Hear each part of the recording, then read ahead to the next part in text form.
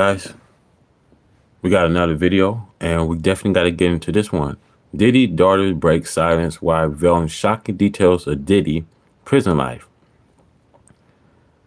So it says here, Diddy daughter breakdown while revealing shocking details of Diddy. He's very thin. So this raise, I told you guys in my last video, this raise concerning Diddy's health. And when Jaguar Wright came out, stated that she knows 20 that's living with HIV. And I think that with all the wild party life that Diddy had, it's catching up with his health. And, daughters is coming out. They concerned of Diddy's health. How things will play out during his trial. So you guys, make sure you guys like, subscribe to the channel. This is very concerning. Daughters is coming out. They breaking down whether he will live and make it through his trial. So we definitely got to play this clip. But like I said, make sure you guys subscribe to the channel, like the channel. We definitely got to talk about this one.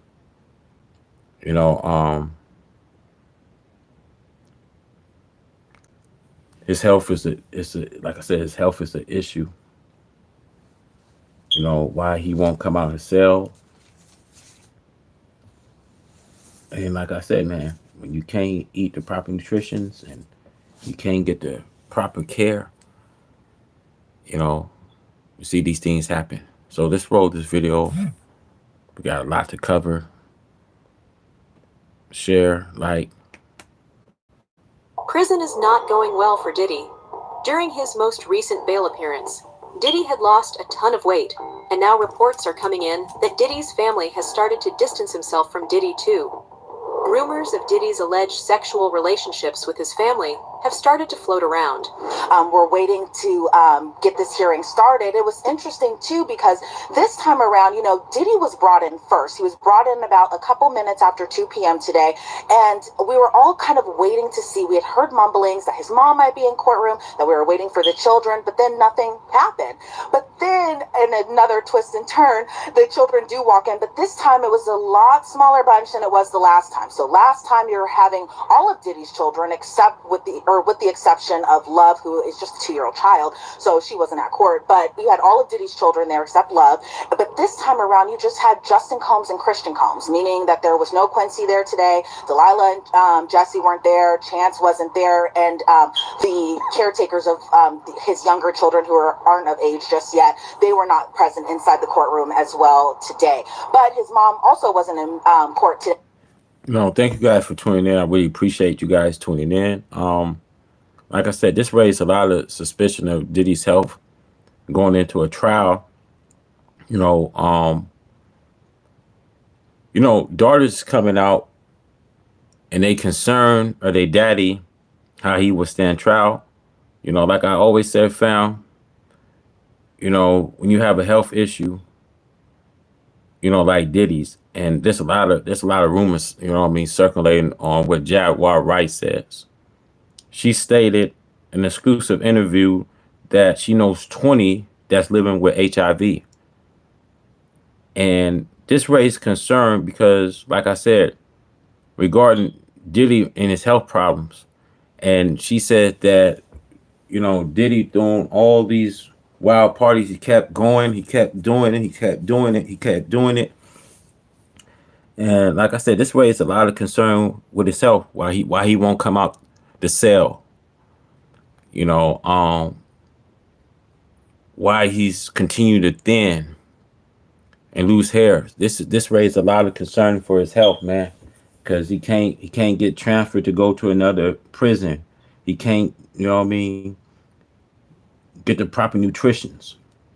Last time we was told that he was working on a nutrition diet. So I'm gonna roll this clip. Thank you guys for tuning in. I really appreciate it. But we definitely got a lot to talk about. I'm gonna roll this clip. Let's go. today. So when Diddy came inside, it was still that standard issued NBC jumpsuit. He's wearing khaki. From that video of, I think that was obtained by Daily Mail back in September, of Diddy playing hacky sack in Central Park, to now he appeared just astonishingly thinner, which you can expect to be inside a federal detention center for a couple months now. A lot different from the luxury lifestyle that he was living before, but he appeared very noticeably thinner, and maybe being locked up in detention is starting to wear on him. He appeared grayer a little bit as well too, but again, he appeared just like how you would expect Diddy to appear for a hearing. Diddy's sons, Justin and Christian Combs, were both present during his bail hearing, but the rest of his family was completely absent. Both Justin and Christian Combs are involved in sexual assault lawsuits in connection to Diddy, and there's a good chance they might be joining their dad in prison soon. Ex-music producer Lil Rod filed a lawsuit against Diddy alleging sexual assault back in August. In his lawsuit, Lil Rod claimed that Justin Combs was a regular attendee at Diddy's freak-off parties and was responsible for sourcing underage girls for Diddy.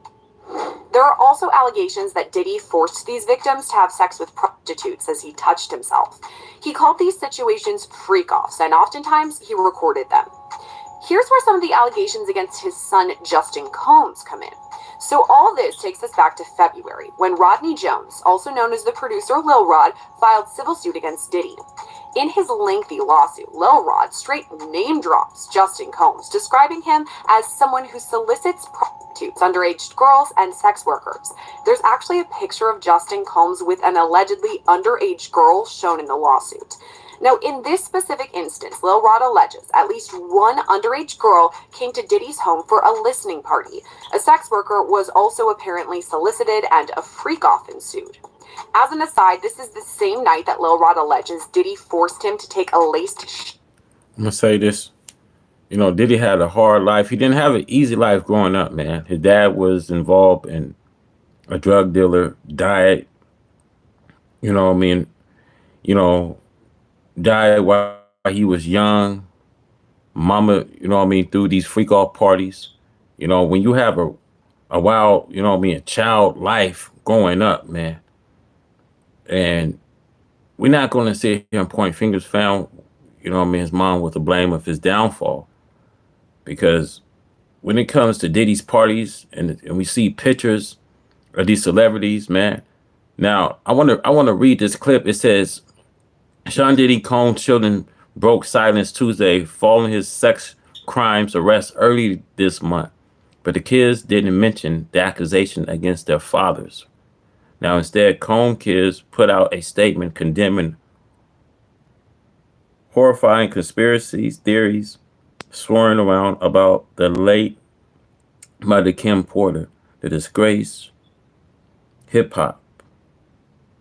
It says, we have seen so many hurtful and false rumors circulating about our parents, Kim Porter and Sean Combs' relationship, as well as about the tragic passing, that we felt the need to speak out.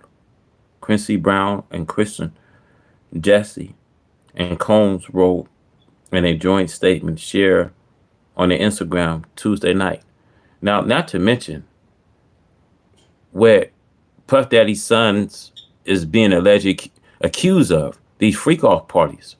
And, someone got to take that. At some point, you would think someone got to take that, man. Now, Sean Diddy Combs is being involved in these freak off parties, coercion, racketeering, transportation of prostitutions. And now, where Gene Deal was saying a person will have to take that. They'll have to take their full responsibility, because now you're dragging your kids, in these allegations. Now, when it comes to Christian Combs' son, a rapper, And the music producer of Shine Diddy Combs was at his father bail hearing in New York last week. It says Porter, a former model, and Combs dated off and on from 1994 until 2007. Together, they had son Christian, now 26, and his twin daughter Jessie. And Aaliyah, now 17. Porter had first child, son Quincy, 33, excuse me, there, with her former husband, singer. So Combs later adopted Quincy when he was just 3 years old now. The children's statement come after the publication. It says, claimed to have been written by Kim Porter before her sudden death in 2018 at the age of 47 as a result.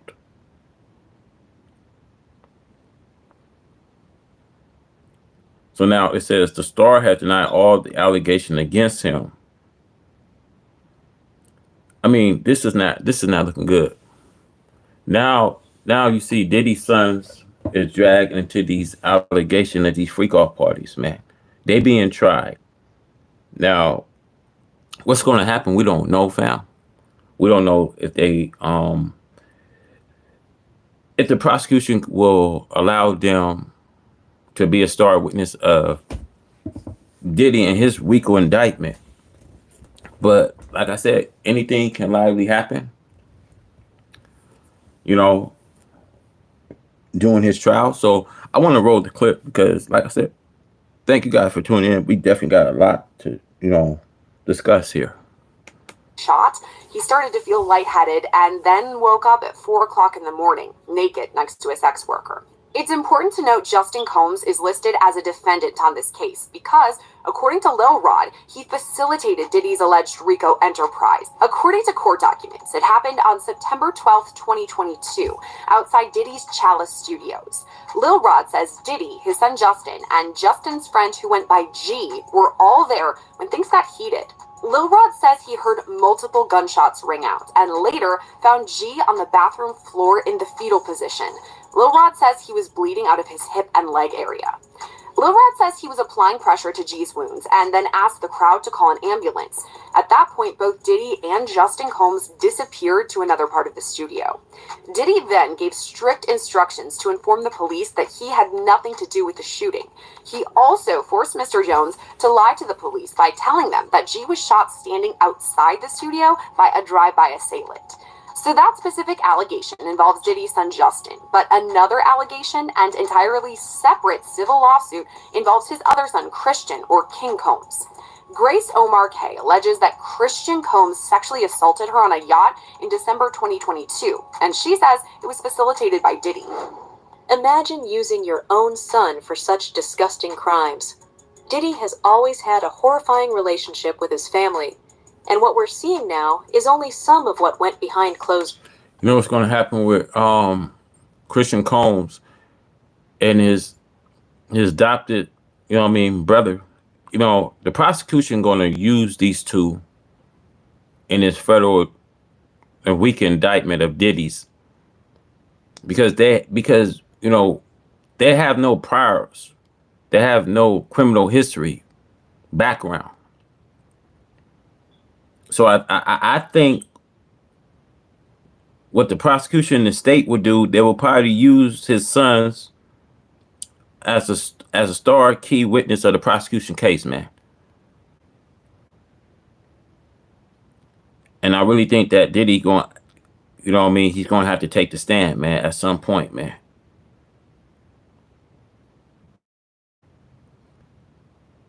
At some point, Diddy will have to take the stand, man. Testify on these allegations that he's being allegedly accused of. We definitely got a lot to talk about, man. I'm gonna roll the, I'm gonna roll the video, man. But like I said, you guys, this is not looking good, man. Family's concerned. He won't come out his cell. He's living with a virus that Jaguar Wright came out and stated these claims, man. So really not looking good on Diddy's end, man. So let's roll this clip and see what they have to say. Doors.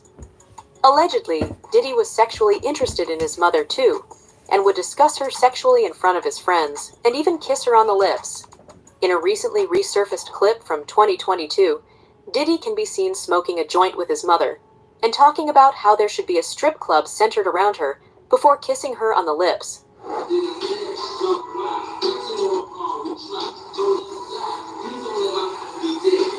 mom's is gorgeous. Hold on, let me introduce you to my mom. Called Mom Dukes. Hi. She's getting a drip with me. She's hydrating. What's up, Mom? Everything's good, baby. I'm here with you. Yeah. I love you. Love you too.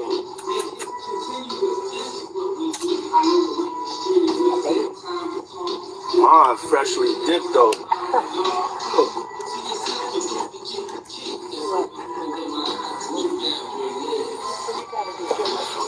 I was just trying to show her shit.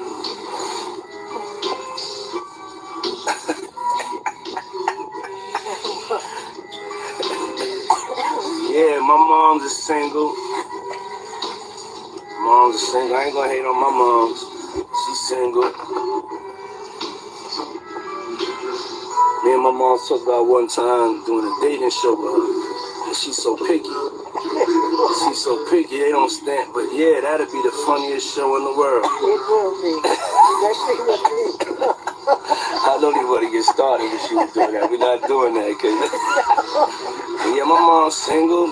Yeah, for real. Mom do know how to have a good time. Cause ain't sitting in the house playing.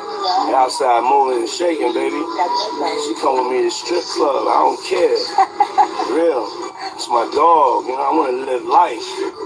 We out here moving and grooving. My mom told me, she just said, keep moving, baby. That's right. Keep moving. Don't stop. She could touch the floor with her palms. Flat. Oh. The sad thing is, Diddy. I don't think Diddy seen any of this coming. When you have a long 30 years in the hip hop industry, man, this icon, this magician, being the face, holding the keys, 30 years, man, Diddy had a good run. 30, 40 years, Diddy had a good run, man. He had a good run at it, man. He had a good crack at it. He held the keys. And you would think that all this time that it would come at some point, things would just unfold, man. He didn't have a good life. He didn't have the best life, as some of us. We don't have the best life growing up, but we make our life the best that we can. But like I said, man, when it comes to mama have to raise you, man. Daddy died. Sad to lose a daddy when you was a child, man. And the mama had to raise you, man. And like I said, man, his mama, we can all know that she really wasn't a good mother, in other words, man. Any kind of parent that throw these wild freak off parties and and Diddy, in one of his interviews, he said how he was molested when he was 6 years old, man. He had a crazy wild life, man. Mother threw one of the best freak off parties, in Harlem. Was it, allegedly drug dealer. You had through all the wild parties, for males, females, prostitution, gays, lesbian, homosexual, you name it. It shows you that Diddy didn't have a good life growing up, man. You know, he didn't have the best of life, man. And you see today, you know, he's blaming his mama for his downfall, man. And I always say, man, it's how you made your bed and how you gotta lie in it, man, when trouble start coming. You know, and one of the things I always say, man, is how you made your bed. You gotta eventually lie in it how you made your bed, man. You know, and Diddy had a good run, man. He had a good run. You know, it's sad, man. It's sad that now that you wait all this time, he's facing a crime that can put him behind bars for the rest of his life. And I don't think any of you probably know, man, when you out there, man, having a good time, man, go wherever you want, you know, eat the food that you wanted,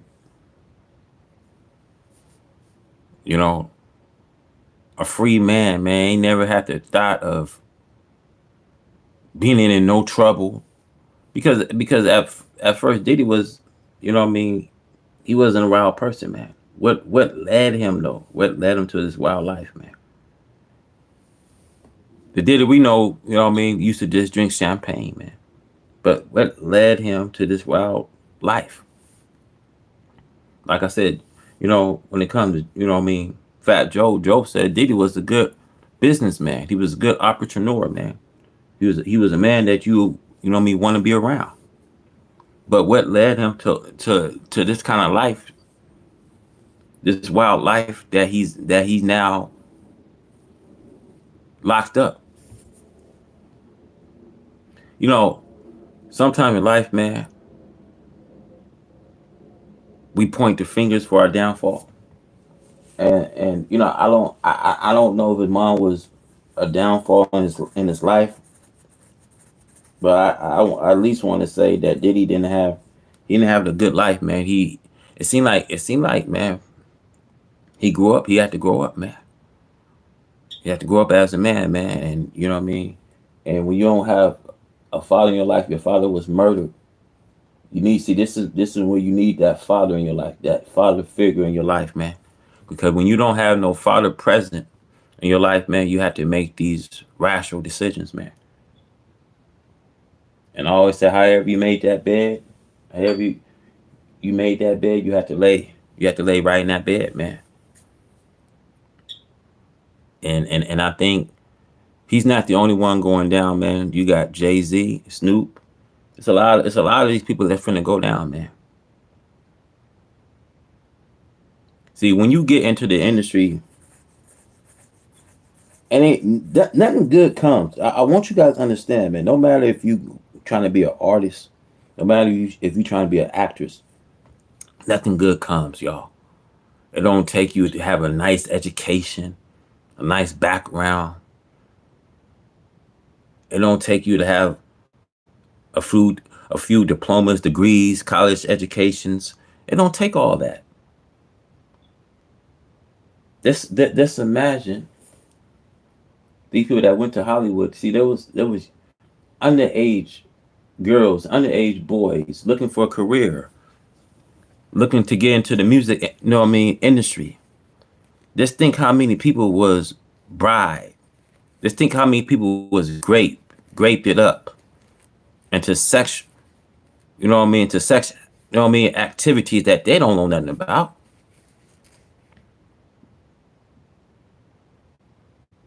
Just think of what all these young children have to go up to, man. Bribe and, you know, not given careers. And these people supposed to be the big influencers, big icons.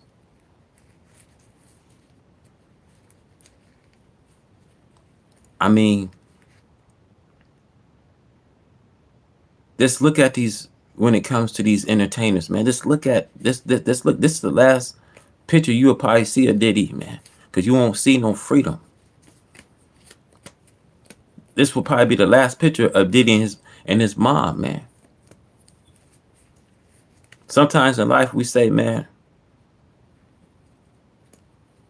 you know, our mom, you know what I mean? Sometimes we say our mom can raise us the best way that they can raise us. By the time we don't take no credit. We don't take no credit due, man. And like I said with Diddy, you know, he didn't have the best moms that everybody has today, man. Diddy went down the wrong path. He took a wrong path, man. And when you go down that wrong path, you find out, man, you gotta make decisions. Whether you make the best decision, whether you make the wrong decision. But sometimes, man, when we go down that wrong path, man, we don't have no father to guide us. Sometimes, yeah, it takes us to have to learn, man. You know, when we make wrong path. You know, the sad thing, you know what I mean? Kim Porter was telling Diddy, man, to stop. Stop. But Diddy won't stop. Diddy won't stop, man. And, you know, you see, you know, Kim Porter finna write a book, man. Finna start her documentary, but she was murdered. You know, imagine you have a good woman on your side telling you to stop. When you have secrets. See, Diddy has secret affairs and his infidelity, and see his secret affairs, these parties, even though he was a good businessman, a good entrepreneur. But you got to think what led Diddy into having a wild life.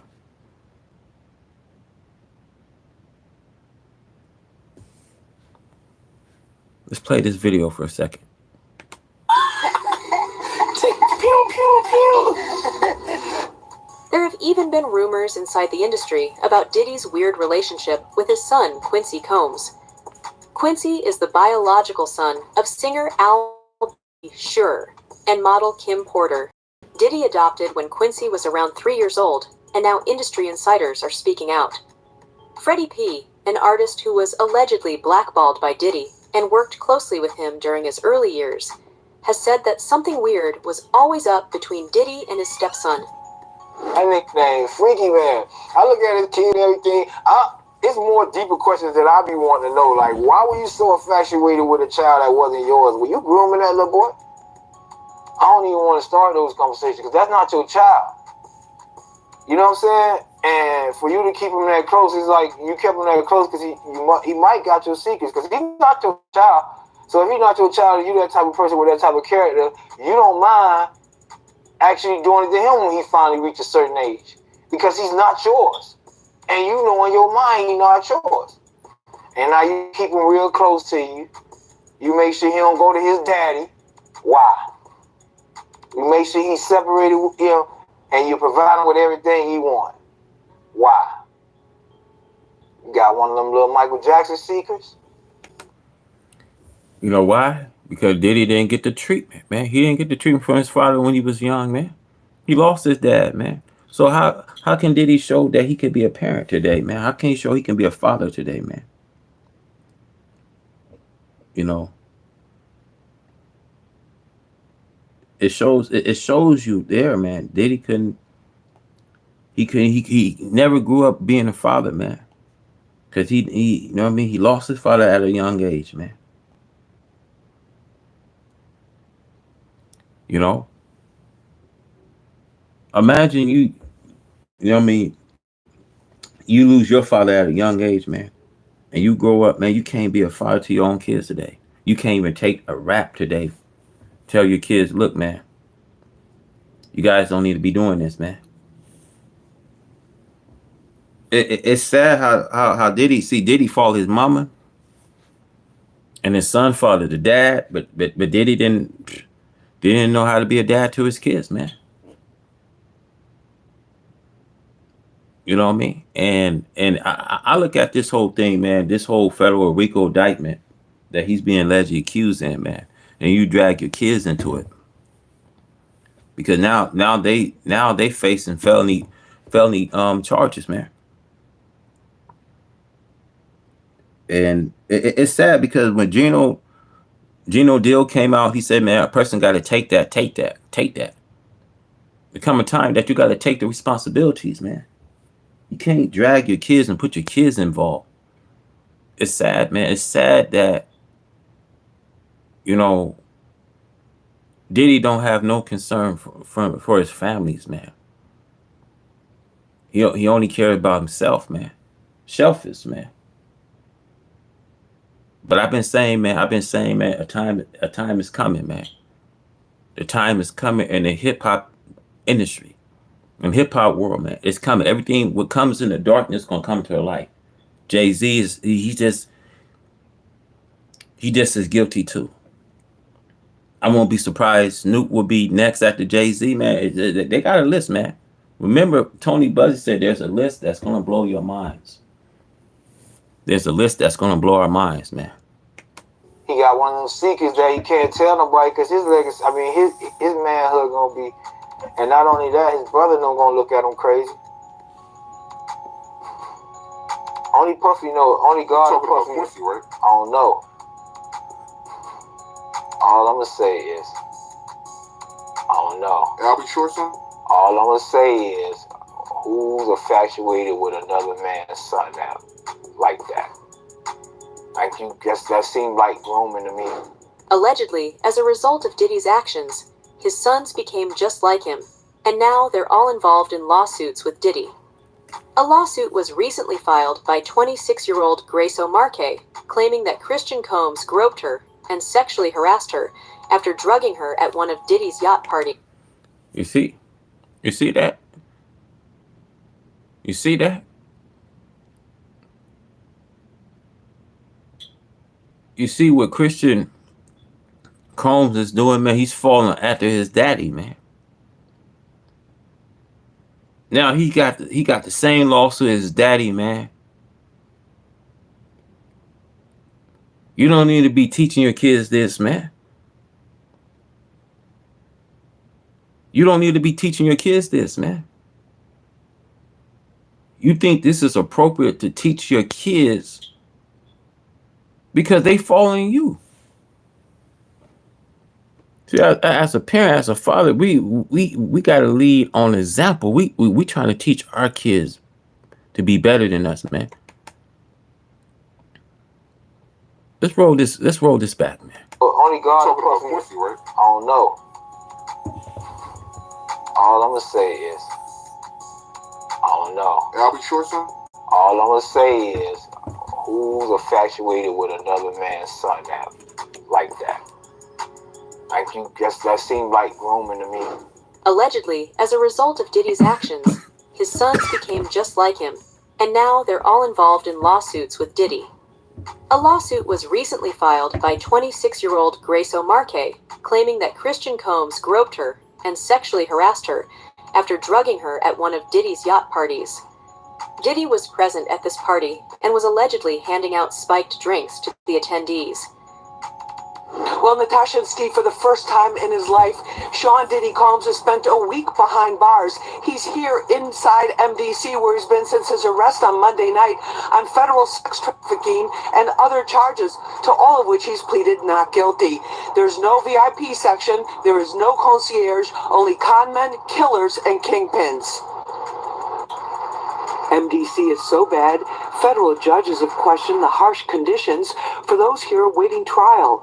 So bad I was here 2 years ago during a cold spell, reporting on detainees with no heat, pounding on windows for help.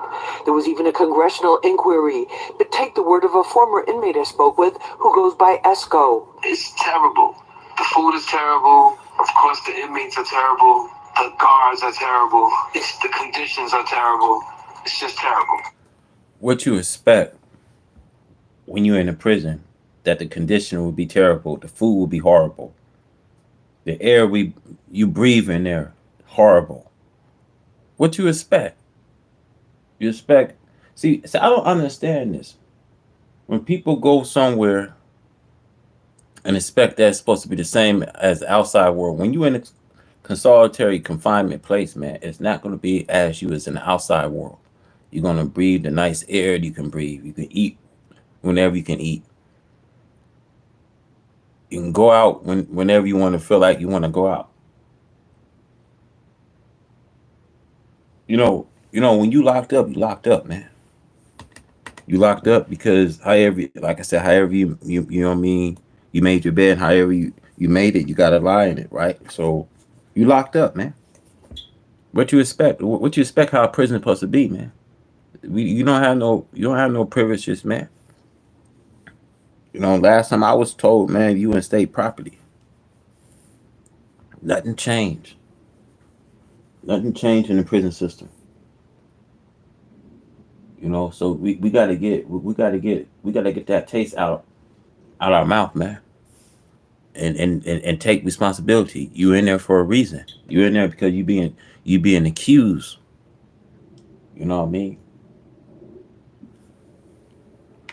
The inmates that you're surrounded around, just in general, a lot of them are brought up on pretty heavy federal indictments, right? So just in terms of the atmosphere there, it's just certainly one that no one wants to be in.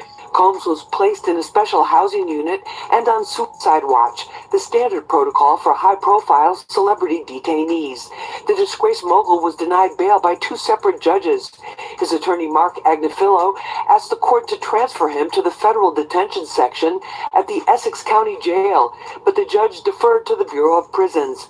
Federal trial attorney Philip Hamilton says lockdown can mean a lot less time to prepare your defense. In terms of fighting their case, it just makes it all the more difficult, because now in terms of you being able to communicate with your attorney, you are at the realms of just what's going on with respect to the facility. Is it on lockdown? Is the facility letting visitors in? Detainees on suicide watch wear tearaway paper hospital-style garments and rubber shower shoes. The isolation may be the worst part for Combs. It's being done for his protection in the violence-prone facility. He will have no bunkie. He's probably not going to have any contact with any other inmates. So for him, it's going to be a little different than for a person like me, where I will go through process and intake, and then they'll assign me a cell, and I'll have a bunkie or a cellmate, and I'll be in population. For him to be able to get out at this point, it just doesn't look good. Diddy is not cut out for prison and is having a very hard time adjusting. Allegedly, the prison where Diddy is being held has horrible living conditions, and Diddy was even found crying at one point. MDC has a history of violence, and with his celebrity status, Diddy is a target. Pedophiles don't last long in prison anyway. Hell on earth. You see that, man? You see that pedophiles don't last long in prison, man. Once you have a case regarding you a pedophile, man, they don't last long. So right now, Diddy is not. He don't have no salary. They treating this because he's a celebrity, man. They treating this because they know, man, what he's been involved in, what he's been allegedly accused of, man. They're not gonna put him in the cell with inmates, man. Imagine you're a celebrity, man, and you go to jail, or you been listed as a pedophile, man. You're not gonna be in no population. You're gonna be in isolation. You're gonna be in a single cell. That's that right there. Without you having an inmate, you being in a single cell, that right there will have a person mind going crazy, man.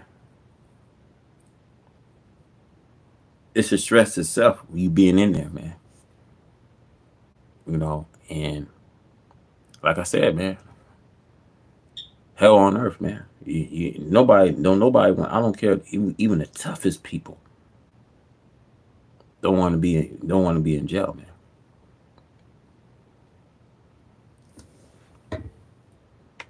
The Metropolitan Detention Center in Brooklyn is notorious for its appalling living conditions and rampant violence. How bad is it inside this federal lockup? There have been 2 murders, 4 suicides, and numerous stabbings and lockdowns in recent years.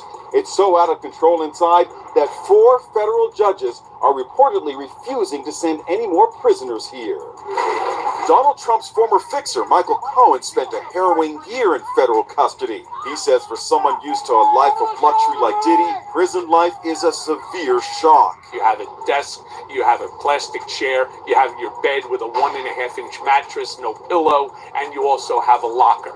So you basically have 3 feet by 5 feet to move around. So you have a basic 15 square feet. It is a horrible, horrible place. Diddy's lawyers were so eager to keep him out of jail, they offered his palatial $48 million home in Miami Beach and his private jets as bail. Today, they are even offering to restrict female visitors to his homes, except for his mother, daughters, and the mothers of his children if he is released.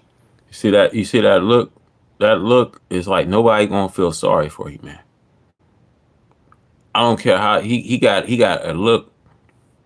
That look right there tells it all, man. Nobody gonna feel sorry for you, man. Nobody gonna feel. And see the crazy part is the judge, the judge had denied his bail not 1 time, not 2 times, but 3 times, man. Come on, man. Really? He's setting up collateral that's worth $48 million, man. But the courts don't want that money, man. What y'all don't seem to realize, man, when Homeland Security came and invade, they want to prove that they got enough evidence to go to trial. They want to prove that the court got a conviction. They don't want no collateral, man. I tell y'all, man. When it comes to our black celebrities, man, we target, man. We are the target people. Y'all don't understand this, man. We are the target people, man. The sad thing is, how can nobody see today, man? How in the entertainment world, in the industry, man, they set black people up, all right. You want the fame, you want the fortune, you want all this, okay. But the moment you get up, the moment you go up in high rank, man,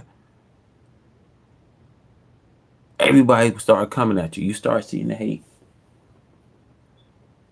You start seeing the false rumors. You start seeing the alarming. Come on, man. Y'all can't make this stuff up, man. Y'all can't make this stuff up, man. That face, man, tells you a lot, man. It's too late. It's too late, man. Least, they told the judge the jail he was being sent to is dreadful, dirty, inhuman, and an ongoing tragedy. How's your dad doing? How's your dad doing? Family members appeared somber as they arrived at federal court in Manhattan today in another attempt to get out on bail. The judge cited Diddy's history of violent temper and potential intimidation of witnesses as reason. You see how he teaches sons, man? That's not even a father, man. Just because he ain't been taught, right? That's not a father, man. Your sons is facing charges right now, man. Federal charges, man. You think Diddy cares? You think Diddy like, hey. My kids don't have nothing to do with this weak indictment, man. I'm taking the blame here. I'm taking the rap here. I will fight this. Right? He's not saying that, man. Someone got to take that, man. Well, it calls responsibilities, man. Someone got to take the responsibilities, man. But he don't care, man. He don't care if his sons go to prison, man. He don't care, man. All he cares about himself, man. For keeping him behind bars. Diddy's former protege, singer Aubrey O'Day, is celebrating Diddy's downfall today. I feel validated. A win for women all over the world. Combs has pled not guilty. Those You see that look? That look tells you a lot. I want out. I won't do this no more. It's too late, man. It's too late. You should have thought about. You should have thought about drugging all these victims, man. Coercion, spiking up these drinks, man. You should thought about all that, man. And now he don't want to eat the food, man, because he you know what I mean, he's afraid that someone might, you know what I mean, do him like that. Well, do to others as you would want them to do to you, man. Treat others as you would want them to treat you. were the only words he uttered in court yesterday. Details of Diddy's routine while behind bars have also come out, and allegedly, Diddy is being held in protective custody. He is not allowed to go out in Gen Pop at the moment, and spends 23 hours under surveillance. Foreseeable time behind bars look like. He reportedly only gets 1 hour daily of recreation and 3 showers a week. He's served breakfast, lunch, and dinner that is delivered to his cell. But instead of extravagant meals he was once accustomed to, he can expect foods like egg noodles, cereal, chili, peas, and if needed, there are reportedly vegetarian options as well. But if those foods don't work, MDC Brooklyn's commissary list has a list of additional foods and snack items, including a 6-pack of Hershey bars for $7.05, peanut butter for a little more than $3, stuffed chicken with rice for $5.75, plus more options. Diddy was once a staple at New York's biggest fashion event of the year, the Met Gala, and a frequenter of fashion weeks across the globe. Now will be forced to wear clothes not from haute couture, but instead a switch up to essentially sweats. For extra clothes, he can purchase a sweatshirt for a little more than $16, New Balance sneakers for about $55, boxer briefs for a little more than $6, plus a bath towel and washcloth set for about $12. And while confined to a cell for 23 hours a day, which is a huge difference from throwing now infamous parties, to pass the time, Diddy can purchase an MP3 player for a little under $90. But according to reports, he has a spending limit of $160, a huge downgrade from the millions he was seemingly spending prior to his arrest. Former inmate Harvey Levin says that Diddy's status and his crimes make him an ideal target. Inmates that are locked up for 10 or more years have nothing to lose, and killing Diddy would earn them valuable street cred.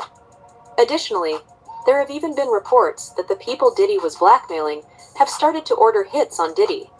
It's important to remember that this was the same jail where Epstein was being held, and he didn't end up surviving either. So breaking news right now, Larry, I am just getting word. People Magazine says it's got a source on the inside that tells them that people... I want you to understand. I want y'all to understand. Once you go down as a pedophile, you're a target in the prison system, man. You got to understand, man, pedophile is not allowed in the prison system, man. Rumors already said there's a hit on Diddy's life, man. Imagine you being found convicted and you got to go as a pedophile. What prison you going to be able to go to that's going to accept that? Now, don't get me wrong. There's prisons there's low custody where they take pedophiles and all that, right? But just think, man, that you got to go through a full classification. You got to go to transfer. Meaning you got to transfer for another facility. Meaning that you're going to have to be in this prison for a little bit before you get transferred, right? From my understanding, man. For me going to prison, from my understanding, man. But it's not looking good, though. At the end of the day, it's not looking good because all that stuff follows you, man. You can go to PC, right? And don't let a couple people go to PC and find you there, right? Normally people write kites and send kites, right? And if you was coming from a general population to a PC, or that's because someone sent a kite out and said that he was over here, so and so is over here. Yeah, this go down, man. I want you guys to understand this kind of stuff go down in prison. I want you guys to understand nothing's safe, man. Nothing is safe, man. I don't care. You can go to another facility. If someone knows where you at, All it takes for someone sitting a kite. Sometimes phone call can happen. Sometimes people write these letters. Yeah, man. You can get touched. Diddy's on suicide watch tonight. Do your sources confer the same information? Are they saying it was possible? Hey, real quickly, all that commissary stuff, he's not getting any of that because people in the shoe have an abbreviated list. So he's out of luck. No stake for him. Yeah, he is on suicide watch. This guy thought he would have went home. All of a sudden, he didn't get bond. Remember, the first night that he was there, he was like an overnight guest. When they told his bond hearing, now they checked him into the system, and reality has hit him. And let me tell y'all something, man. When you're in the jail, man, I don't care if you're a celebrity. Celebrity gonna get treated the same way. I mean, he thought, you know what I mean? Hey, man, he thought he was a celebrity, man. He thought he was just gonna have a one night, you know what I mean, one night suite. Then all of a sudden he was gonna get, you know what I mean, bailed out, man. He's gonna, you know what I mean, set a bail date. It don't work like that, man. You gotta understand, when you got these charges, racketeering and coercion, transportation of prostitute, when you got these heavy charges on you, man, I don't care, man. You know, I don't care how much money you got, man. These people is not gonna let you out unless they got evidence, right? Which they had, because when anytime Homeland, you know what I mean, security come to your home, there's something serious, man. You know what they found from it, man. They came out with ammunition, firearms. They came out with laptops, videos. 1,000 baby oils. I mean, the feds found a lot of stuff inside the home, man. You think if it wasn't serious, man, he would have got out on bail, man. But since, man, they've been watching Diddy, man. They've been watching these freak offs. They know that, you know what I mean, he had the wild freak off party. They know that there was a lot of coercion going on. Drinks was spiced up. They know this. And anytime they deny you a bail, it's bad, man, because the state got evidence. Anytime, you gotta understand, man, how this legal court proceeding goes, man. Anytime they got some evidence, they're not finna let you out. They're not finna let you out. You know what I mean? Don't work like that. I understand that he has a shrink coming by his cell to see him several times a day. And now there's talk about putting him in, it's like a bubble. It's like a cell that has like a plexiglass wall in it where they have inmates watching you. That's actually their job, to keep an eye on the inmates that are on suicide watch. Another error that I guess some warden told you this. There are sentenced inmates there. They're called cadre inmates. They don't have to be white collar inmates, but they're doing maintenance on the building. And the problem, why there's a lot of violence there, they have housing units. And they're mixing bank robbers, drug dealers, rapists with white collar people. And this is why Diddy, he can't go into a regular housing unit because somebody will take him out for sure. Somebody's going to get a lot of street credibility out of this. People that are doing substantial time that know they're never getting out. They'll just kill a guy. No questions asked. You think that they'd suck up to him because he's got a lot of money, and if he ever does get the commissary options, he would be able to help them. Some people do. Because I got to wrap it real quick. Okay. Some people do think that Diddy can help him, but this guy's going to be locked up forever. His case will probably take at least 3 years to litigate. He'll stay at MDC. There's rumors that he wants to go to Essex County Jail in New Jersey because he doesn't like MDC. He's a Marshals inmate. There's no way they're going to transfer him back and forth, I don't know, several times a week, 6 Marshals to do it. Jersey. He's out of luck. Reports have come in about Diddy's alleged mental state, and according to a source at the MDC, Diddy was found crying, asking to be let out. According to a report from the Daily Mail, that's why Diddy had a breakdown. A person close to him apparently said, quote, spending the holidays behind bars was a nightmare for him. If we're to believe all this, Diddy had a meltdown in his cell and begged the guards to take him to the hospital for observation, but they refused. This same friend or person told the Daily Mail, quote, he eventually managed to calm himself down with the meditation technique he's been using while he's been behind bars. It took him a few hours of deep breathing and focusing to get out of the bad space he was in, but he finally managed it.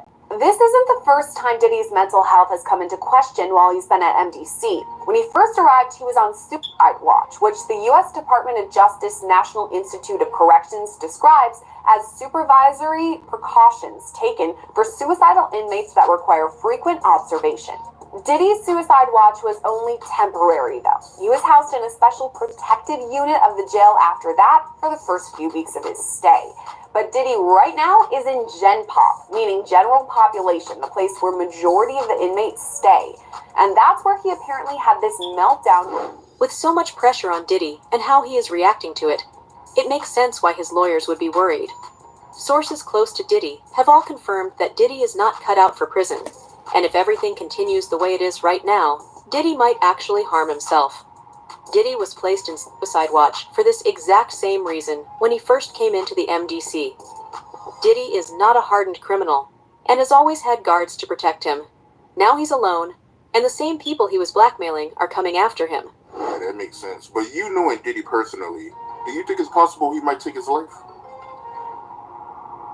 It takes a certain individual to prepare himself to do a lot of years in jail. From the lifestyle that he had, I'm not saying that he can't. I just don't see him able to do time behind bars. And this is facts, man. You 55 years old and you get, let's say, man, you get a 20-year sentence and plus the additional sentence if he get found convicted in the pop, you know what I mean, murder. That's 40 years, man. I don't think Diddy is set to do a whole 20-year sentence, man. I really don't think, man. I just don't really think, man, because, you know, especially not in this day, in this age, man, especially when you're 55 years old, I just don't think, man. I think Diddy will harm himself, will commit suicide, or I think, you know, we all know. I never wish no death on nobody, but you know how if you're in prison, you know how prison goes, man. Like especially with you being, you know what I mean, accused of, man. If you a sex, you know what I mean, if you're a sex offender, man, that don't ride in the jail, man. So 20 years you see Diddy, man, you don't know, man, he might commit suicide, man. Because he's not built to do a 20-year sentence. You gotta understand, man, he's not built for it.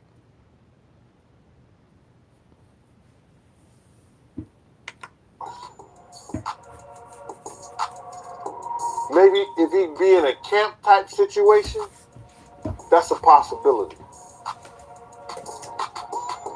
But based on the lifestyle and what he's done and what he's accomplished,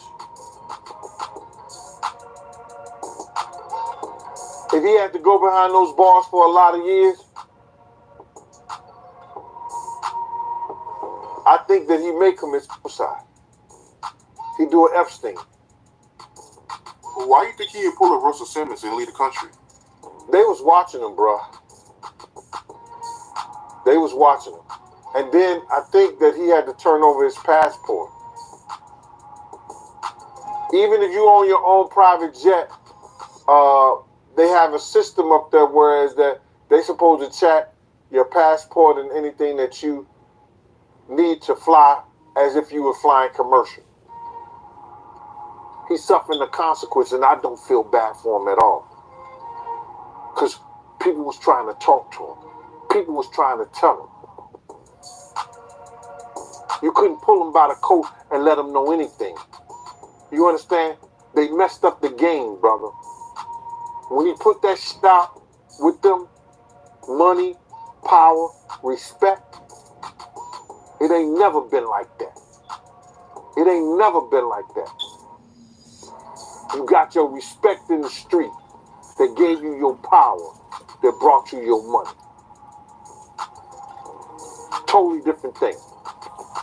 He let that money, power, and respect go to his head, but he had it ass backwards. So do I care what happened? Nah. He got enough money to buy his way out of this. So we think. So when you look at that video of him pacing around and he's looking worried, and you knowing him, do you think it's possible that he might commit suicide?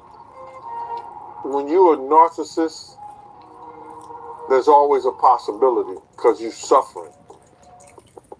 But I don't think that he can see himself in a cage. I don't think he can see himself behind those bars in those type of situations. It's too many real dudes that dislike him. But then again, there's a lot of real dudes that need help. And him being behind bars, he can probably help him. Diddy's legal team has applied for bail 3 separate times and even compiled a list of stringent measures that Diddy would follow if he was allowed to get out. But Judge Aaron has denied his appeal. Why is that not a fair outcome? What he did here is on a magnitude of unlike anybody else you could imagine. A week after those public searches were televised, he gave us his passport. His children gave us his passport. He then paid off the mortgage entirely on his Miami home. $18 million. It's instructive that he's going to have a bail package ready so that if he was arrested, he would have something ready so that he could get out the next day and show the judge he's taking this very seriously, which he is, which is why 12 days ago, Chris, when... Let me say, I hate to say it like this as a black brother, Diddy is guilty. Why? See, I know y'all don't probably want to hear it, but this should tell you guys, in a corrupted system we've been living in, it should tell you why he's guilty. Anytime you fight for 3 bail hearings, you get denied on all 3 of them, right? It should tell you that he's guilty. It should already tell you that he's already guilty. Anytime the state set a trial date, I'm quite sure he was given a plea deal. He didn't take the plea deal. He's not going to take the 15 years or whatever the plea deal that they offer. I think they probably offer him 15, 20 years, right? You know, I'm going to say this to you guys, man. 70% of trial cases, defendants always going to get found guilty. That's just how it is. That's just how it is. I don't care what state you go to for a trial. 70% of trial cases, I don't care if you're innocent. You know, this the way the justice system is, man. We live in a corrupted justice system. 70% of people that go to trial are going to get found convicted. I don't care what state you're in. You can be in Nevada state prison, man. You can be in Kentucky state prison. You have to know this. All these, you know what I mean? All these, you know what I mean? No matter what state you're in, all these plea agreements is based on plea agreements. If you got you a deal, right? If you decide that I don't want to take this, going to try like ASAP Rocky got him a sweet deal, but he's not going to take that deal. Some people are going to fight all the way and take it all the way to the box. Diddy got a trial date already set, man. I'm quite sure the state offered him a deal. You know what I mean? Diddy didn't want the deal. You gotta realize, man. He want freedom. He want to fight this, and he want to be back out there. But it doesn't work like that, man. You know what I mean? The state of metropolitan Manhattan, right? 70% of inmates, man, get found guilty. And that's what every state, that's where every state you can go. If you don't believe me, then once you read up on the laws, you know what I mean? Once you read up on each law and see, man, that most of the states offer plea deals, man. You can't make this crap up, man. This is how we know that we are living in a corrupt justice system, man. And Diddy ain't gonna have no fair trial, man. What's a fair trial? You know what I mean? You gotta ask yourself, what's a fair trial? What's a fair trial?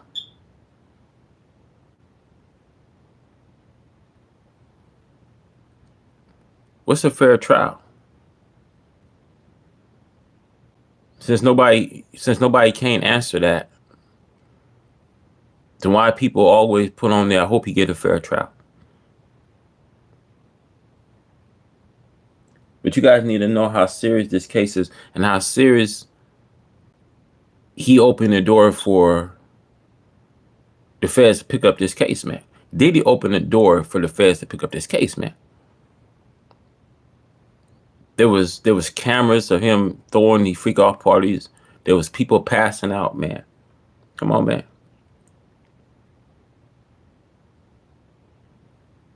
That's the evidence itself, man. That's Diddy presenting the evidence itself, man.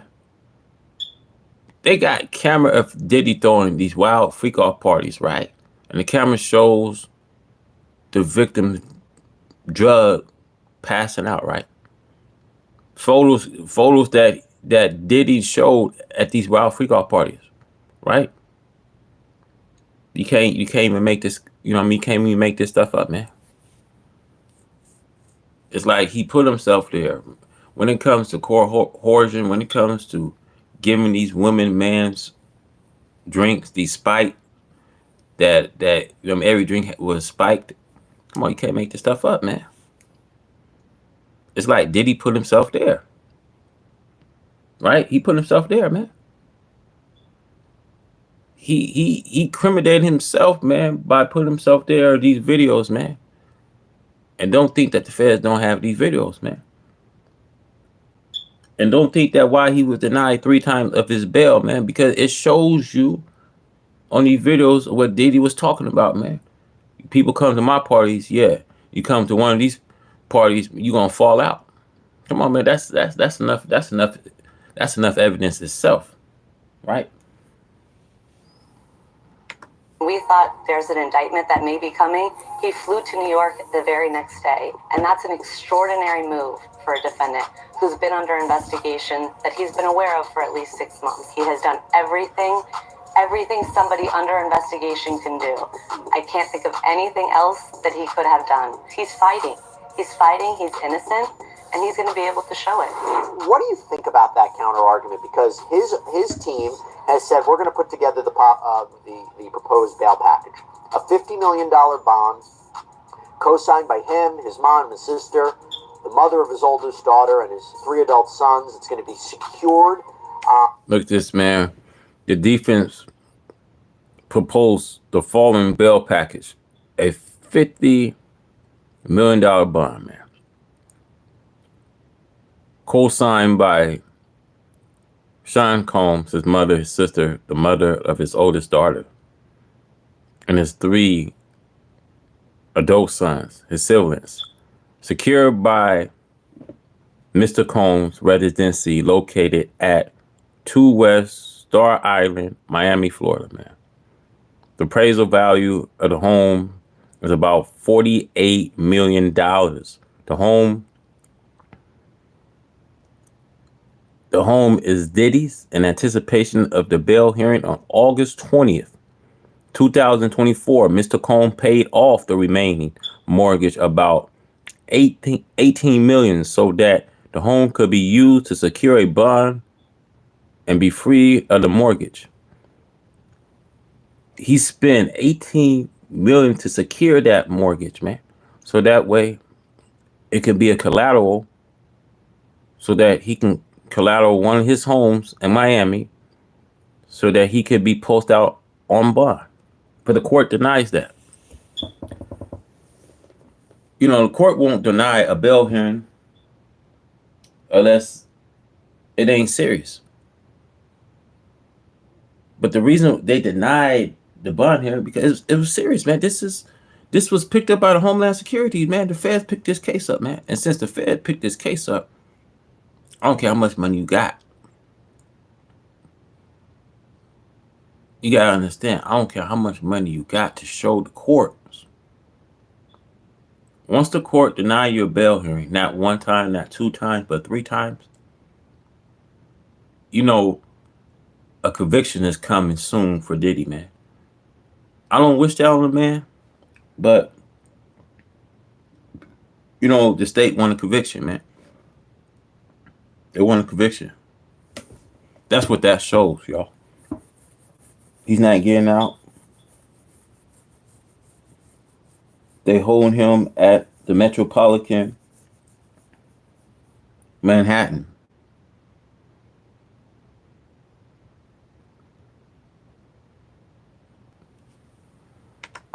By the equity in his property in Miami, Florida.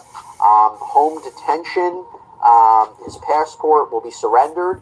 The government said that's insufficient. They said, look at the charges, look at the weight of the evidence that I just mentioned. They said they have allegations that he and his associates were trying to tamper with witness testimony last year so that they wouldn't cooperate with the government. What do you take away about who has the stronger argument in terms of bail? Well, I think his counsel has done the best they possibly can. I think bringing him there voluntarily is very smart, starts them out on the right foot. But I think the last thing that you just mentioned, the interfering with witnesses. That's the allegation, yeah. Yeah, if that's true, or I should say, if there's real indicia that happened, I think that might tip the scales in favor of not letting him out pending trial, because I think, and you know this, I think judges take an extraordinarily dim view of that, and that might be the factor that tips the scale against him. But I think as far as the tactic, The chances of Diddy getting bail are now lower than ever, and it looks like he is going to stay behind bars, at least until May 2025. This is because his legal team has now admitted to the existence of the freak-off tapes. Attorney Mark Agnifolio has said that the freak-off tapes provided by one of Diddy's alleged victims show consensual intercourse, and Diddy is innocent. In their letter, they write, quote, having reviewed these videos, it is now abundantly clear that they confirm Mr. Combs' innocence and that their full exculpatory value cannot be investigated and used unless they are electronically produced. The 9 videos at issue are the so-called freak-off tapes with Victim 1 that the government has repeatedly referenced, causing wild speculation in the media. Contrary to what the government has led this court and the public to believe, the so-called freak-offs were private sexual activity between fully consenting adults in a long-term relationship. Like many Americans in the privacy of their own bedrooms, they sometimes film their sexual activity. These videos unambiguously show that the person alleged in the indictment to be Victim 1 not only consented, but thoroughly enjoy herself. And we believe, by the way, victim one to be Cassandra Ventura. This is Diddy's ex, who first filed that initial sexual assault lawsuit against Combs back in 2023. She was in that infamous surveillance footage that was published by CNN of an incident that happened in a hotel hallway where Combs is beating Ventura just while wearing a towel. It's a very disturbing video. He argues the videos don't show any orgies or celebrities or violence or coercion or threats or manipulation or evidence of anyone being under the influence of drugs, that this is not... Let me tell y'all something. That's the 9 tapes that Cassie had. She have access to those 9 tapes. This 700 tapes flowing around. You know, and you know, FBI got a lot of tapes, but they're just not showing you guys. They just want to show some of these tapes of it's innocent, but they ain't showing y'all the rest of the tapes that they got. I'm quite sure there's a lot of tapes flowing around. See, this is why Hollywood been the biggest cover up, man. Because there was tapes sold, there was tapes, you know what I mean, surfing over here and over there, man. This is why Hollywood been the biggest cover up, man. But you know what? The feds got enough tapes. And you know why? You know, if they don't have 100 tapes, then I don't know what to say. But I'm quite sure they got a lot of tapes. There's 700 tapes, right? It's supposed to be the total of 700 tapes, but Hollywood been the biggest cover up, and the feds, they got the tapes, man. And, you know, each tape tells a story. I told you guys that in my last video. Each tape tells a story, right? So if they got 100 tapes, if they got a little over 100 tapes, or they got half the tapes, right? Each tape tells a story, right? So it don't matter how many tapes they have, but once they go to the tapes, it's gonna see who's all at these parties, man. And the internet is suffering too, man. So I'm quite sure they watching the internets and all that, right? I'm quite sure this is why he been denied 3 times. You can't make this up. They got, you know, they had a tape of Diddy, you know what I mean, drugging his leg victims, man. He said, this is what happened when you go to the party, man. See, Diddy shouldn't do that, man. Because that's just the intro of his guilt, right?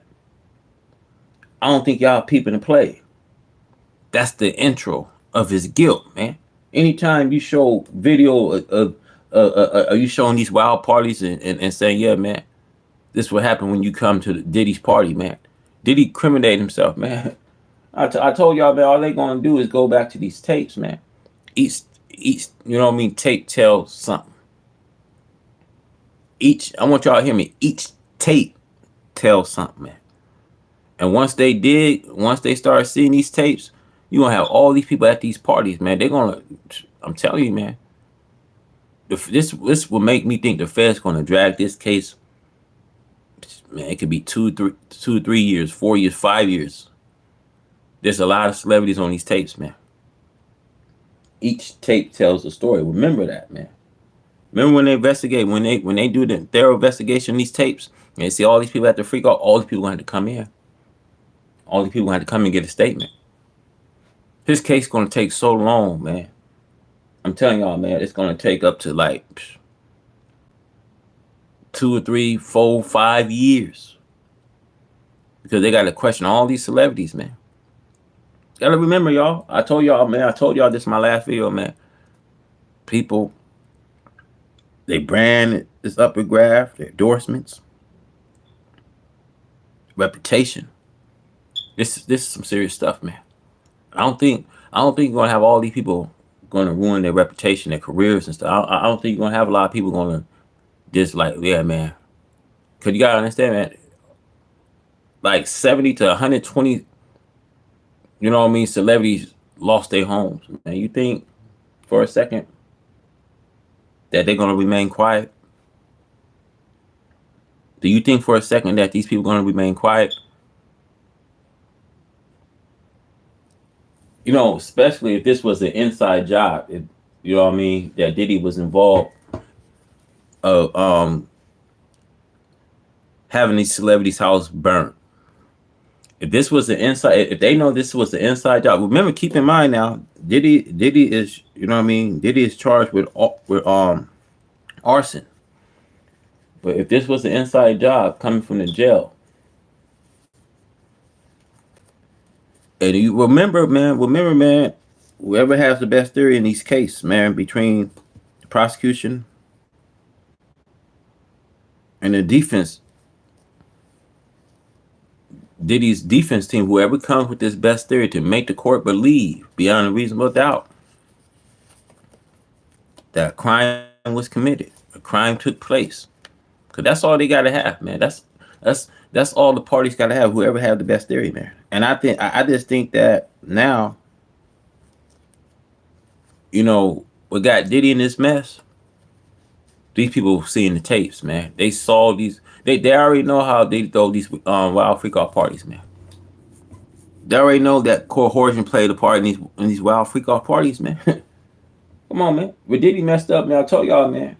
Diddy messed up, showing the tapes, opening his big mouth, saying that this what goes on these parties, man, and showing the victims, man, that was spice on these drinks, knocked out. Diddy just, y'all don't know, man. A person can easy, without knowing, can incriminate themselves just like that. I'm telling you, just like that, man. Sex trafficking. Quote, the premise that freak-offs are inherently dangerous shows that the government seeks to police non-conforming sexual activity and that it assumes, despite all evidence to the contrary, that a woman's willing participation must have been coerced. That's interesting because that's something we've long suspected, that the defense is not going to shy away from the term freak-offs. They might accept, yeah, Combs called these freak-offs, but this was entirely consensual. It was all in the up and up. It might be different to you and me, but there's nothing illegal going on here. If they're really, if the government is the government in the Southern District of New York, I can't imagine this is what they're hanging their hat on if it's what the defense describes. It's like one of those things that when you have a weakness in a case, the government has to decide how they're going to use that. My guess is they're going to use it to show that there were sex workers, that these sex workers were paid. I would imagine that they have the sex workers that are in the video to come in and describe what was going on or what happened before they went on tape, whether or not they had drugs or alcohol or anything else, whether or not Cassie had drugs or alcohol, whether or not there was a discussion between Sean Combs and Cassie before the tape started. So Right. I think that the tape is going to be one portion of it, but the testimony of either the sex workers that were in the video and or Cassie is going to kind of tie it together. That's my guess. Diddy's fall from grace continues to shock the world as more disturbing details about his life behind bars and his family's involvement come to light. From the mounting lawsuits to his struggles in prison, it seems like Diddy's past is catching up with him in ways no one could have predicted. What do you think about all these revelations? Could there be more secrets waiting to surface? Let us know in the comments. Okay, let's go. He's done. Let's go.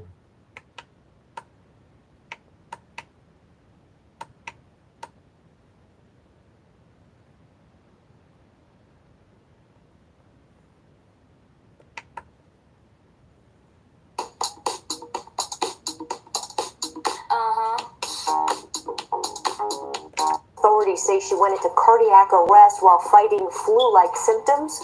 She was 47 years old. I can't wait. I can't wait for everybody to find out what's really been going on in the background.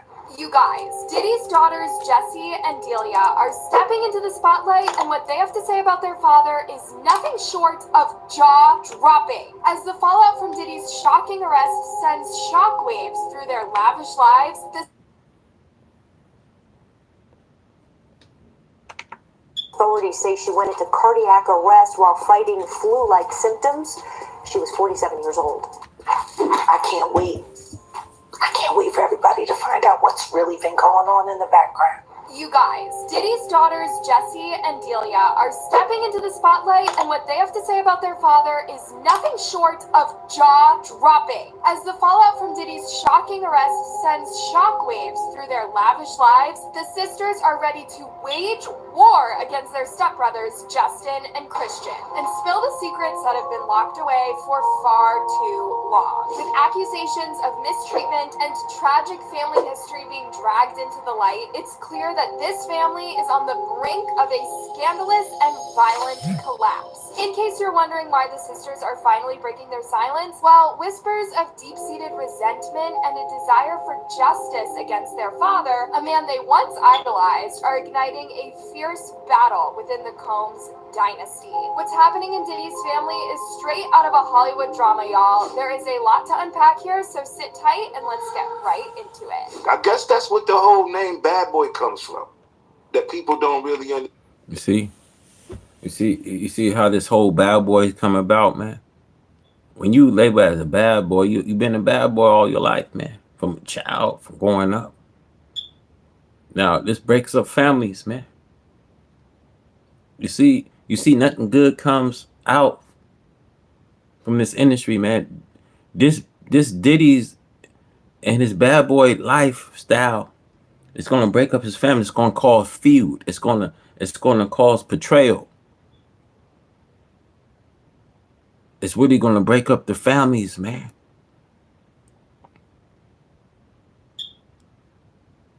Because they ain't gonna be able to take it from the media and the news and stuff, man. This is gonna break up the whole, you know what I mean? The whole Diddy families, man. Look at Christian Combs and look at his, you know what I mean, half brother, man. They facing indictment charges, man. Of these wild freak off parties, man. It's sad, y'all. It's sad how this gonna all turn out, man. Understand. What is it? What is a bad boy? Why did he choose that name? So, in a stunning turn of events, Diddy's own unproblematic, uncontroversial twin daughters, Jessie and Delilah Combs, are now seemingly ready to air out their family's dirty laundry, exposing a side of Diddy that the world has never seen. And it all has to do with the suspicious demise of their mother, Kim Porter. Not only that, word on the street is that Jessie and Delilah's hearts are filled with anguish, and for the longest time they have been desperate to break free from Diddy's grip and start anew. Turns out the untold story of his daughter's suffering has remained hidden in the shadows for years, but now with the media frenzy swirling around Diddy's legal battles and alleged crimes, we could be hearing the truth regarding Kim Porter. This harrowing tale of betrayal, heartache, and a quest for freedom also gives us insight into the dark side of fame and fortune, where even the brightest stars cast the darkest shadows. To give you guys some context, we'll have to start from the very beginning. As everyone would know by now, the glittering world of celebrity and fame often looks like perfection, and that's exactly how Jessie and Delilah Combs have always been perceived, like the true definition of elegance and grace. I'm speechless. I am speechless. Baby, you look so beautiful. So beautiful. She's a future actress. Her name is Chance Combs. You tell her. Yes, I'm an aspiring actress, and it's my first time at the Oscars, so I'm really excited to be here. Yeah. The twin girls haven't been in the spotlight as much as their father or older stepbrothers, except for a few glamorous appearances, dazzling fashion moments, and a seemingly unbreakable bond with their father. Turns out, behind the celebrity glamour is a hidden story of tragedy and betrayal that the public never knew about. Until now. For those of you who aren't aware, Diddy has 6 kids, at least the ones that we know of. And he had Jessie and Delilah back in 2006 with his then girlfriend, the late Kim Porter. Diddy and Porter's relationship seemed perfect, and Diddy even adopted Kim's son, Quincy, whom she had with Al B. Sure. Yet behind the smiles and camera flashes was a darkness that would eventually shatter the illusion of familial bliss. Things started falling apart when one day in 2018, the world woke up to the shocking news that beloved Kim Porter had tragically passed away. day. It goes without saying that her sudden demise sent shockwaves through the celebrity world, which was followed by an outpouring of grief from fans and colleagues alike. But that's also where the plot thickens, loves. People were shocked to discover that Diddy and Kim had a complex on and off relationship with more fights than happy memories. Well, knowing what we know now, you can only imagine what it felt like to parent alongside Diddy. Full of ups and downs, co-parenting with Diddy was such a nightmare that Kim decided to write a book documenting her experience as a parent. And word has it that Diddy wasn't pleased when he found out what Kim was up to.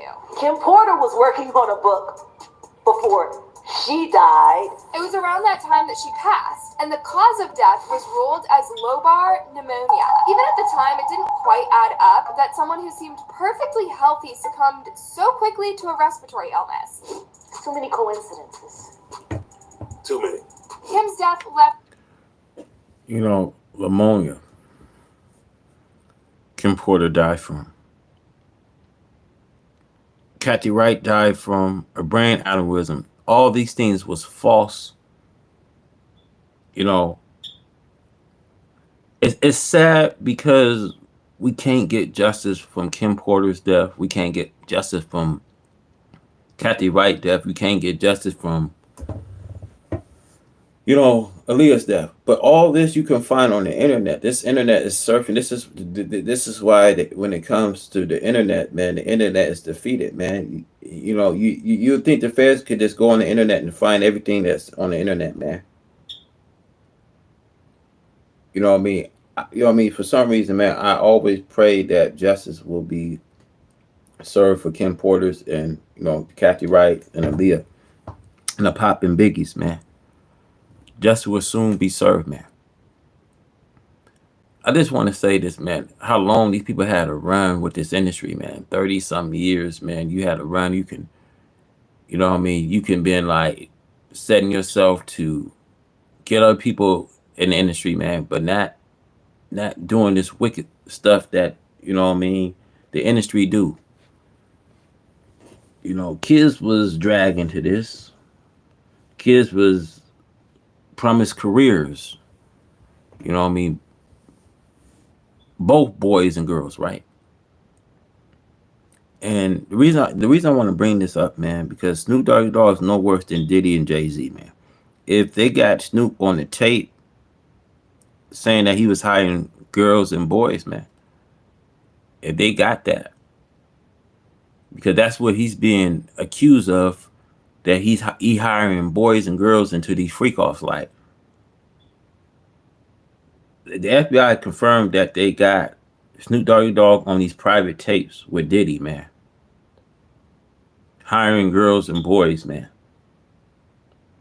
I said that in my last video. I also said that don't be surprised when you see Tony Buzzy got a list of these celebrities. Don't be surprised when you see lists like Snoop Doggy Dogg. Don't be surprised you hear LeBron's name up. Don't be surprised you hear Rick Ross. You know what I mean? Don't be surprised, y'all. It's not surprising anymore. We know who was at these, you know what I mean, freak off parties. And you know what? For Hollywood to be a cover up that they trying to have it, if the feds got some of these tapes, all they got to do is play the tape, see who's all tenants. They're gonna question every last one of these victims. Believe me, and it's going to lead to another victim. It's going to lead to another victim. Hollywood. One thing with Hollywood, they've been keeping this thing a secret over years, y'all. They even got J-Lo filming while Diddy having his freak off sections. They got J-Lo as a witness, man. That's another star that can, you know what I mean, be accused in this RICO indictment. If J-Lo don't cooperate with the police, man, because remember in New York Times, they questioned J-Lo on one of these freak off tapes, and they know they know that they got lawsuits on Diddy, man.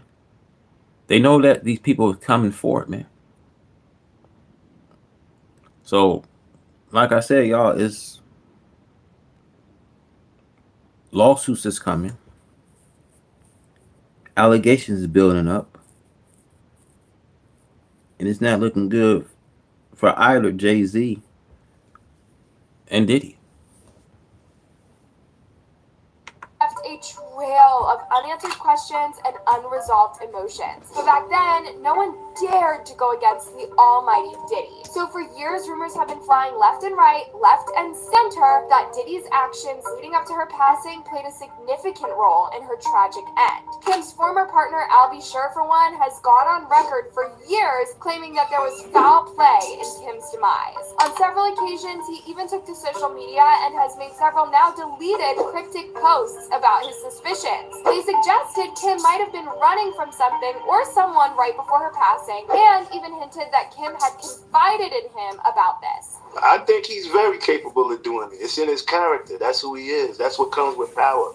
That's what comes with arrogance. That's what comes with. And they found toxins in her body to prove that she had been poisoned. You know, they have poisons that create a heart attack and pneumonia-like symptoms. Imagine being Jesse, Delilah, and Quincy stuck between the love they once had for their father and the growing realization that he might not be who they thought he was. Literally feels like living in a twisted soap opera. Of course, as kids, they were protected from such news, but they definitely picked a few hush-hush stories, which they definitely rubbished now that they live with their father, who has been nothing short of loving, caring, and super present in their lives. But as they grew in news of their father's deeds, including trafficking individuals below legal age, they had no choice but to side-eye their father. Close sources have now hinted that their doubts regarding their mother's death have been lingering in their minds, even as they've had to smile for the cameras, pretending everything is fine, when inside they've been wrestling with their feelings and secrets. That's a heavy burden for anyone to carry, let alone two 17-year-olds. Fast forward to now, the twins have allegedly decided to step out of the shadows and go into the spotlight, determined to share their truth. They are no longer the little girls who relied on Diddy for support, and so they are ready to reclaim their narrative. The media has been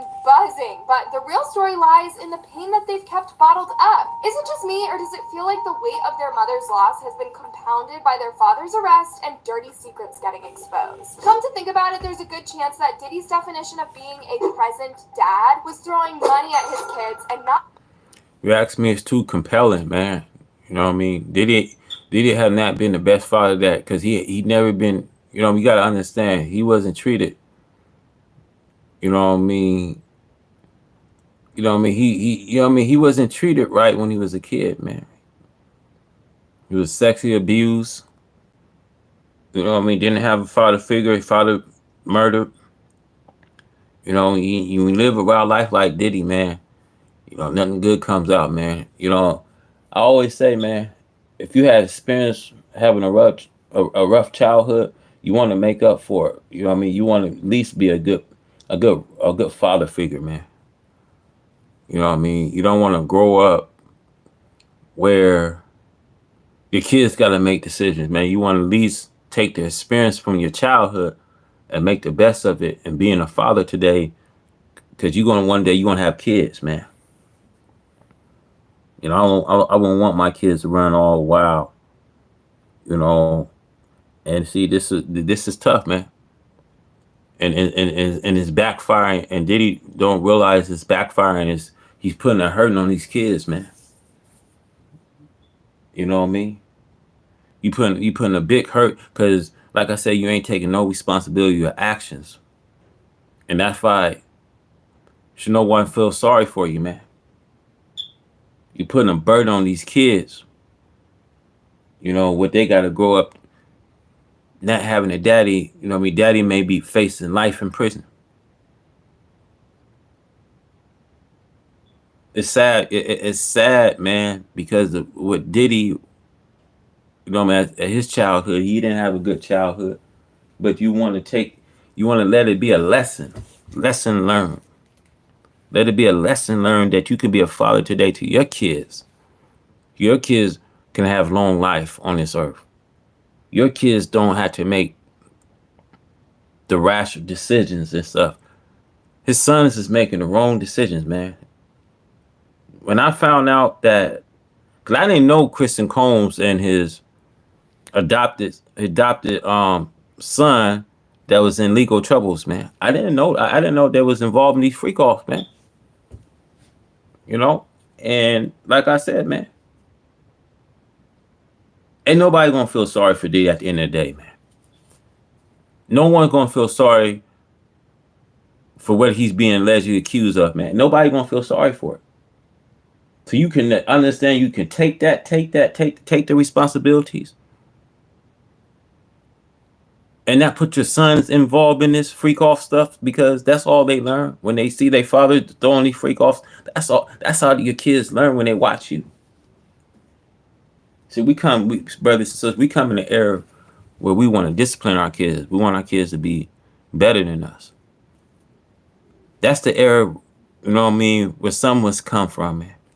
But nowadays, you know what I mean, you seeing the kids, you know what I mean, growing up, making the rash decisions, man. And in this case, man, that's what's going on, man. Diddy don't have no, you know what I mean? At the end of the day, all he cares about himself, man.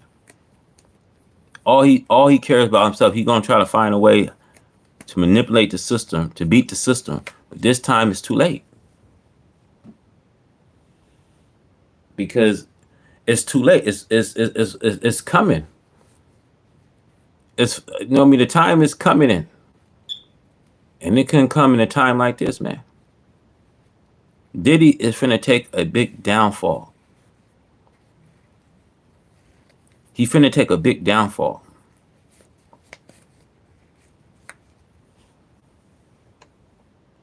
Not actually being there, because we all know Diddy has been too busy killing other people's careers and dreams to fully be there for them after Kim's death. No, seriously, how can you explain Jesse and Delilah's alleged sudden change of heart to the point that they've even moved out and are house hunting because they want to start a life without their father's interference or influence? If anything, it's actually Kim's friend, LaWanda Lane, that has been acting as a caregiver since her death and has actually stepped up following Diddy's arrest. A source told the U.S. Sun LaWanda was with the star's twin daughters looking at houses to rent last month as they were planning to move out of their dad's main residence. The insider said the twins have found the situation with their dad incredibly tough, and they are only 17 and still at school.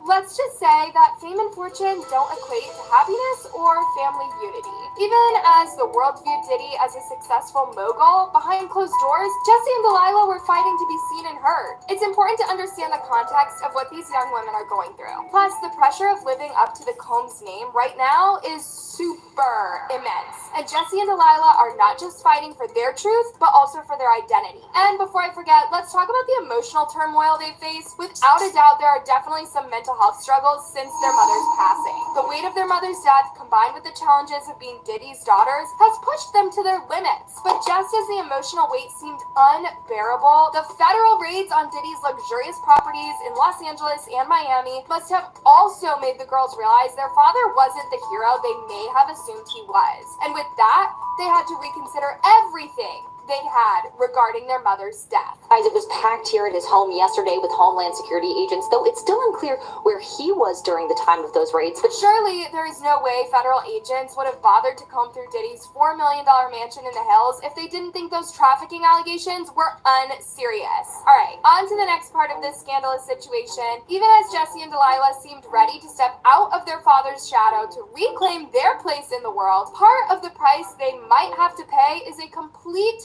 fallout with their elder stepbrothers, Justin Combs and Christian Combs. While the girls are taking a whole different route, Diddy's sons, not so much. They've been giving the like father, like son vibe for a long time, living just as carelessly and as dangerously as him. The oldest, Justin Combs, is already in hot water right now. He's already caught up in a legal mess, accused alongside his father in a lawsuit mentioning his involvement in trafficking. He has been mentioned 50 times to be exact. 50!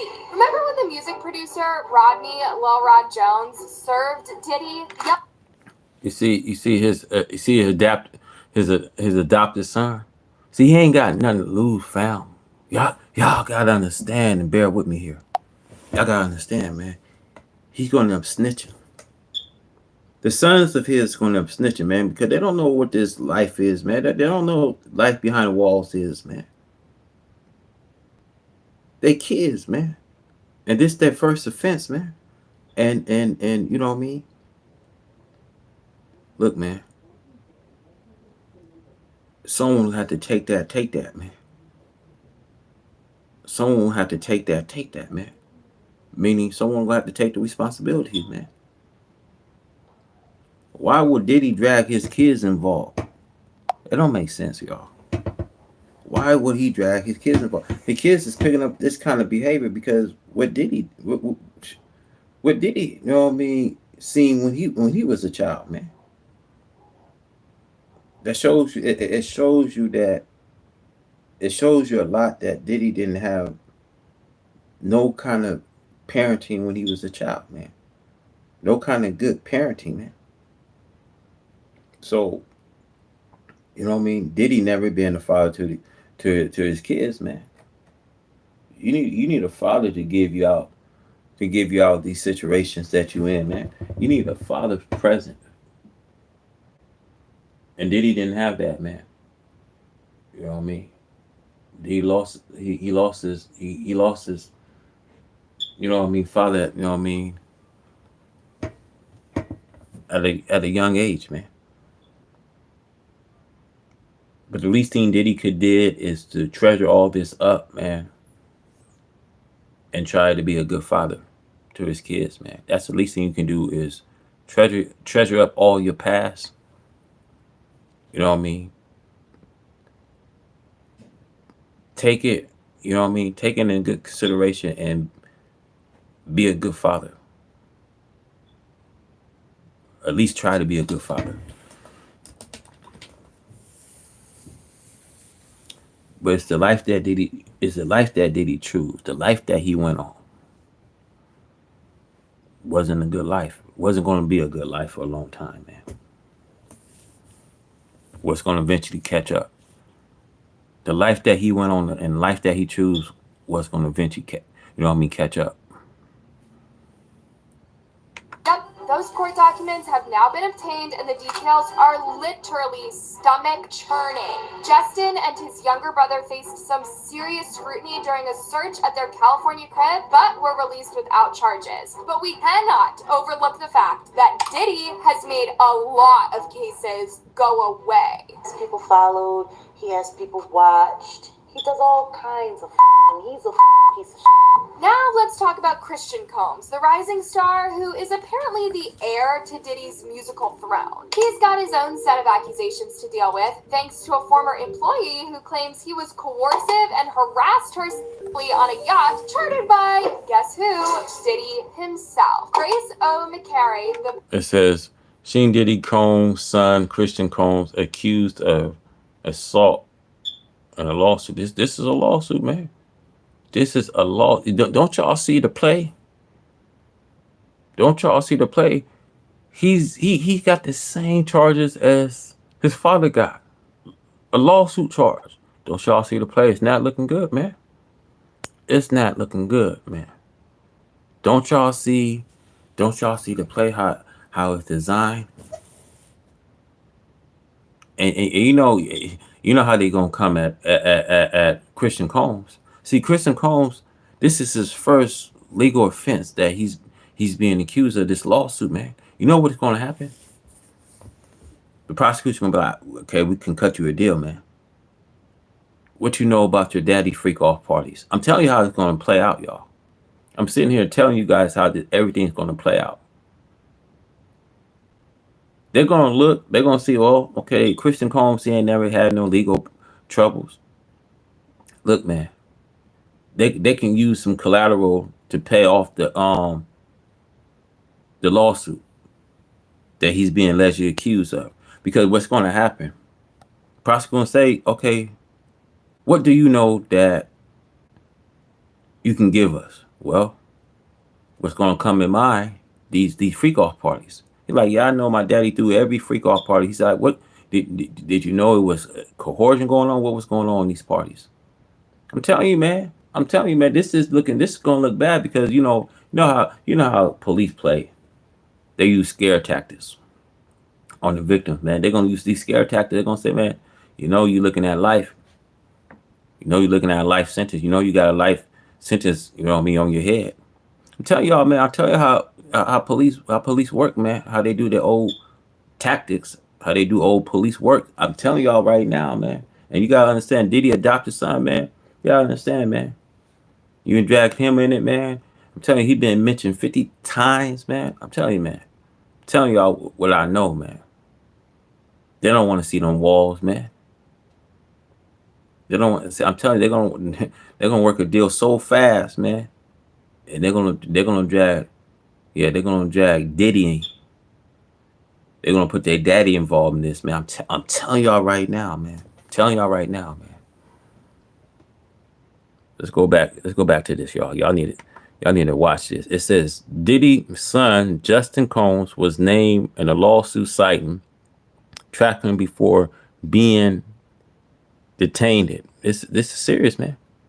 Own set of accusations to deal with, thanks to a former employee who claims he was coercive and harassed. Then it says, like father, like son. It says Christian Combs accused of sexual assaults on a yacht chartered by Sean Combs. This is not looking good, y'all. On a yacht chartered by, guess who? Diddy himself. Grace O. McCary, the brave stewardess, dared to come forward and report her traumatic experience. This is next level scandal, y'all. But there is more loves. Not only have Christian and Justin taken after their father, but they've also sworn to defend him till the end of time. As the twins are struggling with the new shift in their lives and unanswered questions about their mother's death, guess who released an official statement on behalf of the whole family defending their father on any involvement in Kim's death? Yep, the two notorious stepbrothers. Maybe it's easier for them to rubbish everything off because it's not their mom anyway. We have seen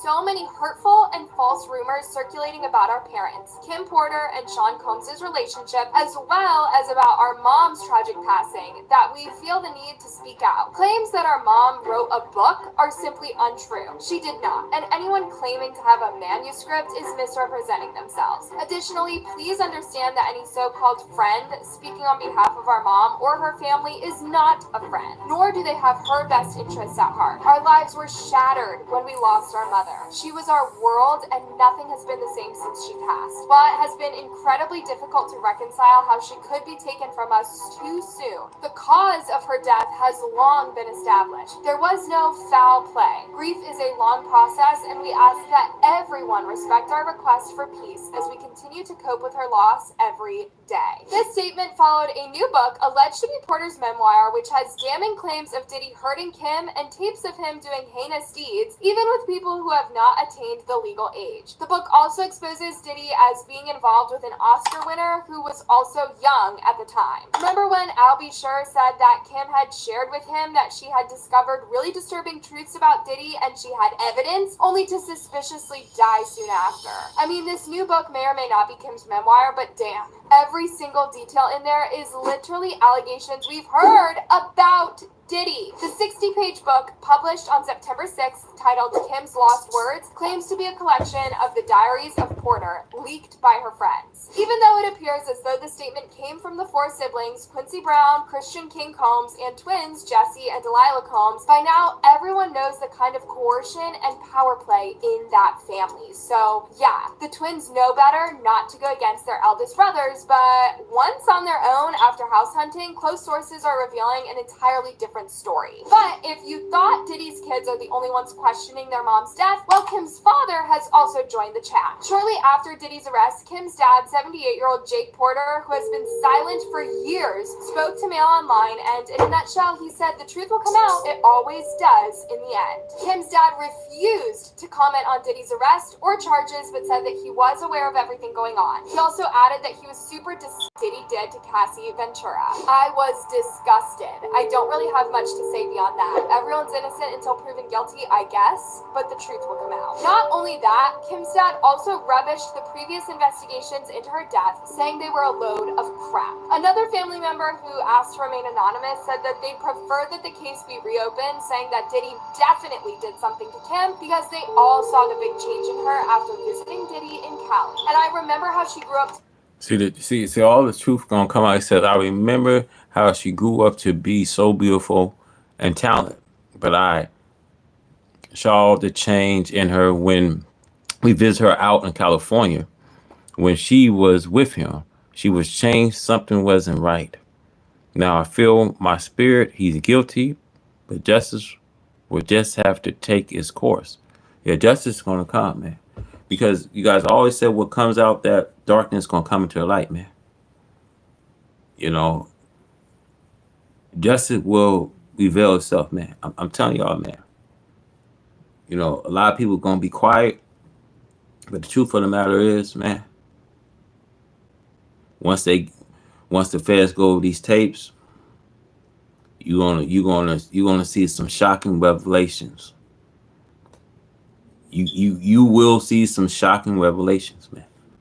Once they start reviewing the tapes and going over the tapes and seeing who was all there at these parties, because you gotta understand, each of these tapes tells a story, man. You have all these people was attendants. They sit there and watch these drinks with spike. Yes, man. I'm telling you, man. People's careers is at stake. You know, endorsements at stake, reputation. You know, it comes with all that, man. You know, it's gonna come to a point that these people gonna have to tell their story, man. And each of these freak off tapes tells a story, man.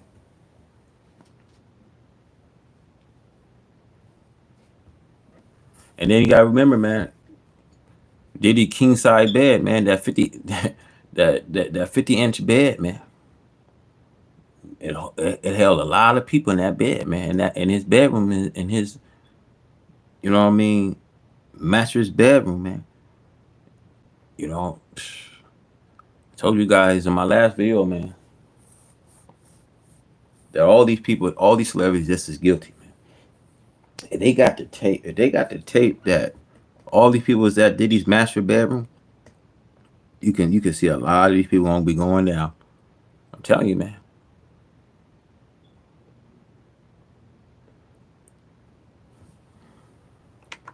So beautiful and talented, but I saw the change in her when we visited her out in California when she was with him. She was changed. Something wasn't right. Now I feel in my spirit he's guilty, but justice will just have to take its course. Anyways, guys, as the Combs family grapples with these explosive allegations, you can almost hear the cracks forming in their once mighty dynasty. With the federal investigations and each new revelation, the family seems to be inching closer to the edge of disaster. It clearly makes sense that the girls would want to move out. It's even being said that Jesse and Delilah have reached out to their late mother's relatives, hoping for a chance at a new beginning. You can practically feel their determination to break free from their father's shadow. But even with all of the evidence in place, a lot of people have lost hope in the justice system, because these are the same people who have protected Diddy for years. Some believe that there's no way he'll face any real consequences for his alleged actions. At the time of the raid, someone genuinely asked, what if Diddy never gets charged? The raid could just be someone in power trying to cover their own tracks. And even now that he's been arrested, it could be true that Diddy was only arrested because some high-profile officials had themselves taped and want to recover their footage and distance themselves from any association with Diddy. There is a growing frustration over how the law treats celebrities versus the everyday person. It's like they have a whole different set of rules, and that's got people heated. Anyways, if there are any family members who will agree to testify against Diddy,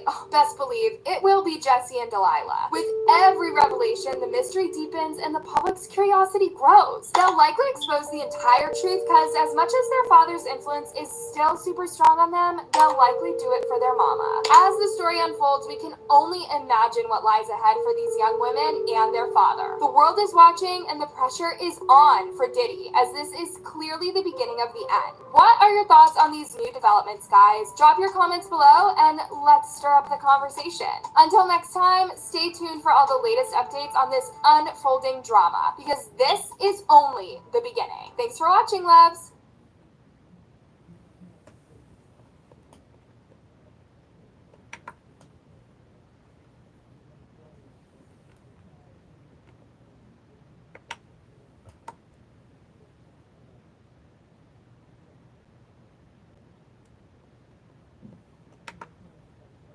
Found guilty.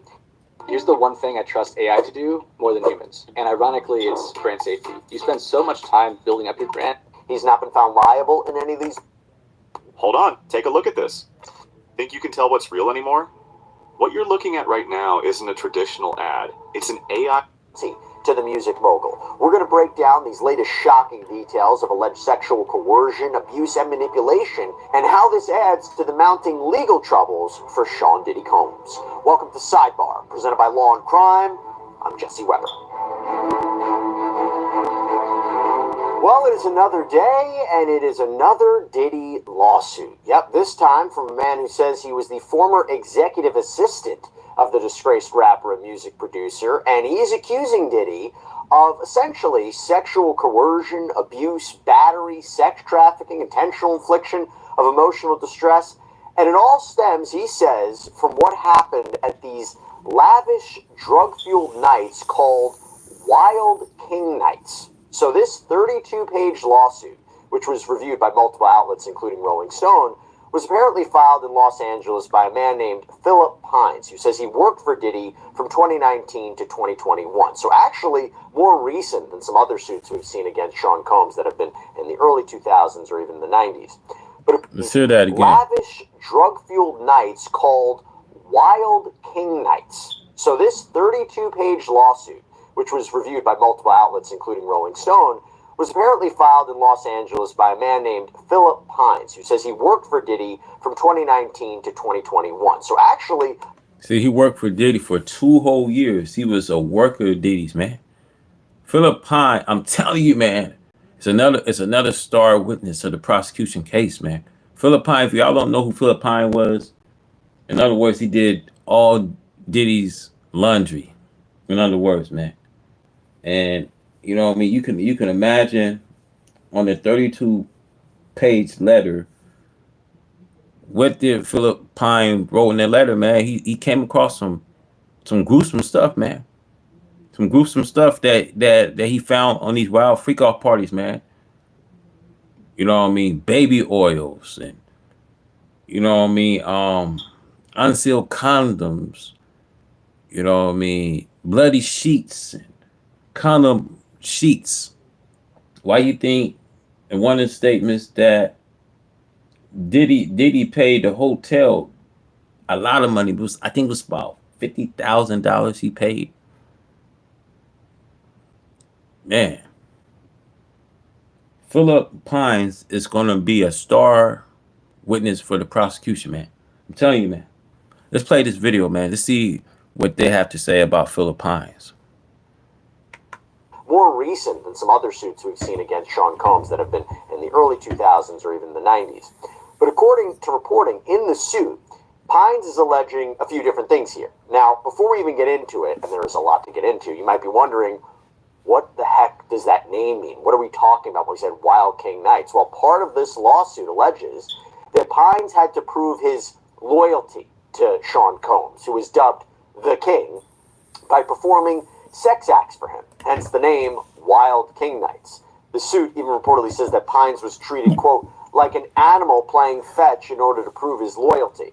And by the way, that is just one of the many disturbing details in this lawsuit. So to help me break it down, I want to bring on friend of the show, defense attorney Mauricio Padilla, who has been our go-to as we've been covering the Sean Combs saga. Mauricio, so good to see you. Thanks so much. Happy holidays.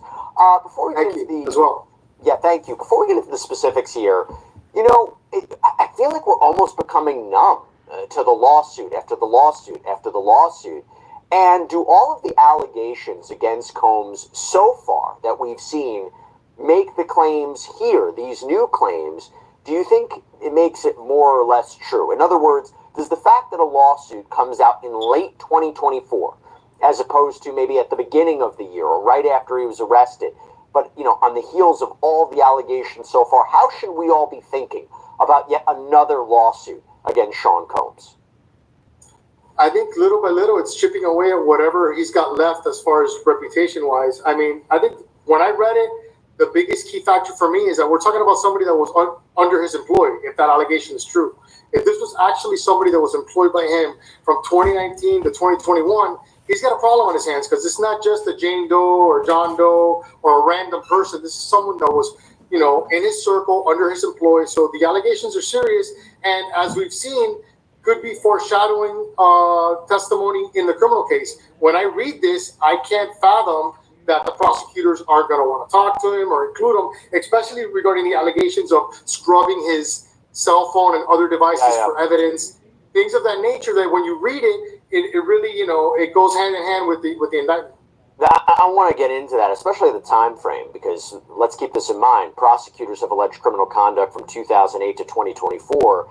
This would be right in that time frame. So let's everybody keep that in mind. We'll talk more about it, but I have to get into a little bit more of these allegations, starting with what Pine says he was in charge of doing for these parties. What was his job?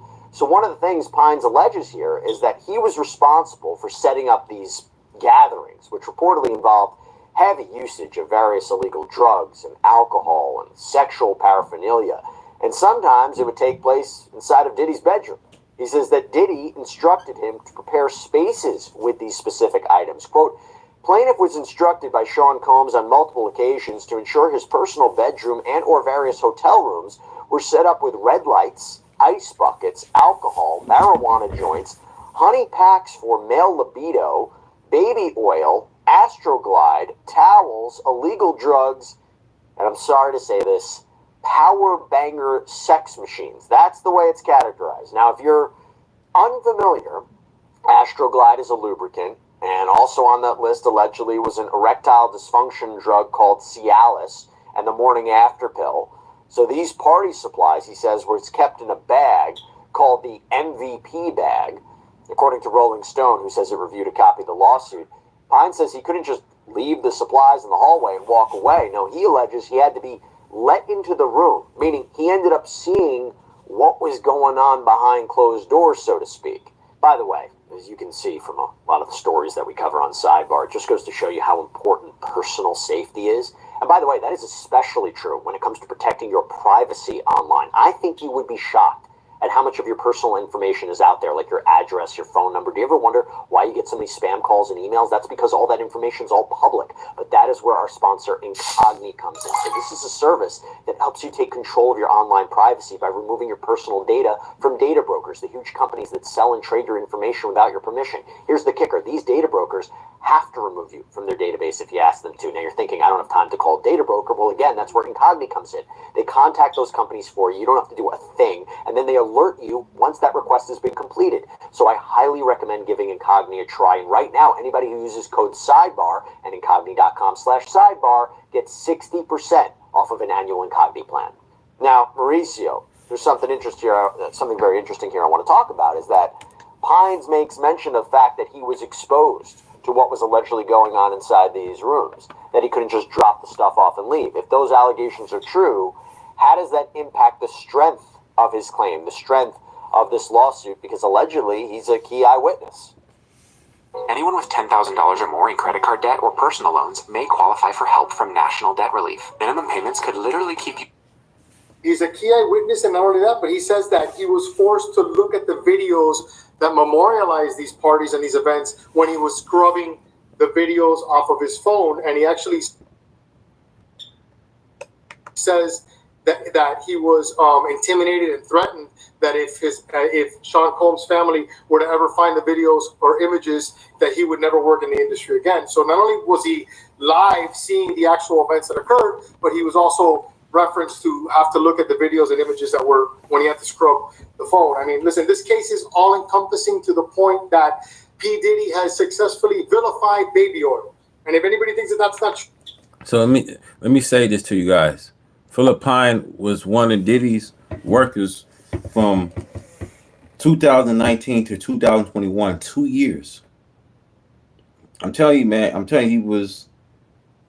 he was Diddy's right-hand man, man. He did his dirty laundry. Imagine you had to wipe down evidence. You know what I mean? Imagine you had to clean up the hotel room, make sure everything is in order. Imagine you had to get rid of condom, get rid of a lot of evidence. It might have been, you know what I mean, blood on sheets from the victim being raped, or you know, imagine you had to do this dirty work for like 2 years, and none of this can get out. Man, Philip Pine was working for Diddy for 2 whole years, man.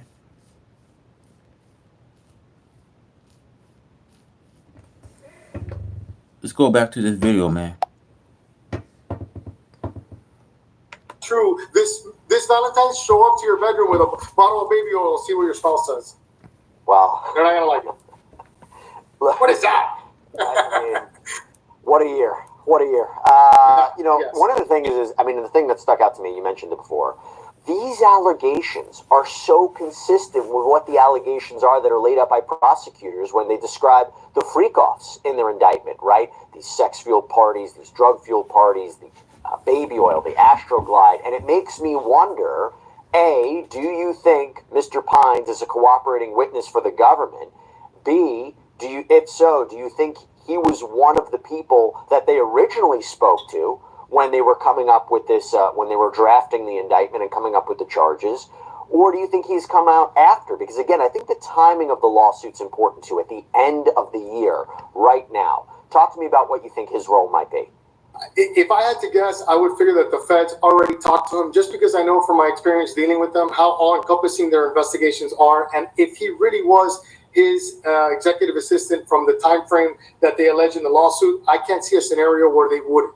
I mean, they investigate regular cases to the point that that I'm shocked when I see it as a criminal defense attorney with regular people. When you're talking about a high-profile celebrity case like this, I can't fathom that no one spoke to this individual prior to this. So I would think that they did speak to him, and I can't imagine that he's not a witness, because the way that they work is they want everybody that can corroborate their theory of the case to be on their witness list, or to be somebody that they could call. And I can't think that if he actually was his assistant for this time frame, he would be an excellent witness for them. See, the problem is we don't know who the witnesses are in that criminal case yet. I don't know when we're going to know. Maybe closer to trial, but you have to imagine that their case is built on more than just the testimony of one alleged victim, right? Victim one in the indictment. It has to be more. And even if we assume victim one is Cassandra Ventura, Combs' ex-girlfriend, who filed that initial lawsuit against him, recounted a lot of these details that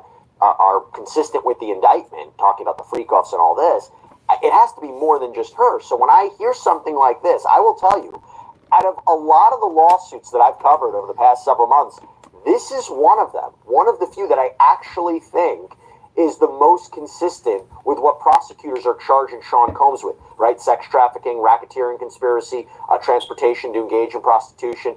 And it just makes me think that this is why he may play such a crucial role. We could be wrong, though.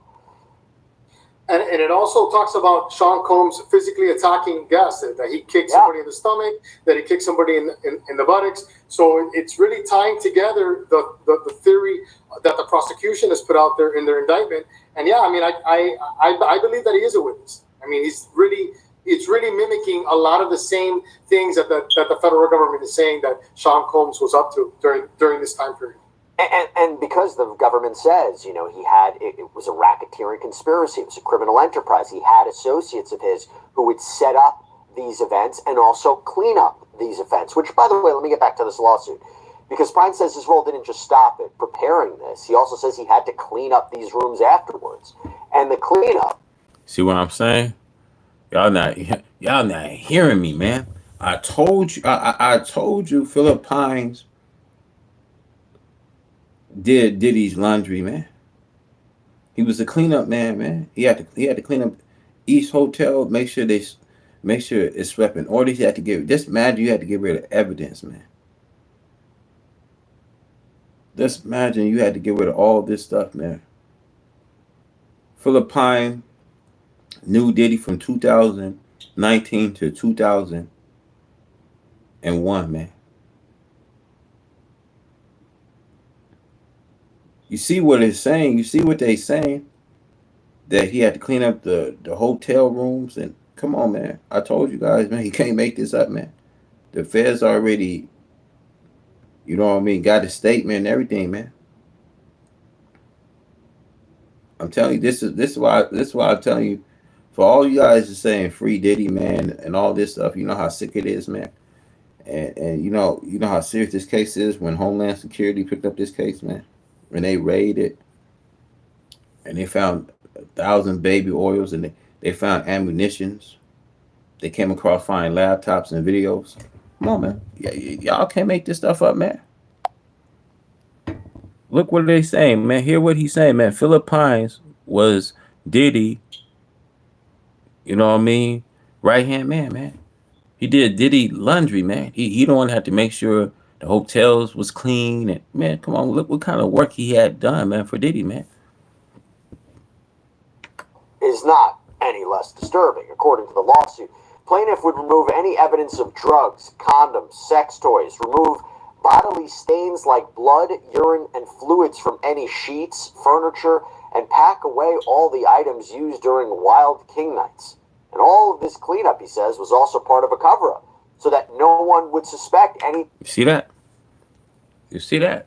All was a cover-up. Philip Pine is the prosecution's star witness, man. I'm telling you, man. Not to mention Cassidy, but, you know, Cassidy is one, but Philip Pines to be another witness? How many witnesses they got in this case? We don't know. We don't know, man. We don't know, man. But it seemed like everything is, you know, everything's making sense so far, man. How did he drug his victims, rape, coercion, spike the drinks with drugs? There's enough evidence right here to get a conviction, man. I'm telling y'all, man, many lawsuits Diddy's facing. This is not looking good at all, man. Why you think the judge denied 3 of his bail hearings, man? They denied the first, the second, the third. Come on, man. This is some serious allegation you facing, man. Diddy's not coming home, man. This is it. This is enough evidence for a conviction. I want y'all to understand this, that Philip Pine was doing for Diddy for 2 years, getting rid of evidence, cleaning hotel rooms. Look, man, that's enough evidence for guilt. Anything was going on. And that alleged cover-up also included leaving very large tips for the housekeeping staff to essentially prevent them from reporting anything. And going even further into the duties of his supposed cleanup, this also extended, as we were talking about, to wiping Diddy's personal devices of any evidence. According to the lawsuit reviewed by Rolling Stone, plaintiff was further instructed to scrub Sean Combs' personal devices, including but not limited to personal phones, laptops, tablets, of any compromising videos. And by the way, unfortunately in doing so, he says he was once again unwillingly exposed to the alleged conduct that was occurring. In order to accomplish this unreasonable task, plaintiff would have to again unwillingly see the video and then erase it. Okay, Mauricio, let me ask you this. How does he prove this? How does he prove all this happened? Is it just his testimony? Will you try to subpoena those people to come forward? How do you prove something was deleted? Talk to me. Well, first of all, I can only imagine how sloppy Sean Combs was with evidence when he got busted with those 2 machine guns or 3 machine guns with the altered serial numbers. So I really don't trust Sean Combs or the people around him's ability to properly cover up anything. So I envision that you're going to see a trial, payments from his Amex for flights for people, straight payments directly from his company to people. And then the time frame is important because this happened in hotels, in places that have surveillance, that there's records that can be consistent with his testimony about when he alleges that these parties took place. He probably has his own information about who attended the events.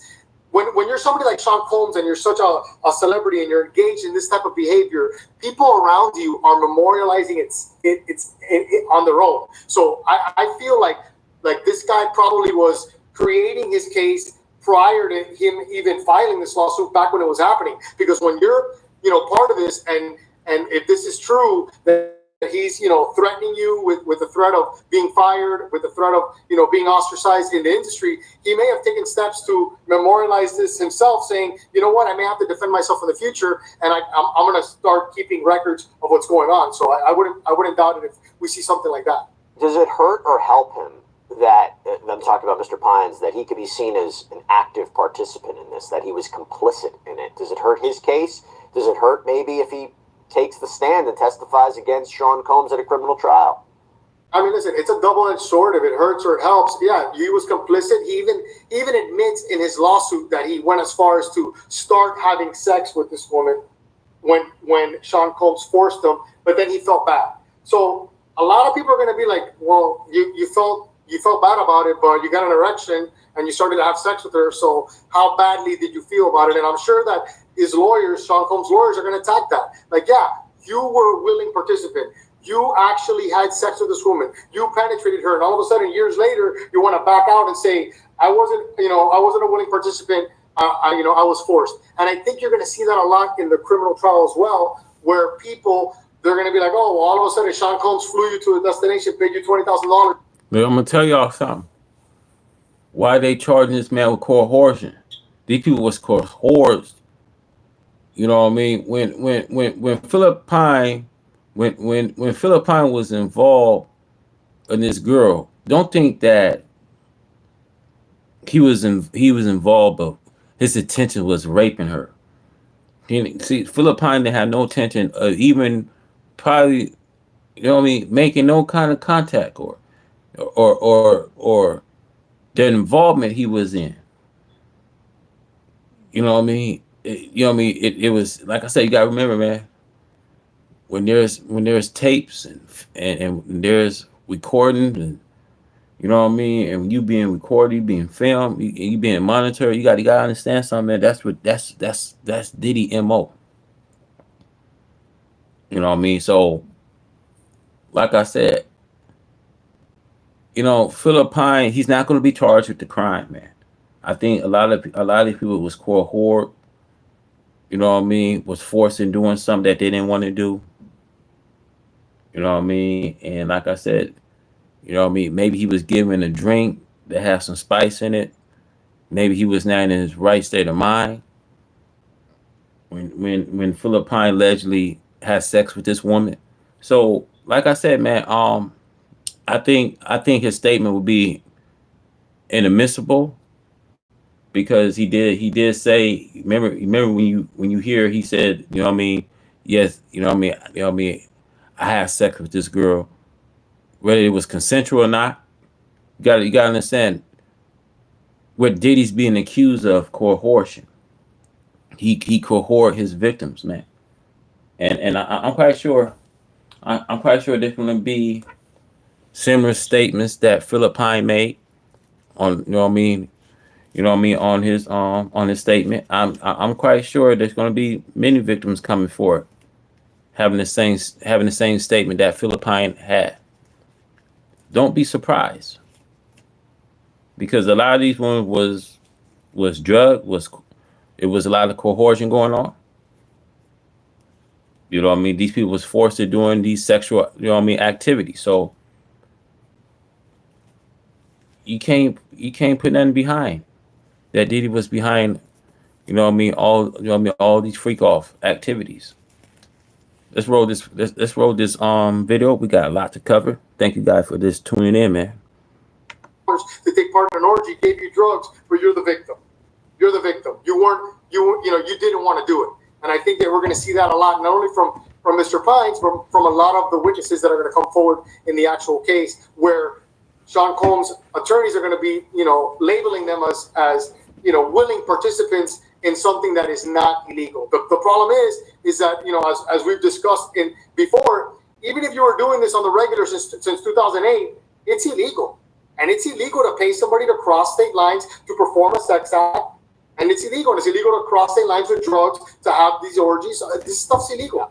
And one of the main underlying themes in the indictment, and I think you could argue here, is the element of using fraud, force, or coercion to force people to engage in these alleged sex acts. Because according to the review by Rolling Stone, Pine says if the devices, going back to the devices for example, if the devices weren't wiped clean, he said there would be severe consequences. Plaintiff was instructed that if any of Sean Combs' family sees the videos, either on the personal device or cloud-based storage, plaintiff would be terminated with negative comments so that he could never be in the entertainment industry. That's something you mentioned, Mauricio, and I think that's interesting, by the way, on a side note.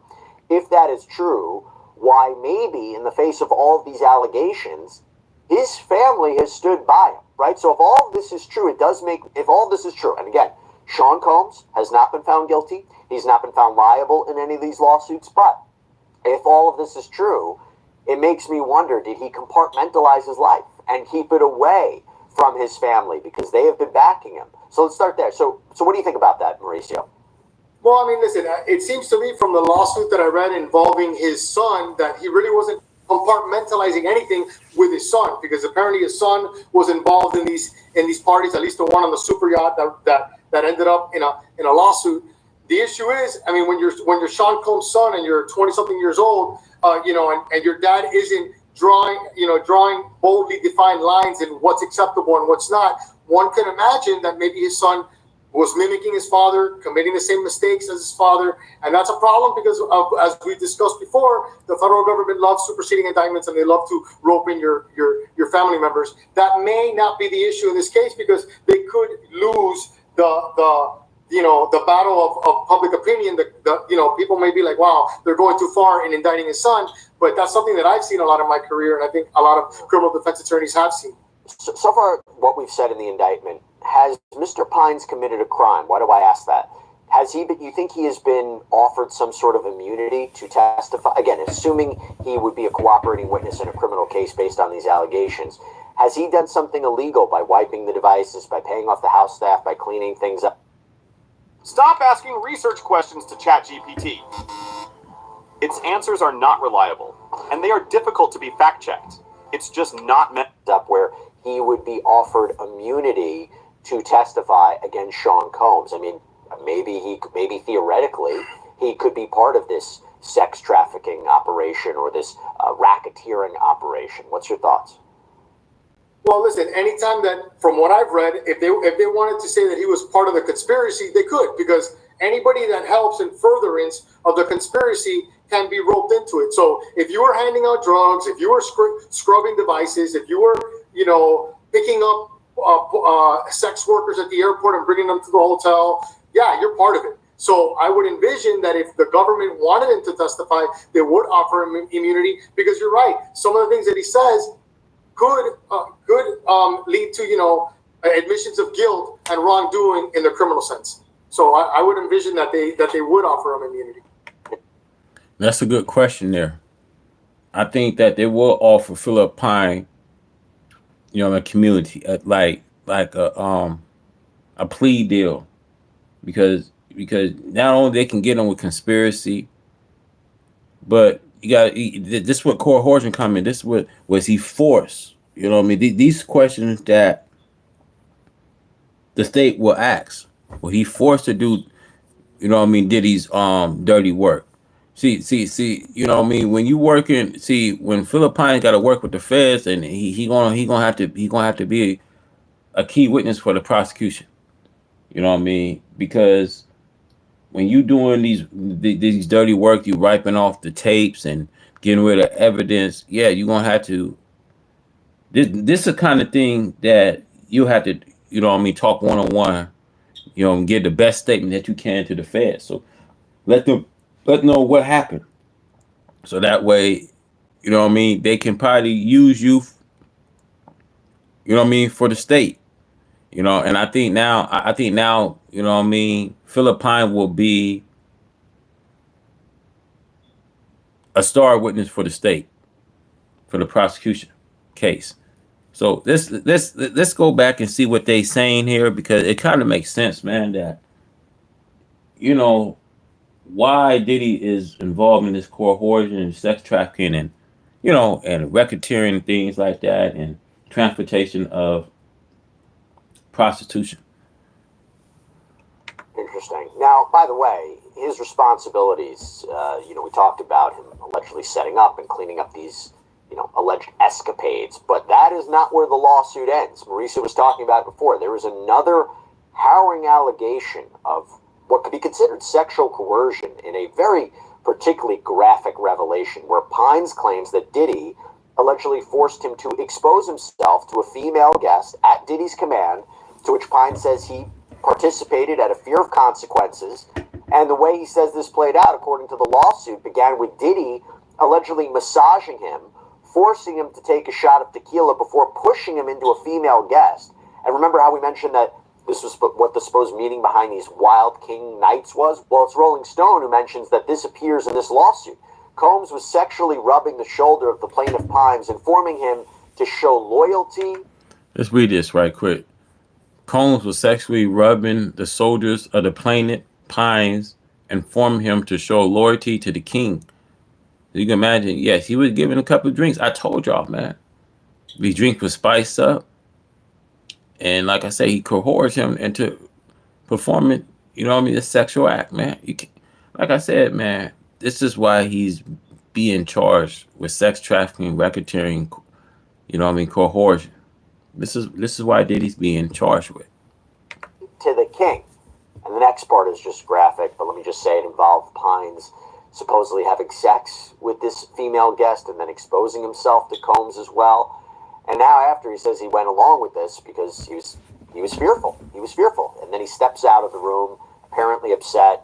Mauricio, he's suing, my understanding, based on the reporting, for a number of causes of action here: sexual battery, intentional infliction of emotional distress.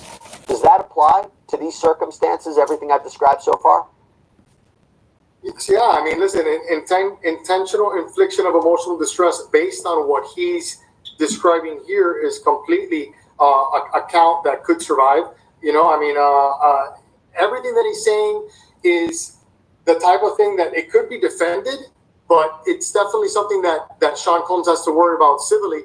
And they also sued his company, so it's not only him; it's Bad Boy Records, and it's a couple of other companies that under Sean Combs' control. The allegations, especially the ones that include violence, are pretty alarming.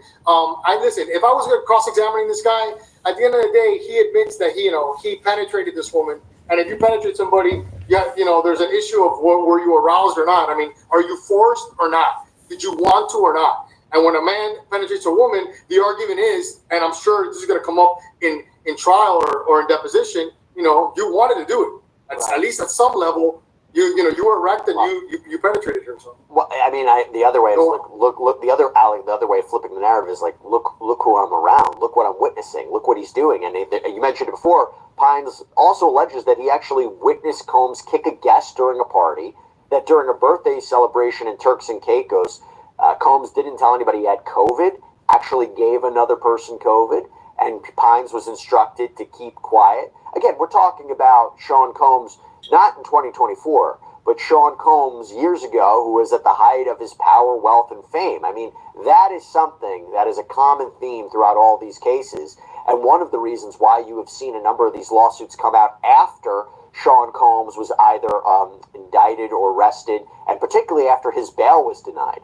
So I think that was a big concept too, is that he no longer can attack you, and he can no longer be a threat to you. That at least is the allegation put forward and one of the reasonings that's been put forward by a number of his accusers. And by the way, let me just go back to this. So while Diddy, of course, is at the center of these allegations, as Mauricio said, in this lawsuit that was reviewed by Rolling Stone, he's named Combs Enterprises, Bad Boy Entertainment, and a senior employee named Christina Coram. Now, Coram was mentioned in a filing by music producer Rodney Jones. I want to talk about that for a second here, because Christina Coram is allegedly Sean Combs' right-hand woman. She's even been described as a sort of Ghislaine Maxwell type figure to Combs. And we know, of course, that Maxwell is the woman who was convicted of trafficking young girls on behalf of her boss, Jeffrey Epstein, or her boyfriend, her accomplice, whatever you want to call him. Now, according to a complaint that we've talked about here before, this was filed by Rodney Jones, as the chief of staff, defendant Coram was instrumental in organizing and executing the RICO and TVPA Enterprises. That's the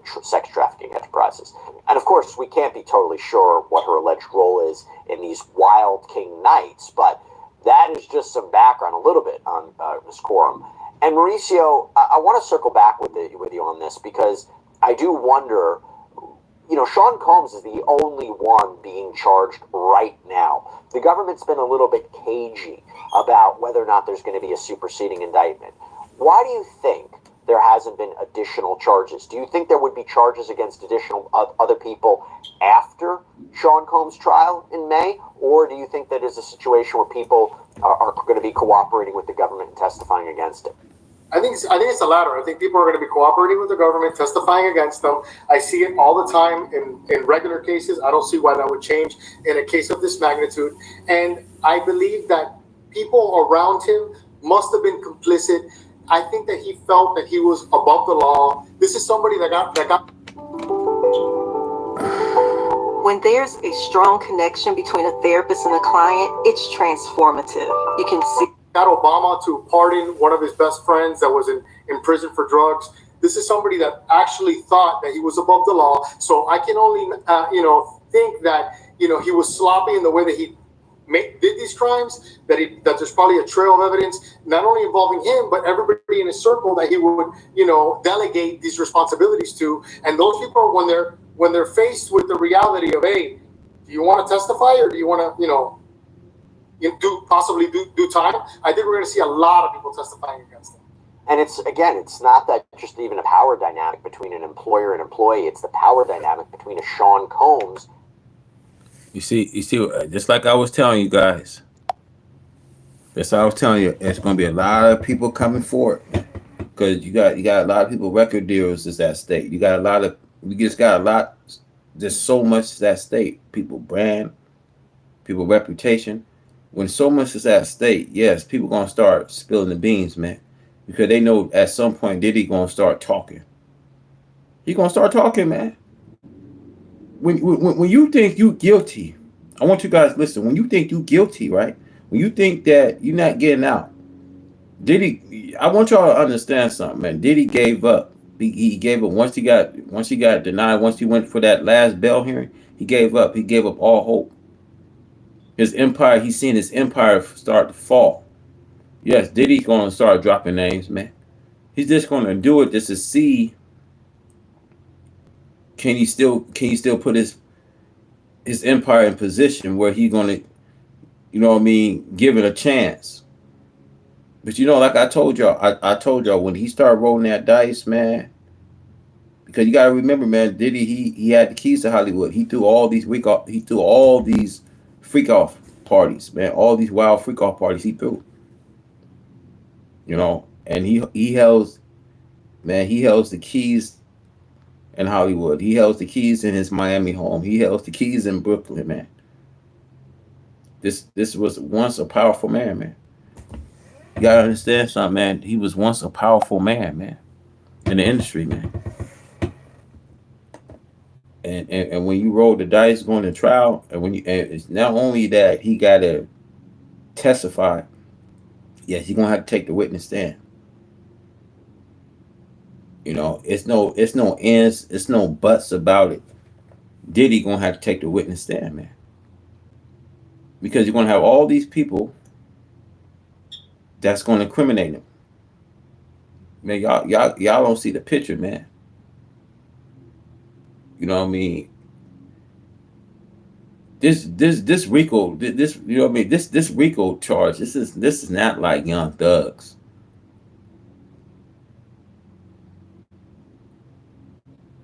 I'm telling you, he's facing one of the hardest charges in his life, man.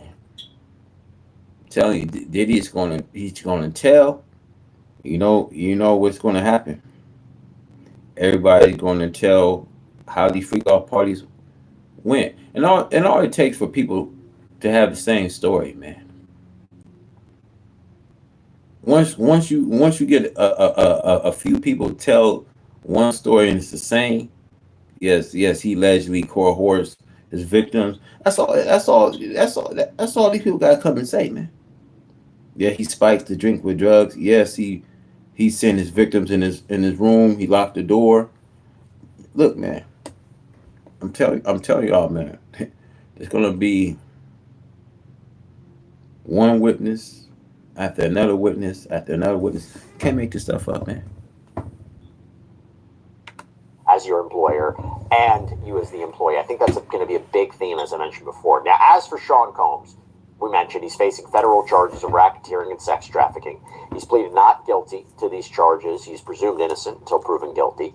But Combs' attorneys denied these allegations in this lawsuit, saying in a statement to Rolling Stone magazine, no matter how many lawsuits are filed, it won't change the fact that Mr. Combs has never sexually assaulted or sex trafficked anyone, man or woman, adult or minor. We live in a world where anyone can file a lawsuit for any reason. Fortunately, a fair and impartial judicial process exists to find the truth, and Mr. Combs is confident he will prevail in court. Real quick, Mauricio, before we wrap this up, he is right. He is innocent until proven guilty. If he is acquitted in his criminal trial, what happens to the other lawsuits? Do you think they still go forward? Yeah, they go forward. You're dealing with a different bar regarding, whether it's reasonable doubt or preponderance of the evidence. You can be found not guilty of a criminal case, but they can have more than enough evidence to convict you in a civil trial. These civil guys are looking for money. They're not going to stop no matter what, even if he's acquitted or not. It's a completely different threshold, and I don't see them stopping until they actually get money from him, which is what they want. But do you think that these plaintiffs, who, as I mentioned, it seems that they came forward particularly after Combs was arrested and now he's been denied bail, if he is acquitted and he is released, do you think that they'll still want to go after him? Well, listen, I think so, because their name's already in the media. They've already started, this fight. That means if he's acquitted and he's out and you're fearful of, retribution, you're still on his hit list no matter what, just because you started. Might as well finish it and might as well try and get your money. These lawsuits cost money. So the lawyers are going to be, on the hook for everything that they put forward regarding cost. So they're going to want to generate revenue from these lawsuits. So I don't think they're going to stop until they get money. All right, Mauricio Padilla, good seeing you. Thanks so much for coming on. Thanks, man. Thanks so much. All right, everybody, that's all we have for you right now here on Sidebar. Thank you so much for joining us. And as always, please subscribe on Apple Podcasts, Spotify, YouTube, wherever you get your podcasts.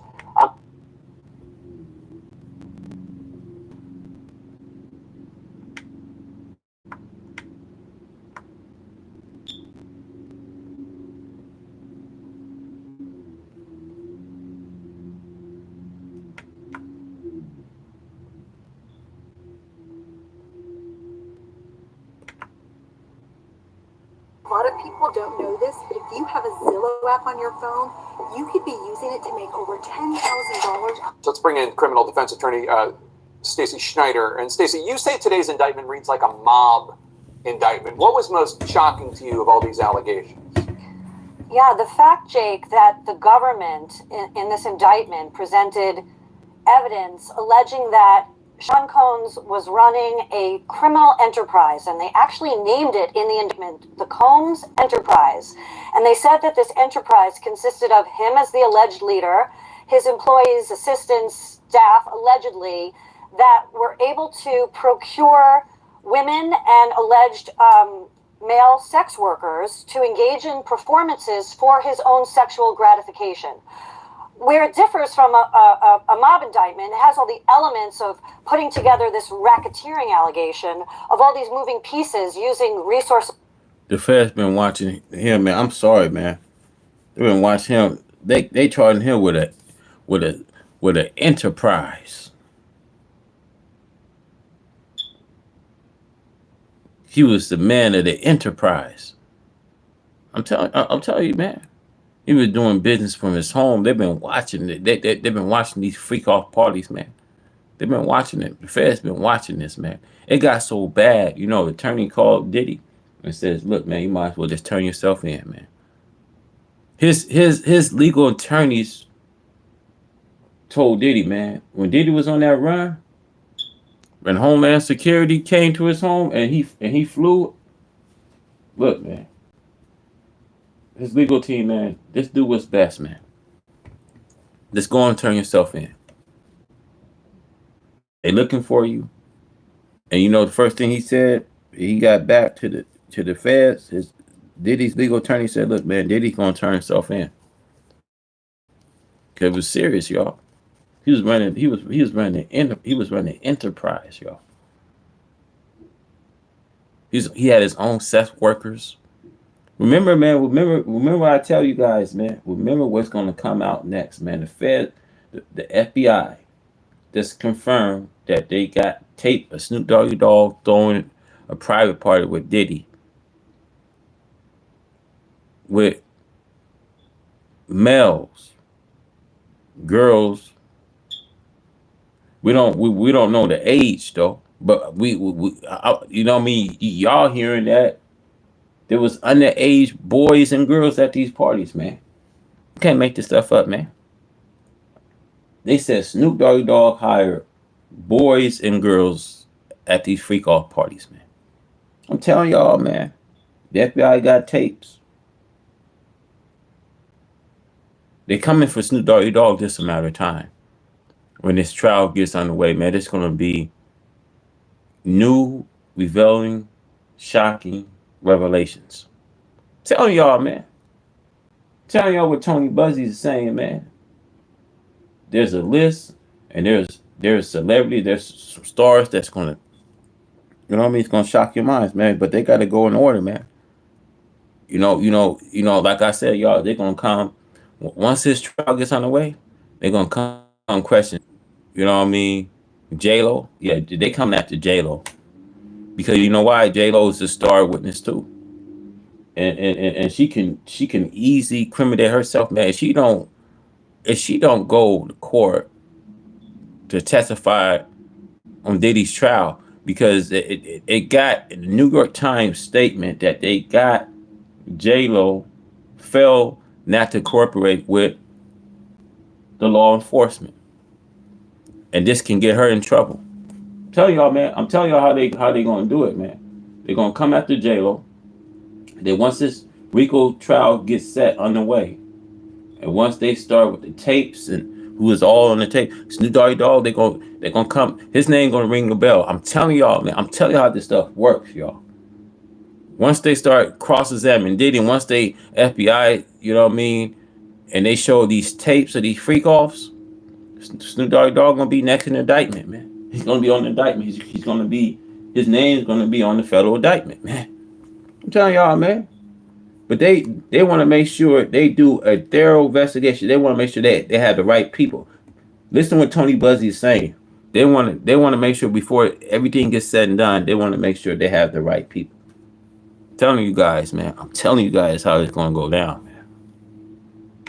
This is from his businesses, but the fact that this is about an allegation of sexual gratification being accomplished by alleged human trafficking. It's one of the most unique indictments I've ever seen in this area, in the area of sex crimes, because the government isn't actually prosecuting the sex crimes other than the human trafficking or the sex trafficking. They're not prosecuting any type of alleged sexual abuse to women, although that's part of this racketeering scheme. But the actual charges are racketeering conspiracy, sex trafficking, and transporting individuals over state lines to engage in prostitution. The reasoning around all of this, his alleged motivation as presented in that indictment by the government is for his own personal gratification. And that's just the strangest type of indictment I've ever seen. But I agree with you. This indictment reads, it's very disturbing. The facts presented are out of a very bad Hollywood story. And a lot of the evidence, alleged evidence, that's been gathered in this case was from those two raids that were conducted on his personal homes in Miami and Los Angeles. And the indictment names the things seized that he allegedly made videos of these sexual performances that have been named freak-offs. And there seems to be a ton of evidence, allegedly, tying this scheme together. So it's an interesting way of prosecuting it, but I understand why they did it that way. So what did you make of what Elizabeth Wagmeister just reported? And obviously, Sean Diddy Combs and his attorneys they're going to get their day in court. But the idea that the government, in their characterization, does not say that anybody did any of these things non-consensually. What do you make of that? I make of that as being a big flaw already in the government's case, which the defense was quick to point out. Even if he was engaging in this alleged conduct, there was no allegation or no statement in that indictment saying that any of these alleged victims or alleged witnesses willingly participated in some of these acts that people find offensive, that are sound to be offensive. And that's a very important part of the case. What was the consent? But there are enough charges here where, outside of what the alleged victims are going to say about how he was using the resources allegedly from his enterprises, his businesses, his well-known Bad Boy Entertainment, his clothing line resources, his liquor line resources.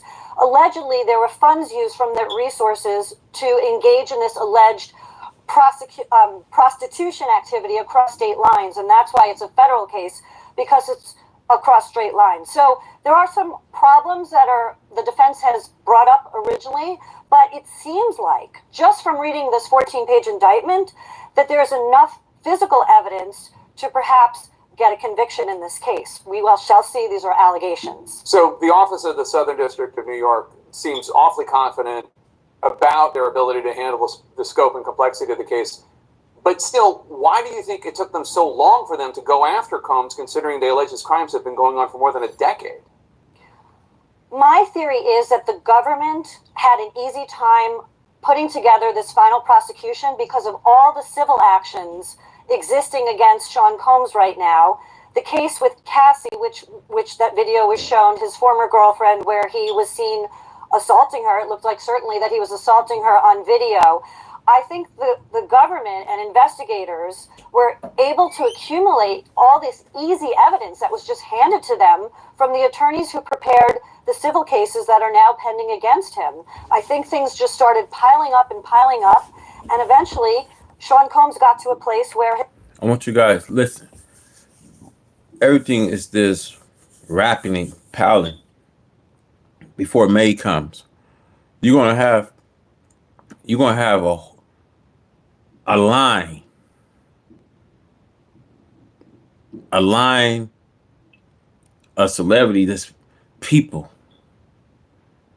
I'm telling you, this thing gonna get ugly, man. I'm telling you guys right now, you're gonna get a line of celebrity people that lost their homes. Because you got to understand something. When so much is at stake, and this think about how it been a cover up. See, I want to tell y'all something about this secret society, man. I'd be damned if these people won't keep their mouth shut.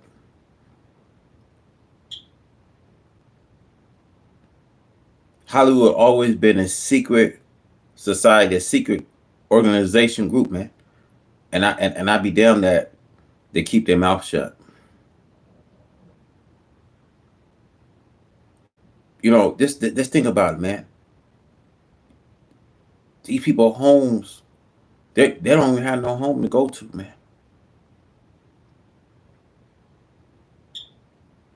Just think about how many stuff would this cover up, man. Just think about if the feds don't have all the tapes. They got some tapes, though. And there's no telling how many tapes they got from his house. That we don't even know, fam. Till his trial gets underway. We're gonna find more. We're gonna find more out when his trial gets underway. But this thing about how it been a big cover up, man. Just think about how many evidence that they was trying to destroy. I'm not accusing Diddy to be accused of these wildfires that happened in Los Angeles, but something raises a suspicion that there's a lot of people pointing a finger. There's a lot of people said he had, you know what I mean, he had something to do with the wildfires.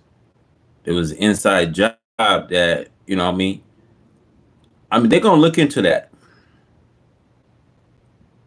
you know, trust and believe me, they're gonna look into that. They're gonna wonder how, you know what I mean, how these wildfires get started, who started the wildfire. But like I said, you guys, I've been watching the news. You know what I mean? I've been keeping my eyes on the news. I ain't seen no arrests being made because they will have a big thing about, you know what I mean, these fires that happen. And I think it's still ongoing. But I haven't seen no arrests. You know what I mean? You guys comment below. I need you guys comment below. Was arrest ever made in these wildfires? Because I have not seen arrests made. But like I said, man, everything's happened for a reason. And you know what I mean? I believe that God was responsible for the wildfires that happened in Hollywood, man, because that's the evil, man. That's the evil we see in Hollywood, man. And this, it goes off what the Bible says in Genesis, I believe Genesis 19:13. There was a righteous man, Lot. And he was distressed. And he, you know what I mean, Abraham with his Lot's nephew, the two have to be separate. And going into a city, like you going into Solomon's, like imagine you going to Hollywood. Imagine you taking a trip to Hollywood and you seen Hollywood, like damn. You know, they got the LA Film School, they got the recording school, and you know what I mean. I want to be a part of the industry. What can I do to get part of the industry? Well, today it don't take you having no kind of education. You know, you're gonna find out it takes networking, things like that. But just to think how many people was bribed into the industry, man. You had children's, man. This is what makes me think, man, that if children's was given a career, then who to say that when it comes to the FBI, because it says FBI confirmed Snoop Dogg and his private freak off parties, and not just that, they saying that Snoop Dogg hired, you know what I mean, boys and girls. So what was the ages? But we know that children was bribed into having a career. Most of these children was raped and forced, and who knows what, man. Like we know that most of these children was bribing on a Hollywood career. We know this. Now let's go back to this video, man, because we got a lot. We still got a lot to cover.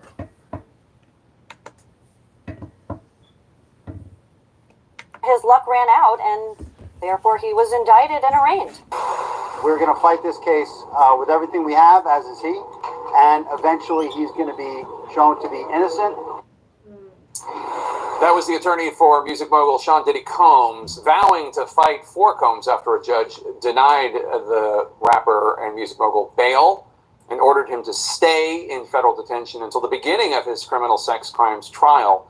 Combs faces 3 federal charges: racketeering conspiracy, sex trafficking by force, fraud, or coercion, and transportation to engage in prostitution. Combs has pleaded not guilty to those charges. In an unsealed indictment, prosecutors allege Combs, quote, abused, threatened, and coerced women and others around him to fulfill his sexual desires, protect his reputation, and conceal his conduct, unquote. It goes on to say, quote, on numerous occasions from at least in or about 2009 and continuing for years, Combs assaulted. This AI tool will take your idea and create a complete book, complete with design, images, layout, everything, including the content, literally in a few minutes. Watch this. So I'm using Designer, which will import content from your blog, from a Google Doc or a Word doc, or even a YouTube, depending on the plan you choose. For now, I'm going to use Word Genie, the AI feature. So all I need to do is give it an idea and then click on Next. And then just tell Word Genie what audience am I targeting my book towards. Then it'll just show me a selection of titles, which I'll just choose one that catches my eye. Then it'll suggest the outline for my book, which I'm free to edit as I see fit. And now the magic happens. It will generate the full content of the ebook, ready for me to edit, tweak, and tune. And obviously, I want to make it my own so it comes across and reads really, really well. And so from here now, it's saved as a draft, or I can simply choose a template. And there are hundreds of templates to choose from, and all of these are totally customizable. You can change anything, the images, the stuff, style, any of the text, whatever you want. So this one looks perfect for my niche, passion, grit, and success. All these images can be changed once I'm in the editor, and I can see I can do worksheets, I can do all sorts within this template. So now you can see all my content from my draft being pulled into this template, and all the content's been laid out into single column, double column, images have been put in the right place. But of course, I can now customize and change anything. So if I don't like a chapter heading page, and perhaps that image doesn't work for me, I can search my inbuilt image search tool and just select another image, and it will just load it just like that. Any adjustments to the layout, to the style, I can just do with a couple of clicks. On the right, you can see all my navigation there, all laid out. And again, just changing images, just a few clicks,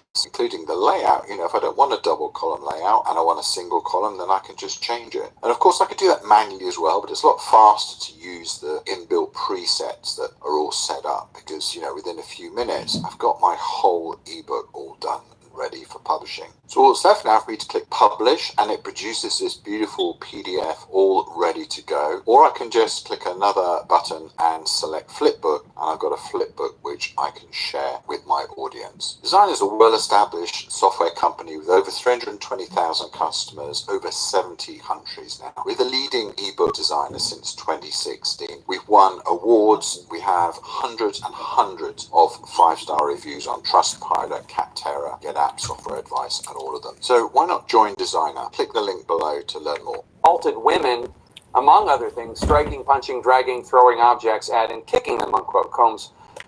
It says on numerous occasions, says from at least in about 2009 and continuing for years, Combs assaulted women by, amongst other things, striking, punching, dragging, throwing objects, and kicking them. Come on, man, you can't make this stuff up, man. This is what he did. This is what he did to Cassie. Look, man. It's no way. Once they got you, once the state got you, they got you. Once they showed that video of him and Cassidy, he's not beating this case, man. There's no way around it, man. He's not finna beat this case. I'm telling you guys from what I know. He's not beating this case. He's not finna get off this case, man. Has been for years a celebrated artist. His work is credited with growing the hip-hop genre and cultivating top artists such as Christopher Wallace, better known as Notorious B.I.G. And now Combs is obviously a criminal defendant. CNN's Ellie Honig, who used to work as a prosecutor for the U.S. Attorney's Office in the Southern District of New York, joins us now. Ellie, as he was leaving court for the day, Combs' attorney said they're appealing the decision on bail. How likely is that appeal to succeed? Right, Jake, so people understand what happened. The judge who made the decision today was a magistrate judge. That is essentially a judge who handles ministerial tasks, initial appearances. Tomorrow, the defense will take the case to the district judge. That's the judge who will handle this case all the way through trial. If I had to guess, I would say the district judge will agree with the magistrate judge and keep Sean Combs locked up. First of all, the law says that when a person's facing the charges Sean Combs is facing, the presumption is that he gets locked up pending trial. So the field is automatically tilted in the prosecution's favor. He is looking at a minimum of 15 years behind bars if he's convicted. The prosecutors argued that. And finally, prosecutors argued intensely that Sean Combs is engaged in constant obstruction of justice, intimidating witnesses, bribing witnesses, and that usually strikes a chord with judges when they're considering bail. What do you make of the charges and the indictment? Does it seem solid to you?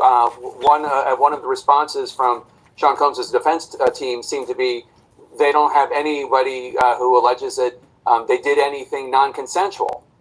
Yeah, I don't get that read out of the indictment. Of course, we're hearing from both sides. So it strikes me as a strong indictment. We do have to keep in mind it's a one-sided document. It's the prosecution's allegations. But a couple things jump out to me. First of all, they have videotape. We've all seen the videotape of the assault on one of those women who's alleged to be a victim. That's going to be a really tough piece of evidence for the defense. And if you look beyond the indictment, there was a companion document filed today that says the prosecutors have talked to and plan to call dozens of victims and witnesses. So even if the defense can discredit one or two or three, they're going to have to deal with dozens of victims pointing the finger at Sean Combs. So you used to specialize in prosecution. Man, look, man. I know a lot of people saying that whether did he get a fair trial. It's not about you getting a fair trial. It's about You know what I mean? You proven that you innocent, man. Like you said you did. You took the not guilty plea, man.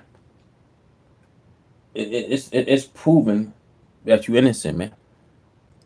It's not let's get the fair trial out the way, man.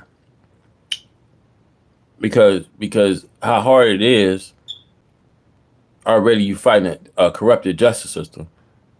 Let's not think about fair trial. Let's think about which he's being allegedly accused of. It's about you showing them you innocent, man.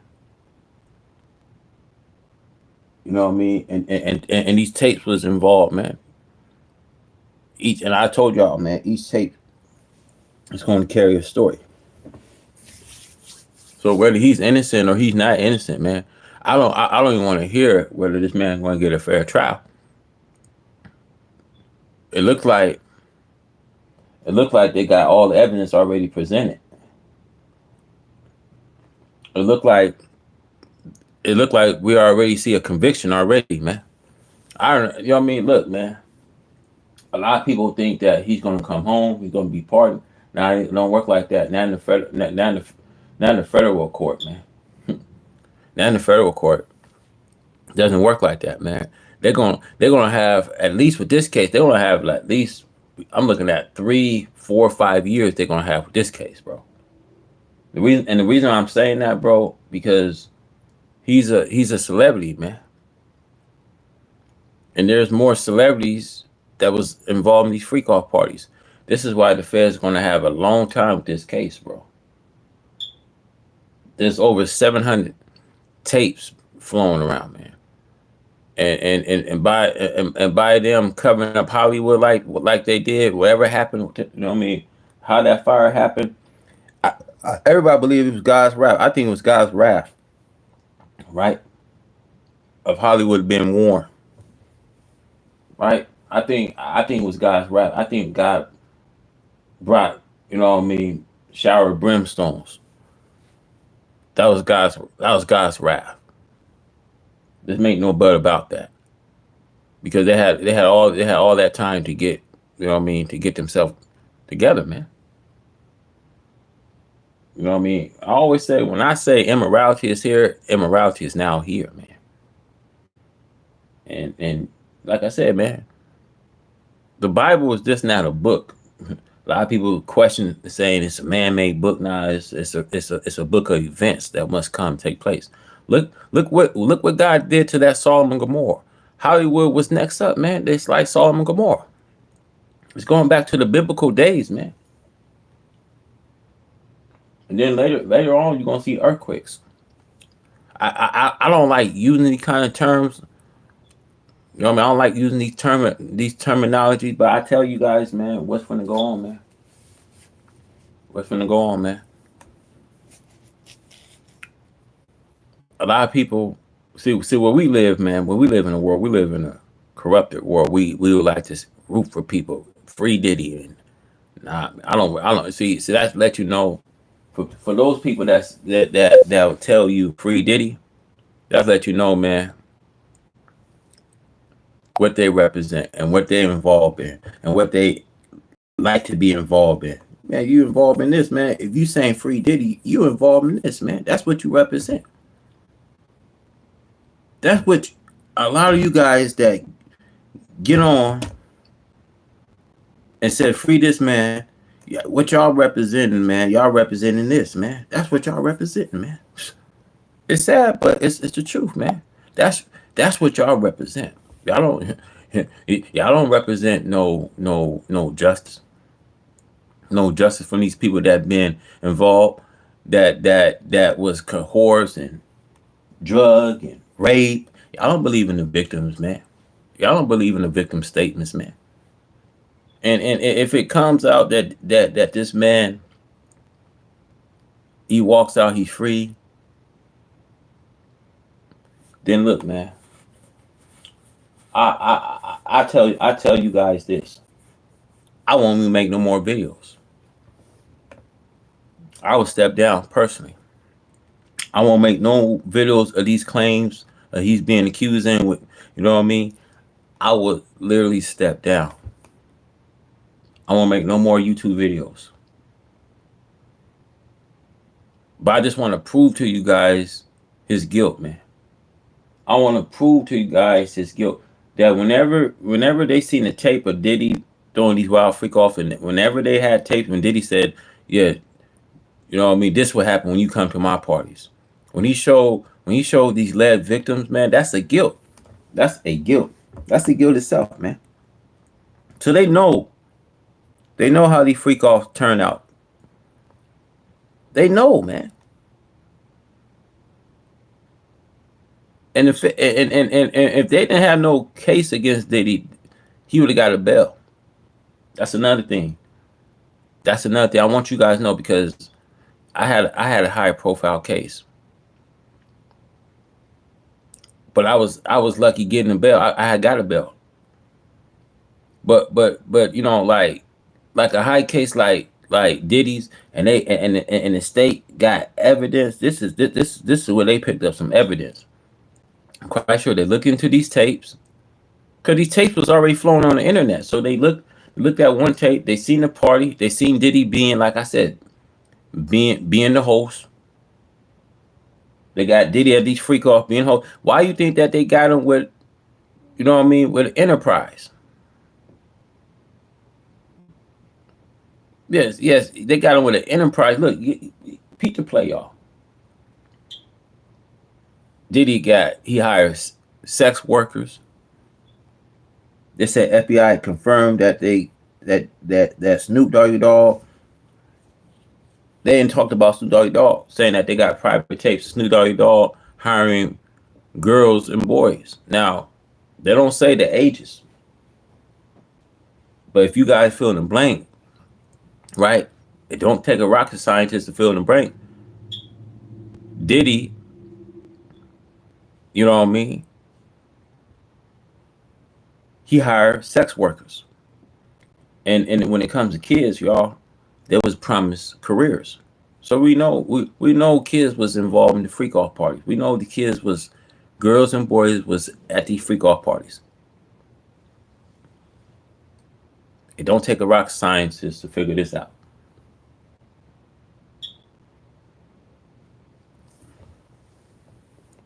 Executing racketeering cases at this U.S. Attorney's Office. How exactly do racketeering charges play out here, and how does it give prosecutors an advantage? Racketeering charges are such a powerful weapon for prosecutors, and I used to use that tool quite effectively, I think.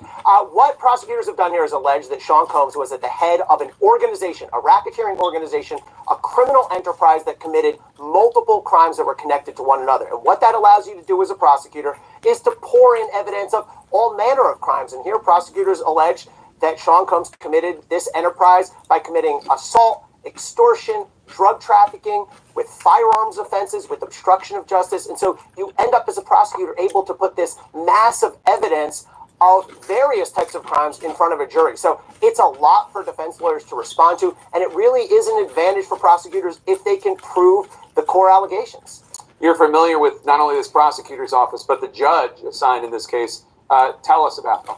Yeah, so Judge Andrew Carter, first of all, is assigned to this case. He was a magistrate, as I mentioned before, in Brooklyn before this. His background primarily has been as a defense lawyer. He was a longtime public defender. He's deeply respected in the New York legal community. The prosecuting office here is the Southern District of New York. Maybe I'm biased. I used to work there, but it's known for charging and getting convictions in high-profile, high-stakes case. That's what the Southern District has done for decades now. They're no strangers to this type of case. I will say, at the risk of sounding like a homer, if they bring a case, they typically have the goods. They have their case buttoned up.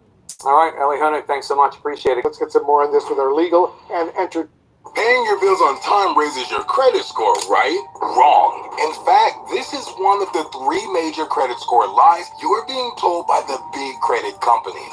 Fall for any of these 3, and it doesn't matter what you do. Getting to 720 and above will be a long, hard struggle if you ever get there at all. In fact, if you're one of the 153 million Americans with a credit score below 720, it's probably because you're unwillingly falling for one or more of these 3 deadly lies that the big credit credit companies want you to believe. Not only are these lies flat out wrong, and not only do they make it nearly impossible to get a great credit score, but in many cases fail for them and they'll send your score spiraling in the wrong direction. Which is why right now I'm going to expose entertainment experts. And Joey Jackson, I'll start with you. How much does it speak to the severity of these charges against Combs that the judge denied his bail?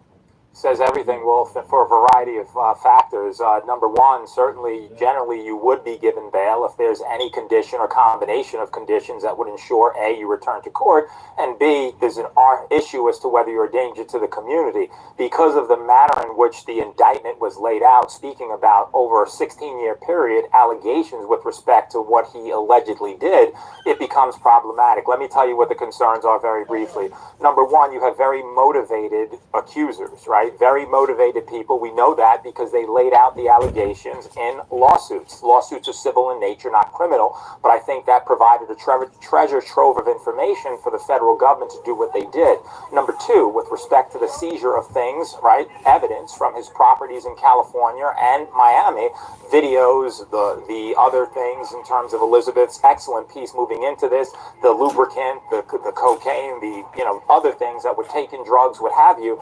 It's really concerning. And so at the end of the day, Wolf, it's going to be established with proof or not proof. But here's the last thing. This is a case, the United States of America versus Sean Combs. Why do I say that? Because a lot of other people who could have been charged in this indictment with him were not. What does that say to me as a defense attorney? That they are cooperating with the government. So you have the accusers that are there giving their story, innocent until proven guilty, but you have other people who you could say were his enablers who are not being looked at by the government, who are looking at... Let me tell y'all something. When they got you, they got you. The Fed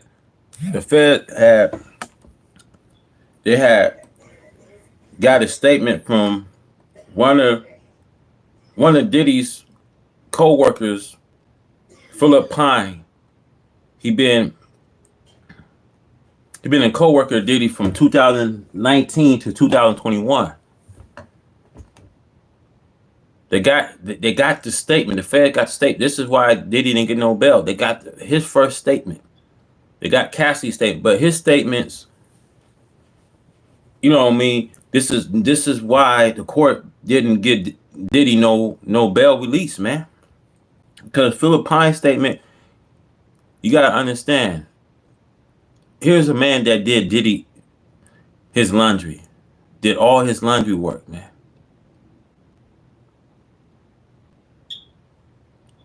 And you know what I mean? Philip Pine is going to be a star witness of the prosecution, because what Philip Pine's seen and what he had to do for Diddy, it's just gonna blow your mind when this RICO trial case get on the way, man. His statement is gonna blow a lot of our minds, man, because if it wasn't for Philip Pines, man, I think Diddy would already been arrested. But I tell y'all, man, this is another star witness, man, in this case, man. Philip Pines, you know what I mean? Cassie. But see, the difference with Cassie got 9 tapes saying that on these tapes that all the freaks off that Diddy had was consensual. But there's other tapes, y'all. There's other tapes that the Fed got. You know, it's sad because Cassie they put her in his involvement with Diddy. And Cassie gonna do anything to deny these allegations. So she's gonna make her story right. That's why you had a lot of YouTubers, a lot of people put out all these 9 tapes that Cassie had that, yeah, the freak off was consensual. But look, man, it's always more to the story.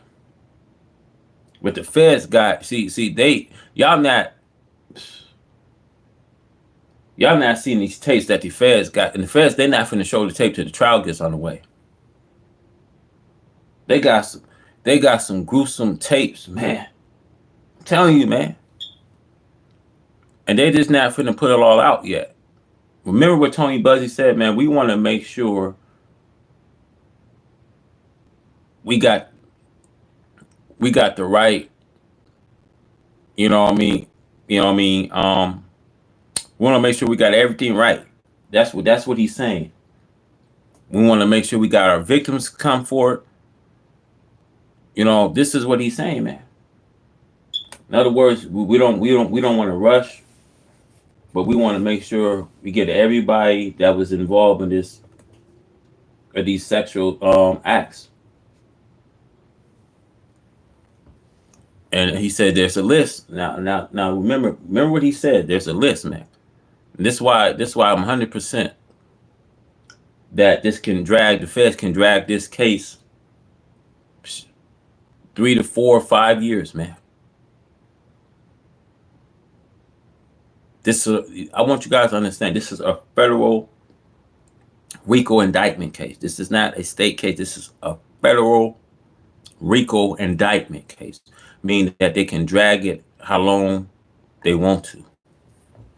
Trump don't have no say, so I'm telling y'all, man, when you in state property, you belong to state property. You see that look that Diddy have right there? That's a concerned look, man. Why you think he's whispering saying, man, what have I done? Because all he had to do is settle it out with Cassidy. Give her what she deserved, man. And let her go her way and you go your way. All that money you got. Fam, we wouldn't be talking about this right now. If he'd have just paid Cassidy, man, settle it out with Cassidy, man, and let her go her way and you go your way. But somehow Cassidy opened up a Pandora box, man. Whenever a Pandora box get open, it never stay closed. I want you guys to understand. Whenever this Pandora box get open, it never stay closed. Cause now you about to see some truth. You about to see some shocking revelations now. Listen what Jab Wright saying, man. Listen on what she's saying. She said she know 20. She know 20 that got that stuff, man. You don't want to play with Jab. Cause they already know, man. Jab been in the industry for some years, man. So she know how the industry runs. She know how the industry get down. And then, like I said, man, you talk to a person that been to LA Film School. I've been to these Hollywood festivals. I've been networking with different celebrities and stuff, man. So I pretty much know how the industry works itself. So you talking to people that knows, man. I know about the industry, man. I know how it runs. I've been invited. I told y'all, man, before that fire happened, I was invited to that Golden Global Awards. I had got an invitation. My right hand, look, I want you guys to understand. Look at me. My right hand of God. My right hand of God. Matter of fact, hold on for a second.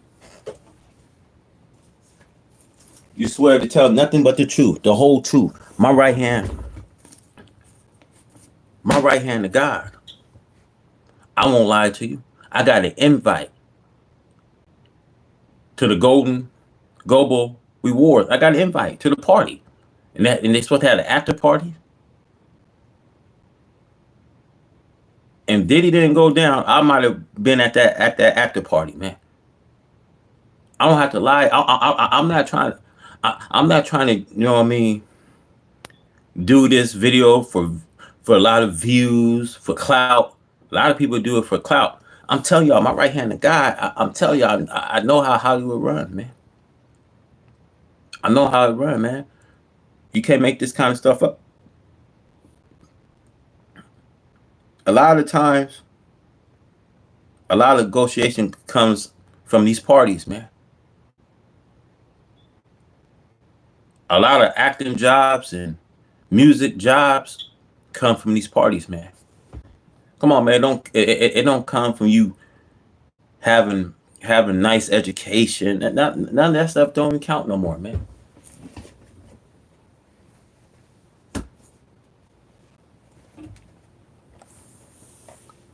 I just want you guys to understand. You don't have to have a good education to get where you at today, man. It's not in the industry. But this roll this clip, y'all. I appreciate you guys tuning in, man. Helping the government prove their case. So it says an awful lot that he's detained at this point without bail. There'll be an appeal on that issue. We'll see what a court has to say thereafter. Yeah, we'll see what happens. Lisa Bonner is with us as well. Lisa, to Joey's point, and he made very strong points. The judge said in her words, and I'm quoting her now, my concern is this is a crime that happens behind closed doors, even when pretrial services is monitoring. It's pretty chilling. What do you make of that? Well, I make of that they really do believe that Sean Combs is a flight risk. Tell you what the concerns are very briefly. Number one, you have very motivated accusers, right? Very motivated people. We know that because they laid out the allegations in lawsuits. Lawsuits are civil in nature, not criminal, but I think that provided a treasure trove of information for the federal government to do what they did. Number two, with respect to the seizure of things, right? Evidence from his properties in California and Miami, videos, the other things in terms of Elizabeth's excellent piece moving into this, the lubricant, the cocaine, the other things that were taken, drugs, what have you, it's really concerning. And so at the end of the day, Wolf, it's going to be established with proof or not proof. But here's the last thing. This is a case, the United States of America versus Sean Combs. Why do I say that? Because a lot of other people who could have been charged in this indictment with him were not. What does that say to me as a defense attorney? That they are cooperating with the government. So you have the accusers that are there giving their story, innocent until proven guilty, but you have other people who you could say were his enablers who are not being looked at by the government, who are looking at helping the government prove their case. So it says an awful lot that he's detained at this point without bail. There'll be an appeal on that issue. We'll see what a court has to say thereafter. Yeah, we'll see what happens. Lisa Bonner is with us as well. Lisa, to Joey's point, and he made very strong points, the judge said in her words, and I'm quoting her now, my concern is this is a crime that happens behind closed doors, even when pretrial services is monitoring. It's pretty chilling. What do you make of that? Well, I make of that they really do believe that Sean Combs is a flight risk, and they also really believe that he is a danger to society. As Joey said, no, he did not.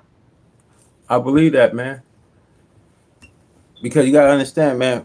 Fat Joe came out and said, yeah, when it comes to business,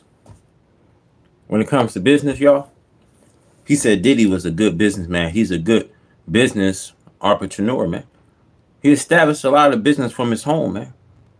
So if you ask me, how do people get their careers started? See, little y'all don't know, Diddy had an inside job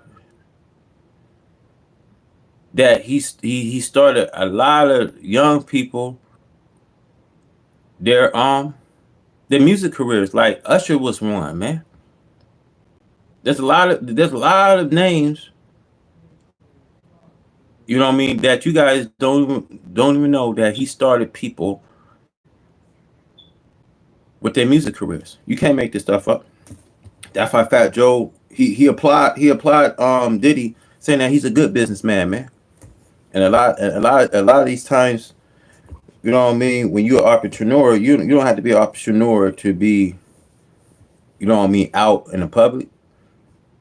Diddy was an entrepreneur, man, because he was a businessman, man. From he did it this, you know what I mean, from home, man. Why you think these wild parties got tense, man? Why you think Snoop Dogg he hired girls and boys, and Diddy was, you know what I mean, hired sex workers, man? This thing was deep, man. This thing was deep, man. So yes, when it comes to being a businessman, he was a businessman. He was an entrepreneur, man. You know, he was the orchestrator. Why you think these kids was promised these careers, man? These kids going to Hollywood. A lot of people during that time, a lot of people trying to get their career going, man. This man had the keys to Hollywood, man. Just think, man. Just think how you know what I mean, how powerful he is. He's a powerful influencer, man. He's a powerful icon. He's a powerful magician. This is why, man. You want to get up. This is what you have to go through. You have to go through Diddy, man. Diddy was the man, man. He was the man, man. He was the man in the hour, man. He was the man in the hour, man. Y'all can't make this stuff up, man. Act alone. So there were enablers from his employees, his co-workers, his assistants, to other people in law enforcement that have aided and abetted him in carrying out these crimes. So the judge made clear that there was nothing that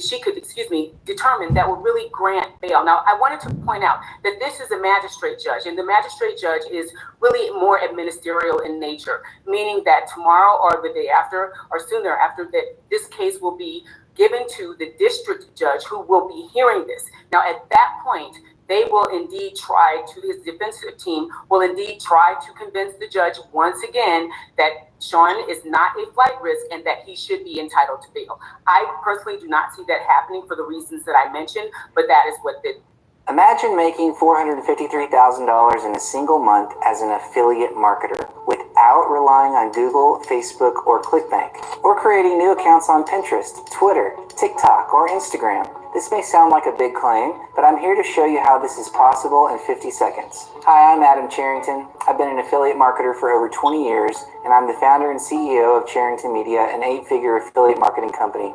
And I want to share my life-changing discovery with you. The Invisible Affiliate System is a completely different approach that took me from a struggling broke wannabe to a super affiliate earning $250,000 per month. And the best part? You don't even need a website of your own or have to rely on any of these major traffic sites or worry about market saturation or finding a profitable niche. Instead, I'll guide you to the invisible networks that few affiliates know about. This system is backed by real-world experience and rules that give you a mathematical advantage. Forget the traditional affiliate strategies that lead to fierce competition on oversaturated platforms. No more algorithms or ad bans. Just a proven step-by-step process to reach your profit goals. I'll provide you with the exact niche market, products, target demographic, and secret traffic source you need. You don't need to be a computer whiz either. This breakdown is as easy as making your morning cup of coffee. If you'd like to get instant access to this free presentation, simply tap the button on this ad and enter your email address on the next page and get access to everything you need to scale your business. I'll see you there.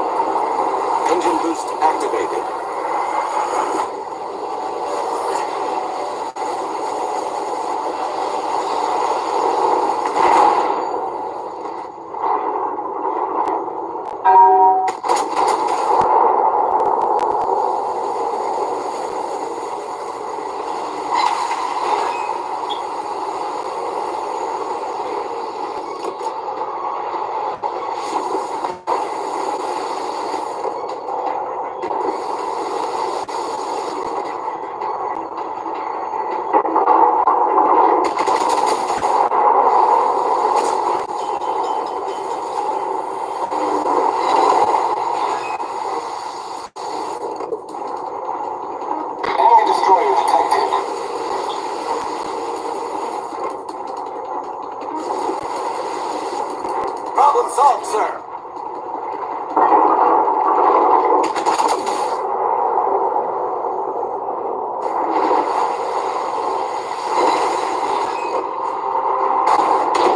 Ship is on fire.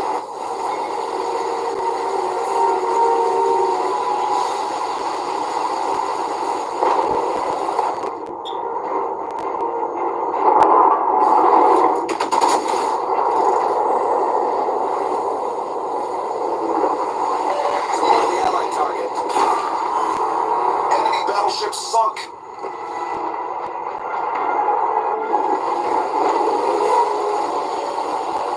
All stations, reporting the position of a strategic target. Requesting support.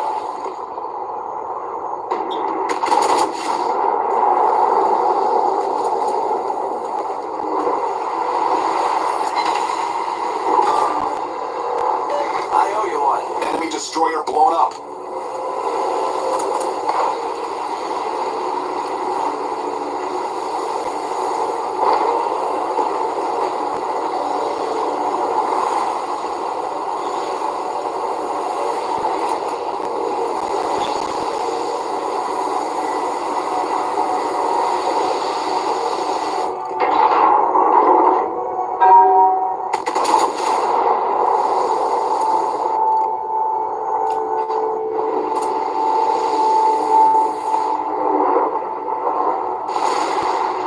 Engine boost deactivated.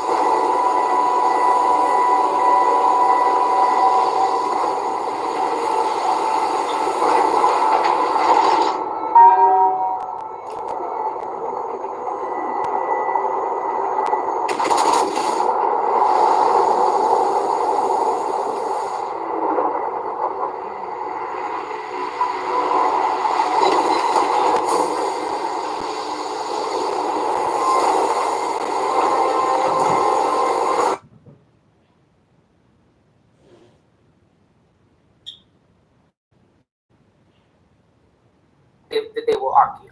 Interesting.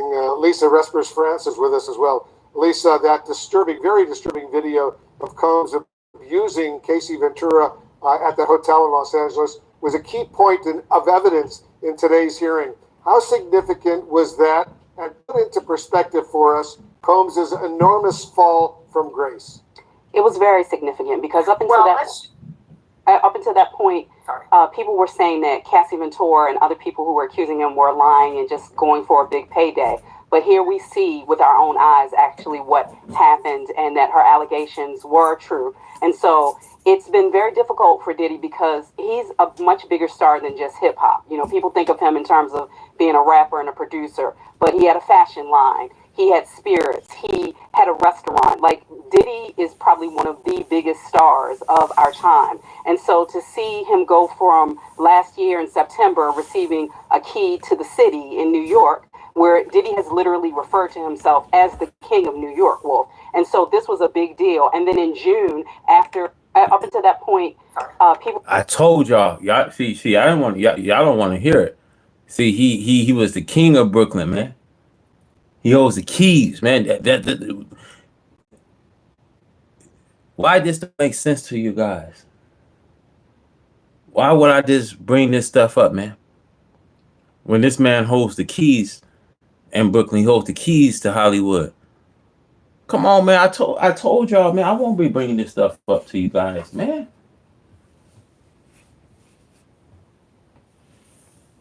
He's a pop artist. He's a legendary man. This man been holding it down for a long time, man. I told y'all, man. I told y'all, man. Listen what these people saying, man. Y'all ain't hearing it from the horse's mouth. But I was already trying to tell y'all, man, that Diddy hold the keys to Brooklyn, man. They gave him the keys. Come on, man. But this kind of behavior here is very unacceptable. People were saying that Cassie Ventura and other people who were accusing him were lying and just going for a big payday. But here we see with our own eyes actually what happened and that her allegations were true. And so it's been very difficult for Diddy because he's a much bigger star than just hip hop. You know, people think of him in terms of being a rapper and a producer, but he had a fashion line. He had spirits. He had a restaurant. Like, Diddy is probably one of the biggest stars of our time. And so to see him go from last year in September receiving a key to the city in New York, where Diddy has literally referred to himself as the king of New York, Wolf. And so this was a big deal. And then in June, after we aired that exclusive video, Mayor Adams then asked for that key back. And so Diddy returned the key because he had to, because it became such a huge deal. Because it's one thing to be accused in a civil case or civil cases when it comes to Diddy. You see that right there? You see, he was given the key, and then now he had to get the key back. Come on, man. Diddy hold the keys for a long time, man. But his involvement, man, his sexual involvement, his sexual misconduct, his racketeering, his coercion, and, you know what I mean, his transportation of engaging in prostitution would cause him, you know what I mean, just to take a step down, man.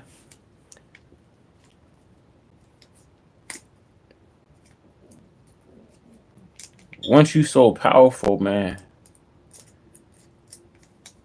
you have the keys. You are trusted by a lot of people.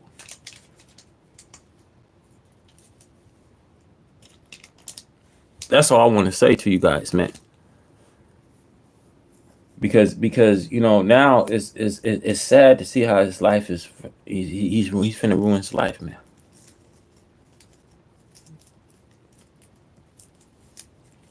And see, I know, man. When you're in jail, all you could just think about the moments you had when you was out there, the fun you had, right? You had a long run at it, right?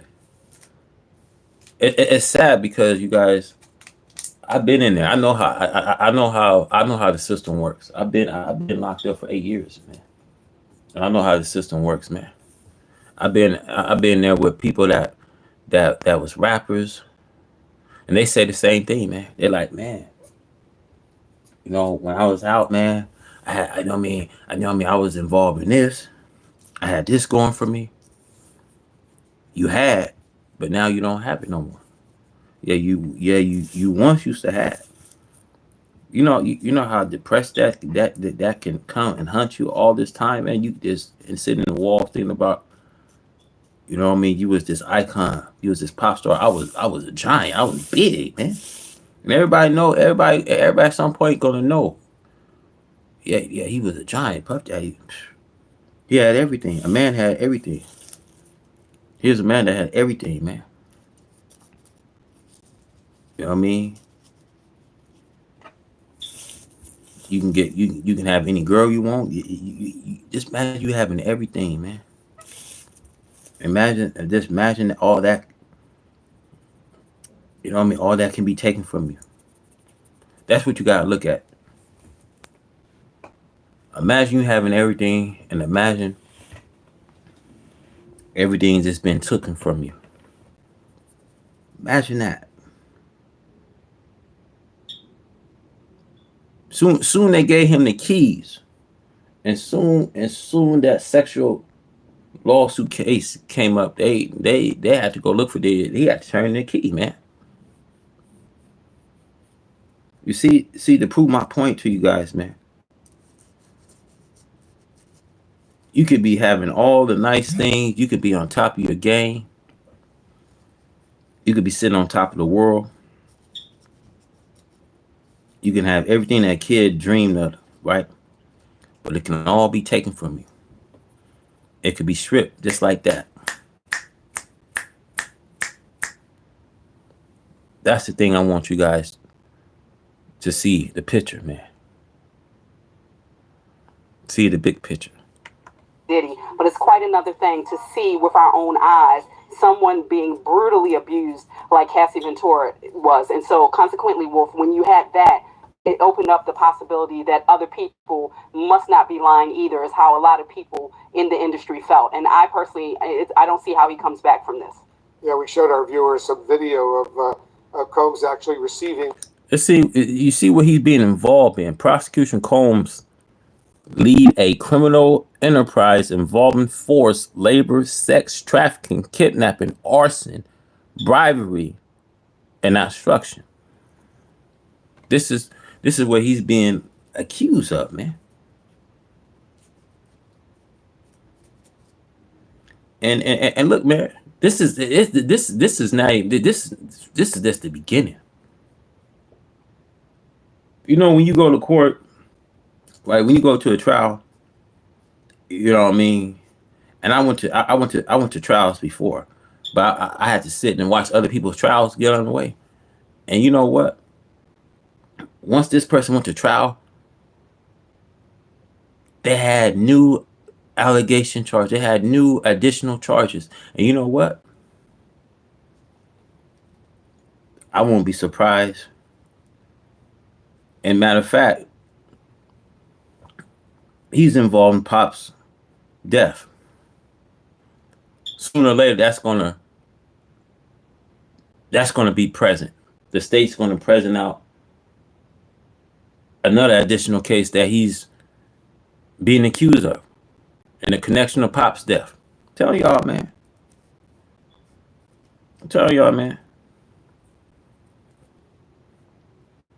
You just like, you think like, damn, I'm gonna dig myself out of this. And I'm already thinking that Diddy's already given up already, man. He gave up already.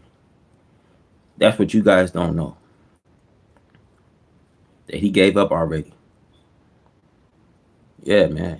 Diddy gave up already, man. When he knew that he wasn't getting out, look, man, he gave up a long time ago, y'all. Now it's just a matter of time how all this play out. Diddy gonna have to do some telling. He knows, but just gonna dig himself in deeper, man. He just gonna dig himself in deeper, man. Because he can tell, he can say that, yeah, everybody was in on it, but look, man, when you get, because I'm quite sure at some point you're gonna get a lot of people, you know what I mean, pointing the finger at Diddy. Because you gotta remember, man, so much is at stake here. People already lost their homes, right? But people ain't gonna lose their jobs. They're not gonna lose their careers. They're not gonna lose their doors, because you know all that can get replaced. But they're not gonna take no chances, man. Look, there's so much they can do to cover up this man. But look, if it comes to a point where they losing their brand that they work, you know what I mean, hard for all this time, they work hard for, they're not gonna put their brand in stake just behind some silly person that decided to put himself at, you know what I mean, in this position. Because you know Diddy put himself in this. Ain't nobody gave him a gun. Nobody made him do nothing.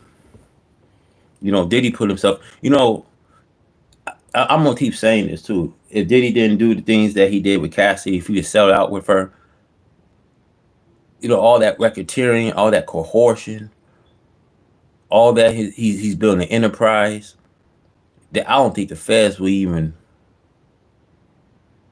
It might not even cross what he was up to, what he was doing.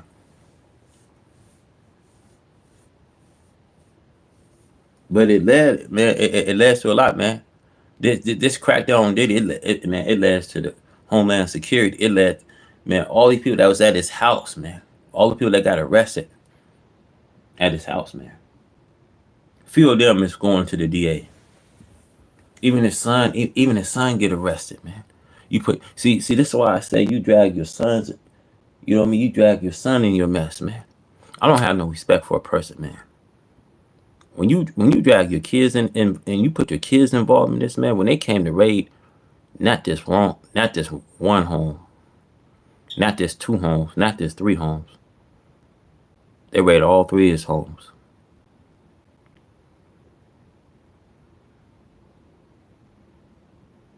Yeah, they raided all three of his homes, man.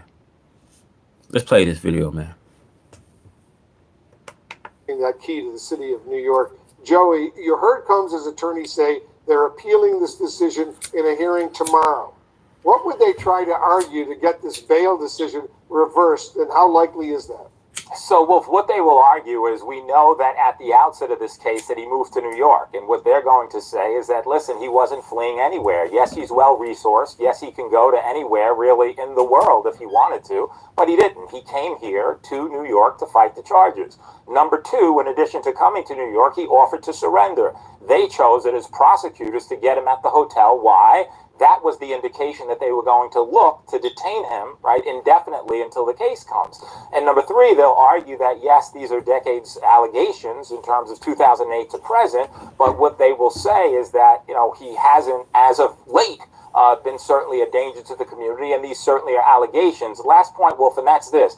These are life-changing allegations. Every indictment is, but there's also a forfeiture provision in here. So irrespective of whether he's detained or he's out, if he's convicted on this, and it's an indictment which is a mere allegation, this has to be proven in court to be clear. But if he's convicted, the government can forfeit everything from the criminal enterprise. That is his world. That means the government could take everything and anything that was a result, right, of proceeds from who he is and what he does, entertainment or otherwise. So this could change his life as he knows it. And ultimately, that's going to depend upon whether the government proves the case beyond a reasonable doubt. Potentially, he could spend many, many years in prison, right, Joey? Maybe the rest of his life? Without question. You're looking at potentially a 15-year mandatory minimum, in addition to, it depends, of course, a life sentence. Now, in the federal government, very briefly, there are these sentencing guidelines. Sentencing guidelines are predicated upon who you are, but listen, these allegations could keep him behind the bars for a long time. Certainly true. Lisa Bonner, let me go back to you. In cases like this, how much do you weigh putting the survivors through a trial versus exploring potentially a plea deal that could spare them having to testify? Do you know how many Americans lost their homes yesterday? Well, according to the FDIC, around 3,000 houses went under foreclosure. That's 3,000 Americans on the streets. Do you think that the day before that? Well, I don't foresee them really accepting a plea. At this point, there is so much evidence that is levied against him, and the indictment is very strong. It is specific, it is laid out in detail, and it is very... Look, I told y'all. See, I could have been wrong where they gonna give him a plea. They taking this case straight to trial, and when they got something on you, they got something on you. They not... Look, man, the state's not finna... If they really got a case on you, they're not finna cut this... They're not finna cut this case loose, man. He's not finna just get out.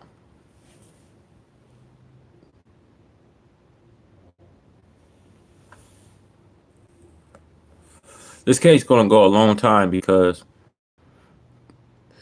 to the feds finish this RICO indictment, I'm telling you, man, they know how serious this case is. They know it's a lot of money, you know what I mean, involved in this case, man. That's why Homeland Security picked up the case. That's why the feds picked this case up. And I doubt he gets found not guilty. I doubt that. Because they've been trying to make a humiliation out of us for a long time, man. And I'm gonna tell you something. What a YouTube told me. I think it was, I don't know, it was Big Ticket. I was watching one of his YouTubes. I can't remember if it was Watch It TV. I think it might have been big ticket, man. I knew all along when people were saying Diddy going to be on the partition, that Trump going to partition him. I've been saying all along. I've been having this in my mind that Tony Buzzy, he represent Republicans. Not only he live in a Republican state, man, but I wasn't surprised that he had a picture. He had a picture with Trump. That right there, y'all. That say a lot. That say a lot in this RICO indictment. That say a lot, even in Jay-Z case, man. It's gonna be. That's why I say it's gonna be hard for the two to beat these charges. It's gonna be hard, man. Especially with Diddy. Jay-Z is gonna be hard too, because you know why I say with Jay-Z? Because Tony Buzzy wasn't playing around. And it's a conflict. It's just a conflict between, you know what I mean, Buzzy, you know what I mean, law firm and Jay-Z law firm. Jay-Z, you know, I want to say he just incriminated himself, and I don't think you guys don't even know. I know you guys might not want to listen to this, but I gotta say it though. Anytime you got someone paying $10,000 to find people to act as an FBI informant says a lot. To threaten another law firm says a lot. That says a lot. That, you know what that tells me though? That tells me that there's a guilt. There's a guilt with the client. Because anytime you paying someone some money, $10,000 to get people from the street to play as FBI informant and go threaten another law firm is serious, man. It's serious. And that's what make me that's when you do stuff like that, that raises a lot of suspicions, man. It do. It says a lot, man. And that's why I feel like, yeah, Jay-Z's going down. No question asked. You know how they're gonna do Jay-Z, y'all? They're gonna tie him in with all the young girls he been involved in. That's how they're gonna get him. And it all goes back to the state. Whoever has the best theory. I tell y'all how this gonna play out. Why you think Pete? I want y'all to Pete to play though. Why you think Jay-Z's team, Alex? You know what I mean? Our Spiro. He's looking like, look, if I lose this case with Jay-Z and his lawsuit, you know, I got a case with Diddy and the connection to Pop's murder. You know, he can score in this case. Y'all not seeing the play here, man. Y'all not really seeing the play. And if Jay-Z don't dig deeper in his pocket, and he think that, you know what I mean, Alex Spiro is gonna get him up out this one, he got nothing coming, man. I'm telling y'all, man. He got nothing. See, why you think he's taking that case with Tupac Shakur and their family hired a lawyer? Why you think he taking that case, man? It's a reason why he take, because if he lose this lawsuit case, he got this case with Diddy. He know he gonna score on this case. He know he gonna have fun. Tell y'all, man. Tell y'all, you about to start seeing what Jay-Z is made of, man. If you don't go deep in his pockets. I'm telling y'all, man. Tell y'all what's gonna happen. They're gonna use Jay-Z. Look, man, since you involved in this 13-year-old, man, they're gonna think Jay-Z's hiding something. He's hiding guilt. Remember, man. Remember his son, man. All he wanted is for him to take that blood test. He didn't want nothing from Jay-Z. And he been waiting for this moment too. He's 31 years old today. He's been waiting for this, man. He finna get it.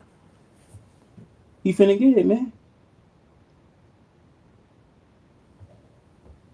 Because you're gonna see, man, y'all seeing the playbook.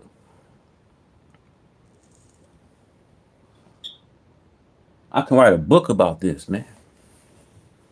I can set up a documentary for this because look, man. Something that the court hide all this long, man. 30 years, bro. Man, you 30 years old and you found court papers.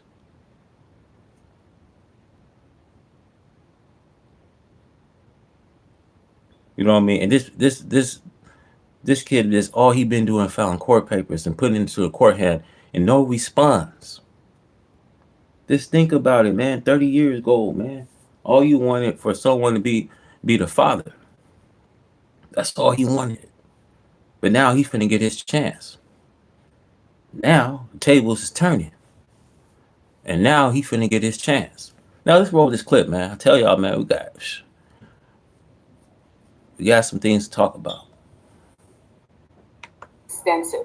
And so when you look at that and you look at the vehement denials that Sean has given over the course of this past year, and it wasn't until the video evidence came out with Cassie Ventura where he was seen brutally beating her, kicking her, dragging her by the hair, throwing a vase at her.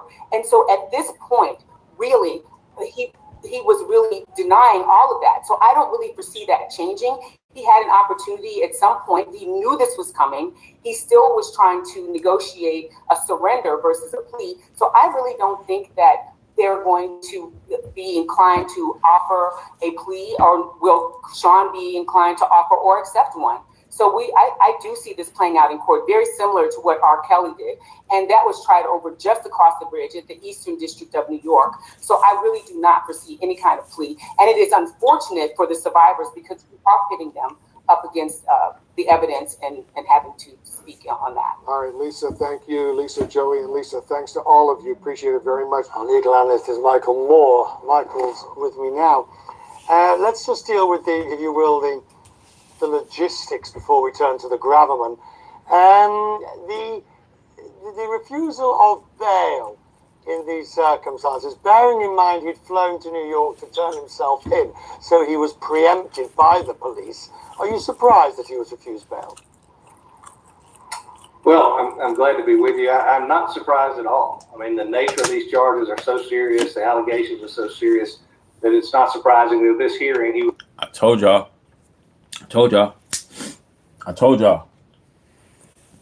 that you should never be surprising that he wasn't going to get bail. See, I wasn't even surprised that he was going to get bail, that he was going to get denied.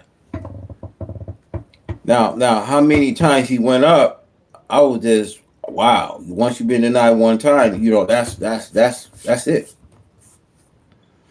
But Diddy, what I mean, he's a celebrity, man.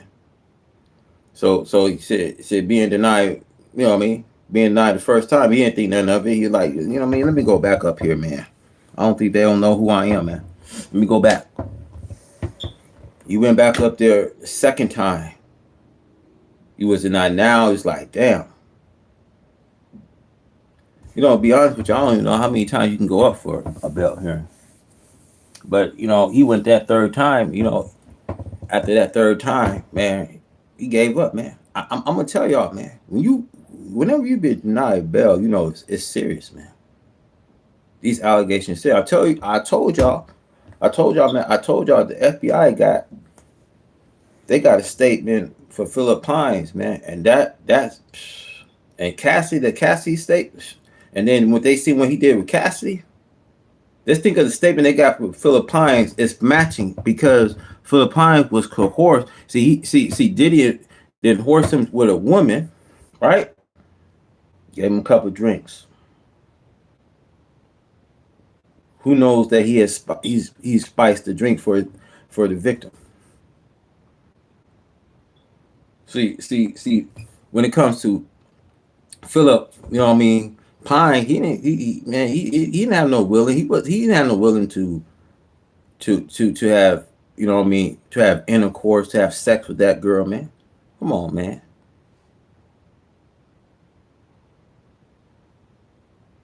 Diddy coerce his victims, man. Here's a man that was not this. He knew Diddy from 2019 to 2021, but here's a man that did Diddy's laundry, man. He came across finding condoms, semen, some sheets, blood, and he had to wipe these cameras, man.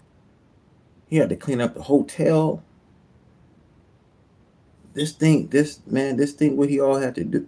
You know what I mean? What he all had to do for Diddy, man. Now he's a witness. Yeah, Philip Pine's a witness to this case, man. And I think now y'all don't see the picture just yet. You remember in one of those tapes Diddy showed, it's showed to the public though. That when he said, when you come to a party like Diddy's, he gave you the inside scoop, right? Like when you come to a party like Diddy's, he said, this is what happened to you. He didn't show the camera to a man that was passed out at one of his freak off parties. You can't make this stuff up.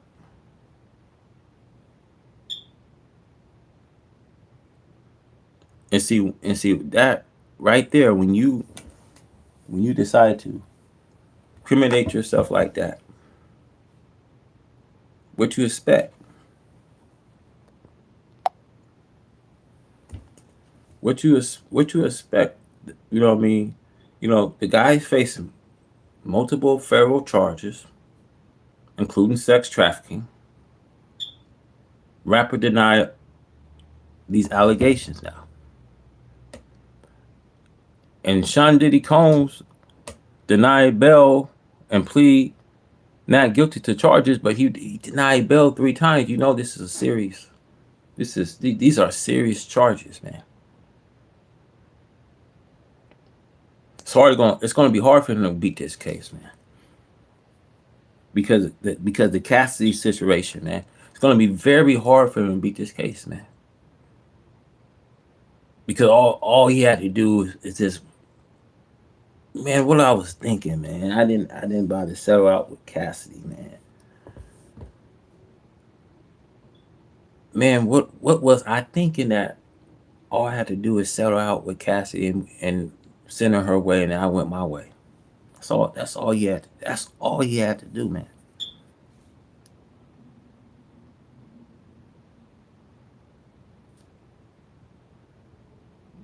They got him with a sexual enterprise. I'm quite sure they got him hiring these sex workers.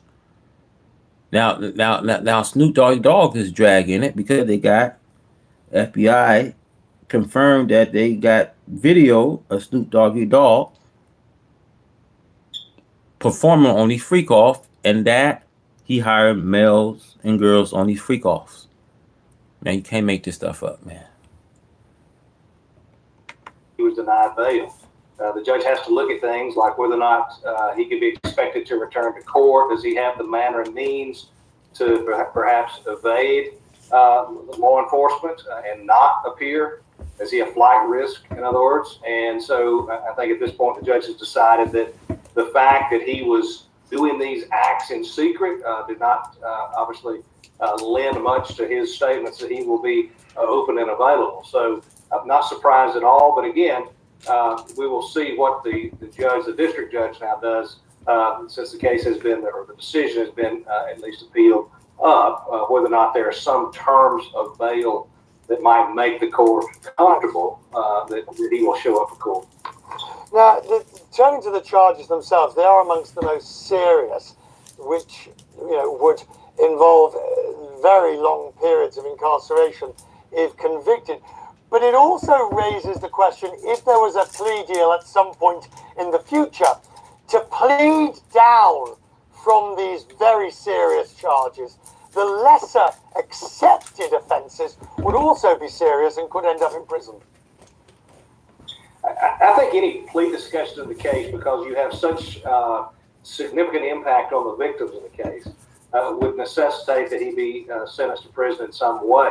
I just don't think that a judge would take and place him on probation or some type of house arrest given the allegations that were made, no matter what the plea discussions were. And remember, the prosecution and a defendant can negotiate a plea amongst themselves, but a court has the decision finally on whether or not to accept that recommendation, and ultimately has the authority to make a decision about whether or not a prison sentence is appropriate. We operate under the federal sentencing guidelines. Those give the judge some parameters to consider, things like whether or not somebody accepts responsibility, whether or not there has been an adverse impact on victims, whether or not there's been excessive fraud and deceit through the investigation of the case. Those things come into play as we talk about what might happen if there is a plea agreement that's ultimately reached. It's important to remember, as far as obviously he's innocent until proven guilty at the moment, but it's also important to remember that not being a nice person, being an unnice person, if you will, is not a crime. They're going to have to prove the elements of the offences in these cases. Just because he might not be likable is not enough to get you locked up. This AI tool will create a stunning ebook direct from your content, whether it's a Microsoft Word document or a Google document. Well, I mean, that's exactly right. I guess this guy, I guess he don't know the nature of the crime. You know, when you that video that was shown, him dragging Cassidy, opened up the Pandora. You got these witnesses that's, you know what I mean, came forward on the lawsuit. You got 3 witnesses on the lawsuit, right? We don't know how many witnesses now is on this lawsuit. Last time we checked was 3. And we don't know how many witnesses came forward. The last time we checked, they was talking about they got supposed to be, what, 49 victims, 50 victims. You had over 3,000 people calling on the hotline, people calling. Tony Buzzy had over 3 subpoenas, 300 witnesses, and we still got witnesses still coming forward. And Diddy's team, little you guys don't know, he was asking for a speedy trial because there's witnesses coming forward. And see, you don't know. Like, I'm quite sure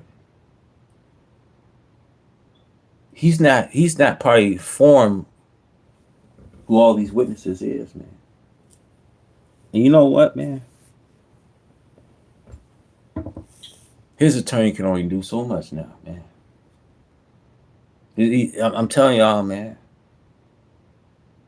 He finna get railroad, man.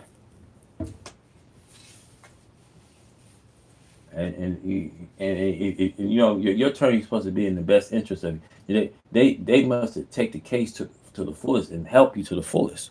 But they don't see no loopholes in the case. You know, some of these attorneys will allow you to take a plea deal. Like, look, man, we're not gonna beat this case. Most attorneys at least will be honest with you. You know, look, man, we're not gonna. It's more witnesses than what we think. Look, man, I don't think we're gonna beat this case. But I'm quite sure I could talk to him on taking a plea deal. Because they still gotta represent you. They still got to do the best thing for you. And if it's only a plea deal, if they can get a plea deal, that's just the best way Diddy should go about. Because you know, when your attorney could say, "Look, man, I don't think we ain't gonna win this case. There's more witnesses than I think it was." And if they can't take the case, they should at least inform you. They should at least tell you. You know, look, this case is overwhelmed, man. And this reason with their client to say, look, man, this is a federal indictment case. Man, they know that they have all these accusations on. Hey, man, I can talk to the prosecution and see, can we work a plea? You know what I mean? Because you got to realize, going into trial, there's 70%. See, that's why everybody was wishing that. Oh, yeah, let's see, did he get a fair trial, man? Not the way how everything's looking.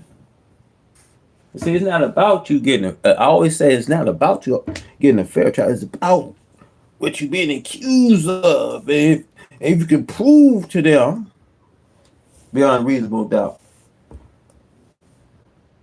It's kind of hard, man. Especially when they got all this right now. They got all this right now to present to the court. We don't even know who the witness is. All I gave to you guys is Cassie and Philip Pine. That's the only two people I gave to you guys. Because I'm not sure who's going to be other witnesses, who's going to come forward.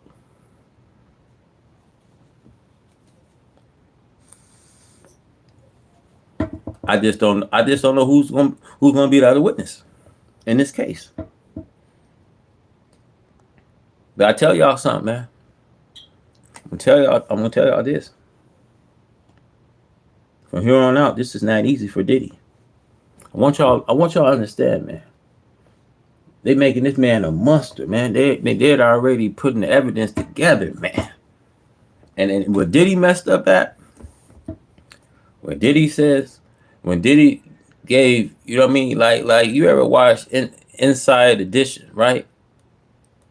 He gave these people a small peep of how the freak off party is. He showed a gentleman. It was a white gentleman that was at one of these parties. Why did he do that? Why did he roll the camera and get the camera to look at this guy knocked out? See what you do, what you just did. You gave the prosecution a peek of how the freak off gets started. They know that these parties is drugged with spice drinks and stuff. They know about all that. Cause they not dumb, man. They not dumb. These people far from being dumb, y'all.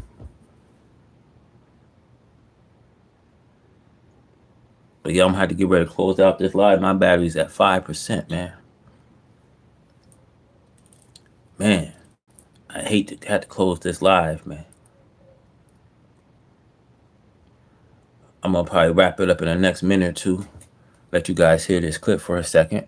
And this is an indictment. These are merely allegations. He has a right to have his case tried in court. And the government has to prove that he's guilty beyond a reasonable doubt.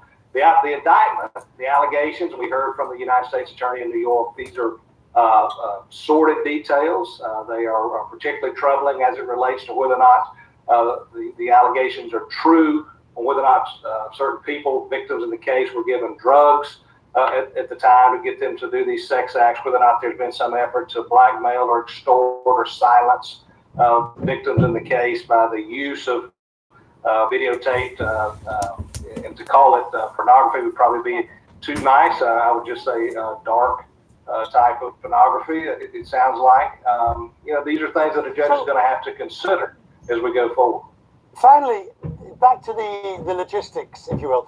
He was prepared to turn himself in today, so we understand. The arrest removed from him the almost right to bail, since I was going to turn myself in, I'm entitled to bail if I'd had turned myself in. By arresting him, the prosecution removed that possibility. Well, they certainly removed the argument for him to make that he had turned himself in. It's mighty hard to, when you fly into town on a jet and you're there to argue that there's no possible way you could be a flight risk. And that's one of the things the judge would consider. Another thing would be the nature of the charges, the allegations that were made. They spanned a long period of time. There were efforts. All right, you guys, man, I gotta shut this live out. You know, nice being with you guys on this live, man. Till next time I see y'all on the next one. I'm out. Peace.